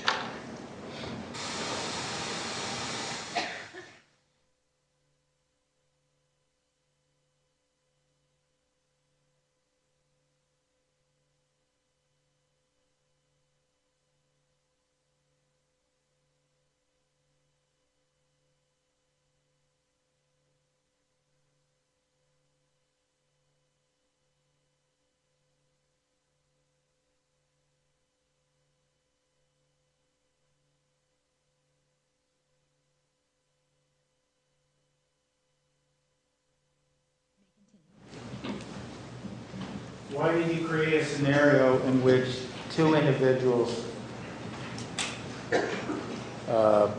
conducted this attack? Prior to my arrest, there were a lot of rumors flying around, and Flores told me repeatedly that it had to have been more than one person.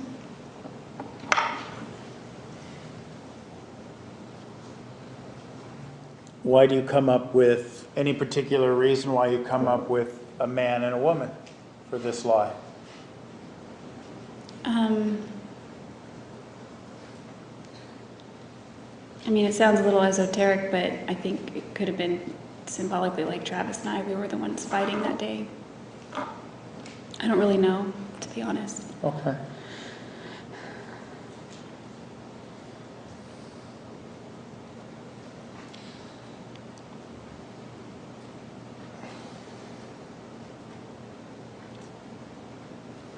You know, when you did this second interview, you had some time to think, and get your bearings. When you were creating this lie to tell Detective Flores the next day, did you contemplate telling him the truth? I contemplated it. I wanted to, but I was nowhere near ready to tell anyone that I was capable of something like that. Were you in a state of mind where you could have told Detective Flores everything? The sex, the lurid sexual interest, the lurid sexual behavior. Did you want to tell him about that? No way. He's Mormon. It just was all the more shameful. What about Travis? Did you still want to protect him, his memory? I was very concerned about both of our reputations, and I didn't want to start throwing him under the bus, so to speak. I didn't want to say negative things about him now, because there were a lot of people already hurting, and I didn't see what benefit it would be to talk about any of those things. What do you mean, what benefit? What benefit to whom? To anybody. It would just cause more pain. I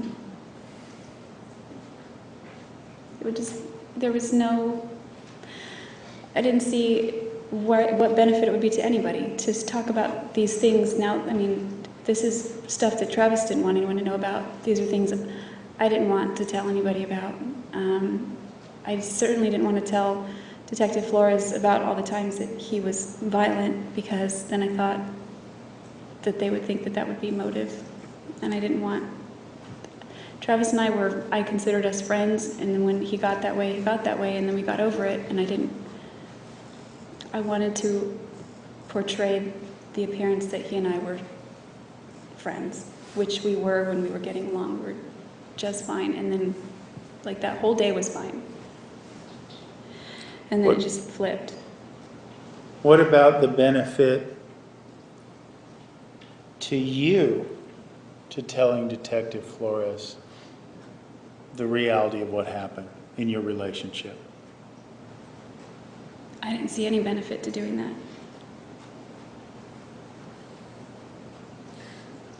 At this point in time, was Travis's image more important to you than your own future? It certainly was. I didn't feel like I had a future anyway. So there's no reason to take him down, his reputation, just because I'm down. What's that? I didn't think there was any reason to start opening up that door when there's just no reason. I didn't have a future. There was no benefit to me. There was no benefit, certainly no benefit to anyone else to say those things.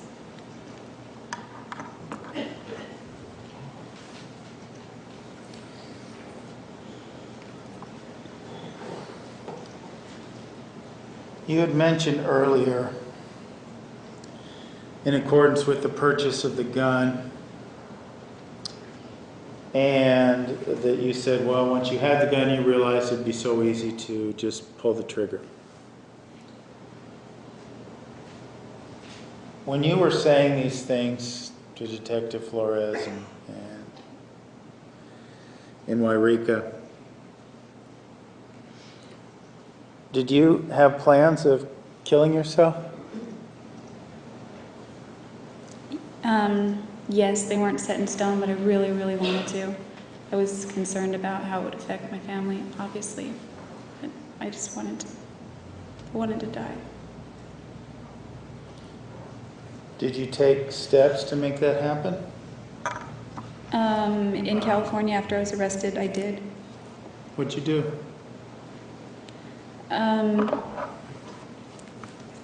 At that point, I'm sorry, I thought you were talking about prior to my arrest, but I did actually decide I was going to definitely kill myself.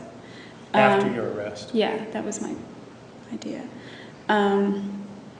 What I did was you can purchase different things in jail. So I bought a bunch of Advil. I'd had surgery one time in the past, and I was told by that doctor that not to take any Advil because it's an anticoagulant. So I thought, okay. I bought a whole bunch of Advil. I took it all over the next few days so that it was in my system. And they have razors there for shaving, double-bladed razors that you're allowed to just keep with you. And I took it apart one night with intentions of slitting my wrists. There are other inmates that work there. We're all housed together. It's a very tiny jail, tiny town, tiny county. And they work laundry. And so they would bring back tons of laundry for anybody. And so I had asked for extra laundry so I could stuff it around my body because there was somebody sleeping below me and I didn't want anything to get on her. So I stuffed it around my body and got under my blankets with my razor after everyone went to sleep. I never did it, obviously. I'm still here, but I was getting comfortable, and as I was moving around, I nicked my wrist with the razor on accident. It was more like a paper cut. It just stung so bad, and I sat there and I couldn't bring myself to do it, and I was really pissed at myself because I just wanted to be done. I wanted to be done. I wanted to be dead before Travis's birthday. Travis's what? His birthday. And what was his birthday? July 28th. July what? 28th. Okay. So, am I correct then? Your thinking was you're going to tell this story, doesn't involve exposing anything, and then you're going to kill yourself, and it's all just done. Is that right? Judge has an answer. Overruled. Yes, that way I would never have to admit to it, or my family wouldn't have to know that I did that, and everyone that loved him was going to believe what they would believe regardless. So I was thinking that there's nothing I could do about that, but I was thinking more along the lines of I didn't want my mom to know, or my brothers, or my sister. Okay.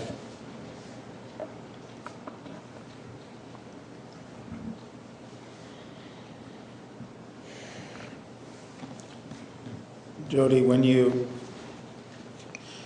apart from the police interviews, we've come to understand throughout this trial that you spoke with the media as well. Do you recall doing that? Yes. And without going into the details right now, do you remember, did you reach out to them? Any media outlet, or did they reach out to you? They reached out to my family.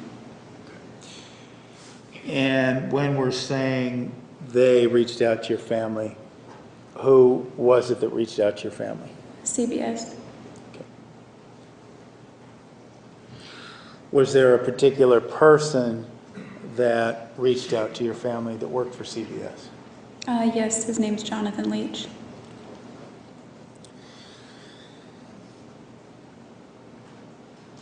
Did Mr. Leach, well, let me ask you this. Did Mr. Leach come visit you in jail? He did. And to your understanding, was it his purpose in coming to see you at the jail to try to get you to participate in an interview with him? Yes. Well, not with him, but with CBS. Okay.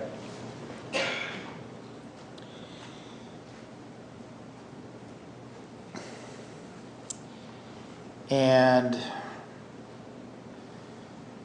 did you decide to participate in the interview? Eventually I did, yes. Why did you said eventually, did you initially decline? My first instinct was absolutely not. I got a bad feeling, and then after contemplating it for a little while, they made contact with my family the very next day after I failed to kill myself. So I thought, maybe this is a sign that I'm meant to do something like that first, and then kill myself. I saw it as an opportunity, not just to, I didn't know, I hadn't told my family about these phantom intruders. I just thought they would eventually hear about it. And so I had friends and other people asking questions, or that maybe didn't even know about my situation. I didn't want to be known or remembered as somebody that could be capable of what happened. So I wanted to present a different picture of myself. Judge, could we take a moment? I want to approach. Yes.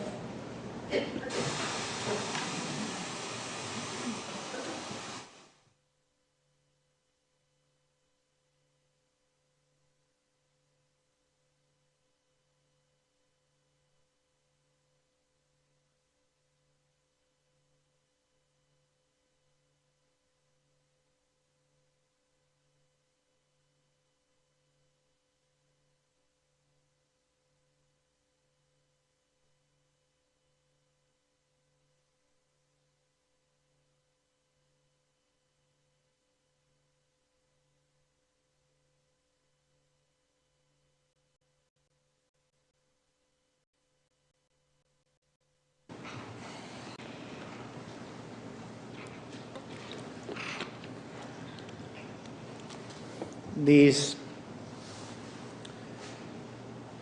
I'm trying to get, I'm hoping that you can give us a little better understanding. These media interviews you decide to do, or this initial interview you decide to do,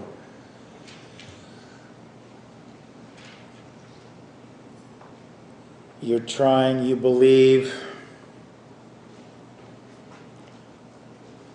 you want this story out there in the public? Well, there was more motivation than just that.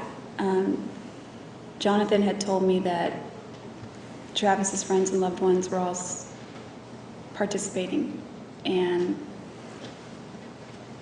it would just be their side if I didn't say anything. So there was that as well.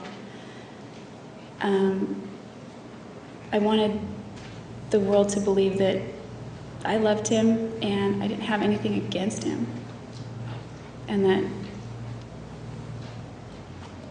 I wanted the world to perceive me as just a normal person.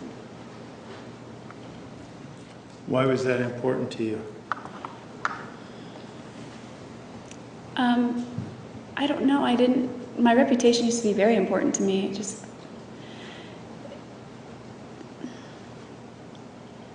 I think it had to do with a lot of the fact that I didn't feel very good about myself, and I portrayed one image to people of somebody who was responsible and mature and collected and sweet and nice, and behind the scenes I'm just falling apart, and I didn't want people to know that about me. I just wanted to get on there and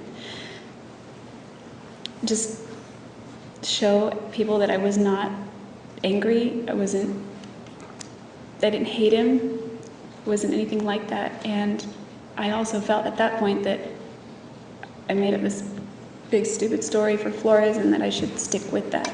And I stuck with it for a long time. Okay. So after this initial contact by Mr. Leach,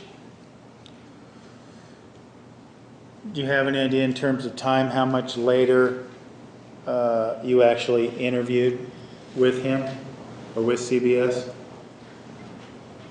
It was pretty quickly after. I think it might have been in August 2008. And then, Now, this initial, did you do more than one interview with CBS? yes, Okay. The initial interview, where did that take place? it took place at the Siskiyou County Jail. And who was interviewing you then? Jonathan Leach was. Okay.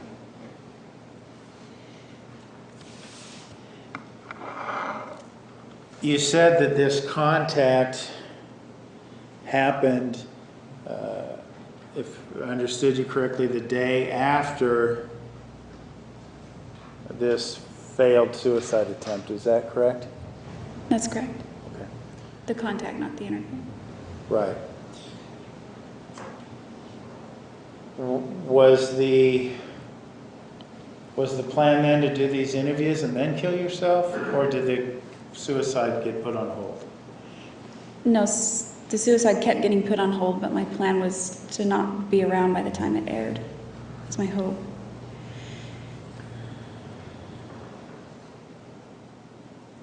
And after this initial interview, did you interview with 48 Hours again? Yes.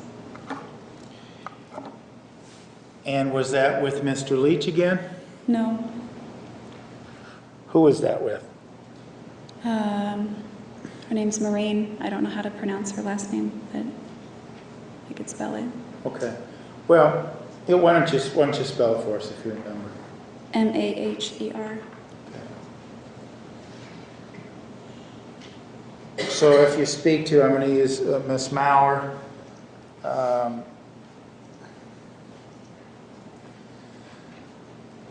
Where are you when you have this interview with her? By this point, it's September 2008, and I'm here in Siskiyou County, at the jail here.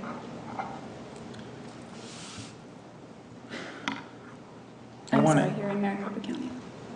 I want to ask you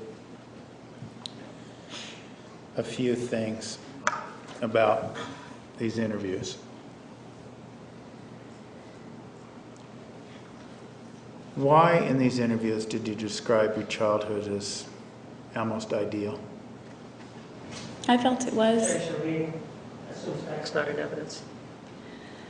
Rephrase, sustained. When you were speaking with Miss Maurer, did you describe your childhood as almost being ideal? Objection leading. Yes, Why? I felt it was until a certain age. I think almost all good memories from age as early as I can remember until 7. I remember like 1 or 2 negative things. It was a great childhood up to that point. I had my brother, I had my pets. Like I said, I had places to play. I had lots of little friends at school, that kind of thing. That was part of it, right? That's- That idealness? Yeah, that was part of it. You didn't tell her the other part. Well, I didn't want to say anything. I didn't want to say anything bad about anything, about my family, about Travis, about myself. I didn't want anyone to know about other negative aspects of my upbringing. And I sugarcoated everything that I said. Everything was rosy. That's how I said it. Including your relationship with Travis? Yes. I glossed over the negative things. I mean, they got a quick mention, but I glossed over them. Were you asked during these interviews if you'd ever been physically abused by Travis? Yes. Do you remember how you responded to those questions? Yeah, I wasn't specific. I didn't go into a lot of detail. I just said a few very minimal things and shrugged it off as nothing big, not a big deal. Why? Again, I didn't want people to know the level of violence that our relationship had reached at a couple of points, and I thought again that would be construed as a possible reason for me having killed him. Having what? Killed him. You mentioned, well, let me ask you this. During these interviews with Miss Maurer, the sexual aspect of your relationship, do you recall whether the sexual aspect of your relationship was spoken about? Yes, it was. Why was it okay at that point in time to talk about those issues with Miss Maurer? Well, I didn't go into detail with those either. Just, I knew there were some things that were already known and in evidence, and so I figured, well, I'll just give them a brief mention because she had asked about them. They were in police reports or something like that she had read. So I didn't tell about all these graphic things that we'd done, or I just sort of hinted at it like we were just 2 adults and things were consensual and it was what it was. You said that certain things were already known. Are you referencing the pictures that Detective Flores showed you during his interviews with you? Yeah, the pictures that were found on the camera. The naked pictures of you. Yes.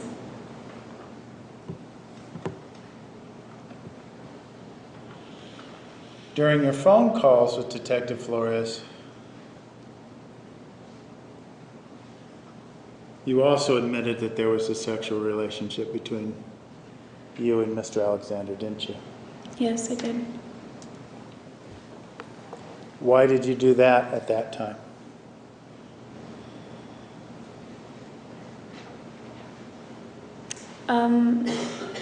I thought that it would establish that I knew him very well, that we were close, and that, I don't know, that I just, you know, that I might be able to, I don't know, I wanted him to know that I was close with him and that we were, I didn't want him to know that we were like doing all this stuff, but just that there was no malice there. Had you, before you told Detective Flores, after June 10th when you learned about Mr. Alexander's death, and the time you told Detective Flores about your sexual relationship, had you confessed that sexual relationship to other persons? Yes.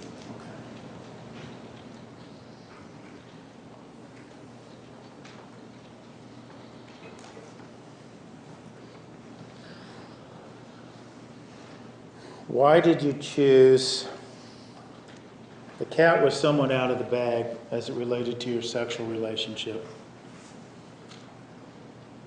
Why did you choose to minimize it during all these interviews?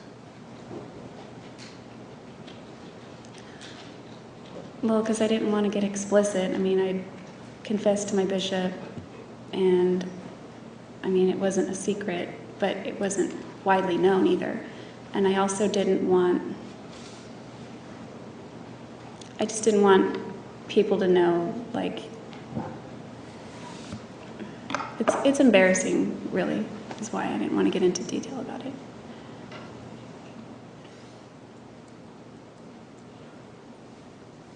To your understanding at the time that you spoke with Miss Maurer, were there, did the evidence exist about the Spider-Man underwear? Did the text messages exist about him calling you a whore? Was any of that stuff, to your knowledge, something that anyone knew about? I didn't think anyone would know about the Spider-Man underwear because it had been months since we had texted about that or talked about that. I knew that some of those mean emails were still in my account. I didn't know about his. I figured they would be found eventually. So, I mean, I didn't have any knowledge of them knowing about it at this point, but I assumed they did. Okay. Earlier in this trial, we heard the phone sex conversation you recorded with Mr. Alexander. Was that on the phone that you had in your possession while you were arrested? No. So to your belief, no one knew about that either, is that correct? That is correct, yes. Okay. I didn't know about that tape. Right. I hoped. I didn't know where my phone was. What's that? So that was my hope. Okay. Anyway.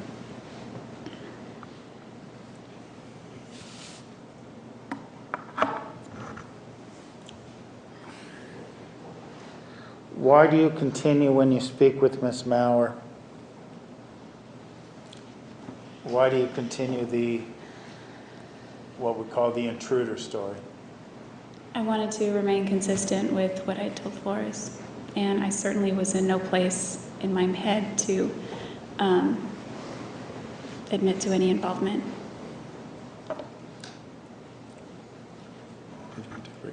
All right, ladies and gentlemen, we're going to take the afternoon recess. Please be back in the jury room at 3:20. We will start promptly at that time. Please remember the admonition. You are excused. Please back to the jury.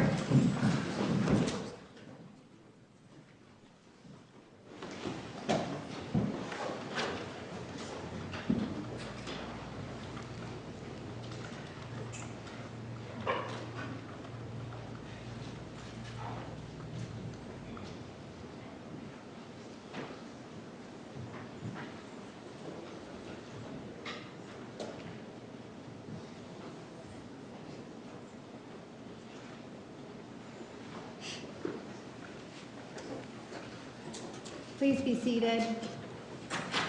Ms. Arias, you may step down. Council, please approach. We are in recess.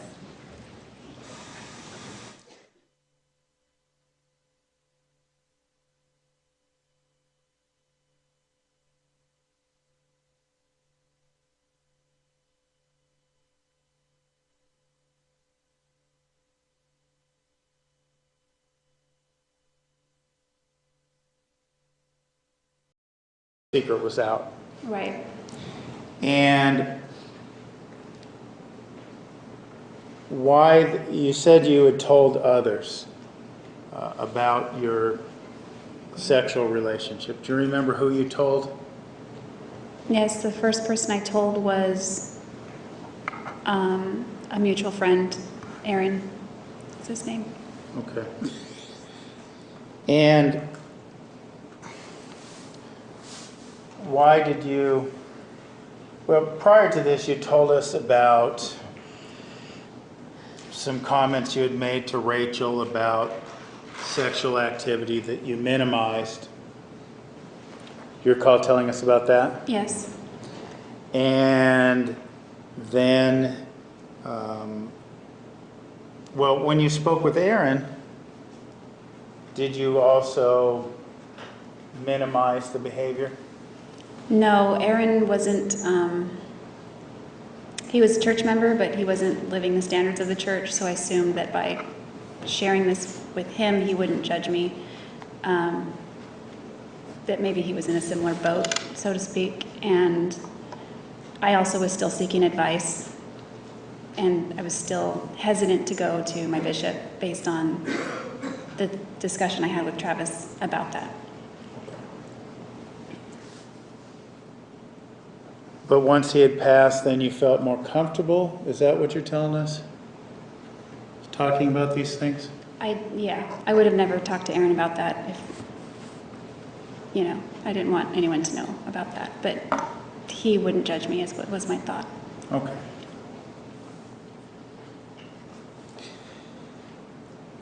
Did you interview with any other media outlets besides CBS? Yes, I did. And don't have to know the parent company or anything else, but do you remember who that was or what show that was for? The show was Inside Edition. Okay. And were you contacted by them or did you contact them? They contacted me, I guess you could say. I certainly didn't contact them. Okay. Indirectly, they contacted me. What do you mean indirectly? I was just hanging out one day in the housing unit in the jail, and an officer came with 2 shirts saying, "Which one do you want to wear? Inside Edition's here and they want to talk to you." And my attorney at that point had advised me not to do that because it could... I'm going to object as it involves Sustained.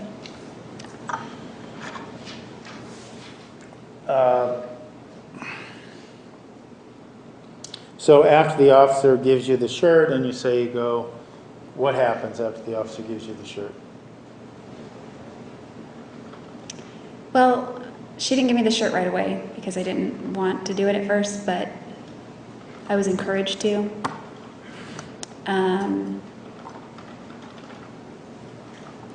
I was encouraged to because I'm just trying to think how to word it. I'm sorry. Okay, well, let me ask you this. Did the officer encourage you to speak with them? Yes, she did. And we're ultimately talking about a law enforcement officer, correct? Sheriff? She worked for the sheriff's department. She was an officer. Okay. So when you describe the situation with Mr. Leach, it appeared he came and met you and talked to you about why you should interview before there were any cameras. Is that accurate? Yes. Okay. the gentleman from Inside Edition, do you remember his name? I think his last name was Boyd. I don't remember Okay. his first name. Well, okay, we'll just, the reporter for Inside Edition, did he come meet you and without cameras and try to discuss whether or not you should participate in an interview with his television program? No, it was just sprung on me. Okay. So the videotaped recorded interview you saw was the first contact that we saw earlier, was the first contact you had with Inside Edition? Yeah, the first and only. Okay. Now, when we began your testimony some days ago, we talked about a quote you had said, and I'm paraphrasing a bit, that no jury would ever convict you. Do you recall that? Right. And earlier you described those as being the bitterest words you'll ever have to eat when we began this testimony. Do you recall that? Yes. Okay. Let me first ask you this comment, no jury would convict you. Why did you say that? Objection, that's the answer. Overruled. Well, you can't convict a dead person, and I had planned to be dead long before this ever even got close to trial. That was my hope. Why did you choose those particular words? Well, I didn't watch very much TV prior to being arrested, and then after I was arrested, it was on all the time in the same room where I lived, and so there was a TV program on that everyone was watching, and a lawyer on there was talking about a case that they were trying to get somebody indicted, and the prosecutor said no jury will convict, and the way she had said it was very powerful, and it impacted me, and it just stuck in my head. So by this time I think I'd already done the CBS interview. I was similarly confident in that interview that there wouldn't be a conviction. I didn't tell her why, obviously. And then, so by the time this interview came along, it came out I thought more eloquently and more forcefully and more assuredly. But I obviously couldn't say why, because the officer that had escorted me to that interview, the one that encouraged me to do it, would have escorted me elsewhere afterward. Okay. Now, at this point in time, since Mr. Alexander's death was discovered, you told one version of events in which you weren't there, and another version of events where intruders came into the home, killed Mr. Alexander, and you escaped.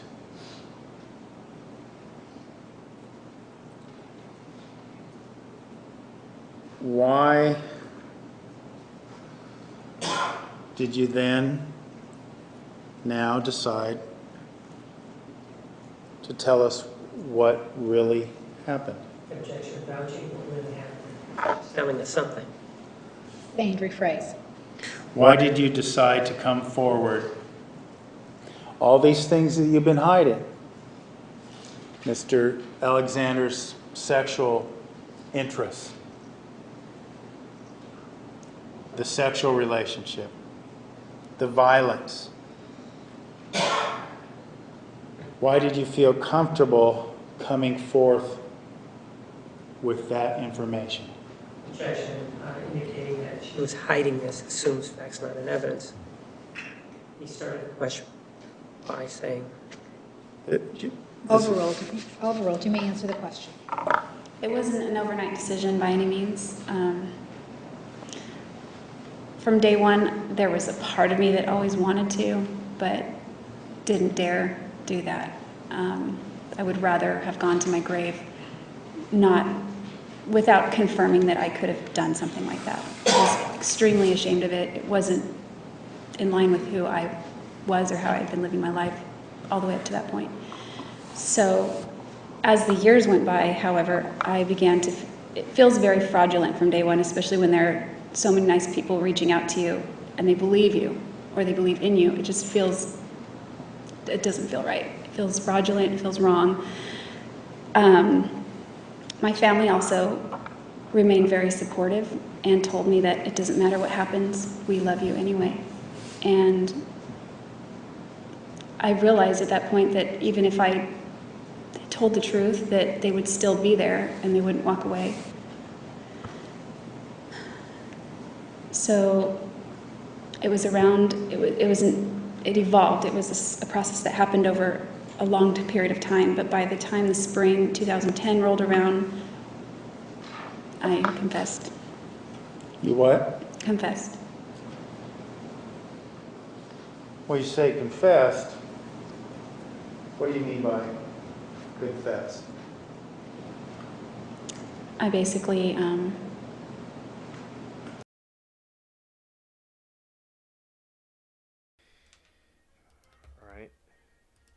All right, everybody. Thank you all for coming here, and we are going to be ending this for now, but we will be continuing this tomorrow, and we will be doing a stream on the Epstein files at some point too. So, thank you all for coming, and have a very good evening and afternoon, morning where you are, and peace.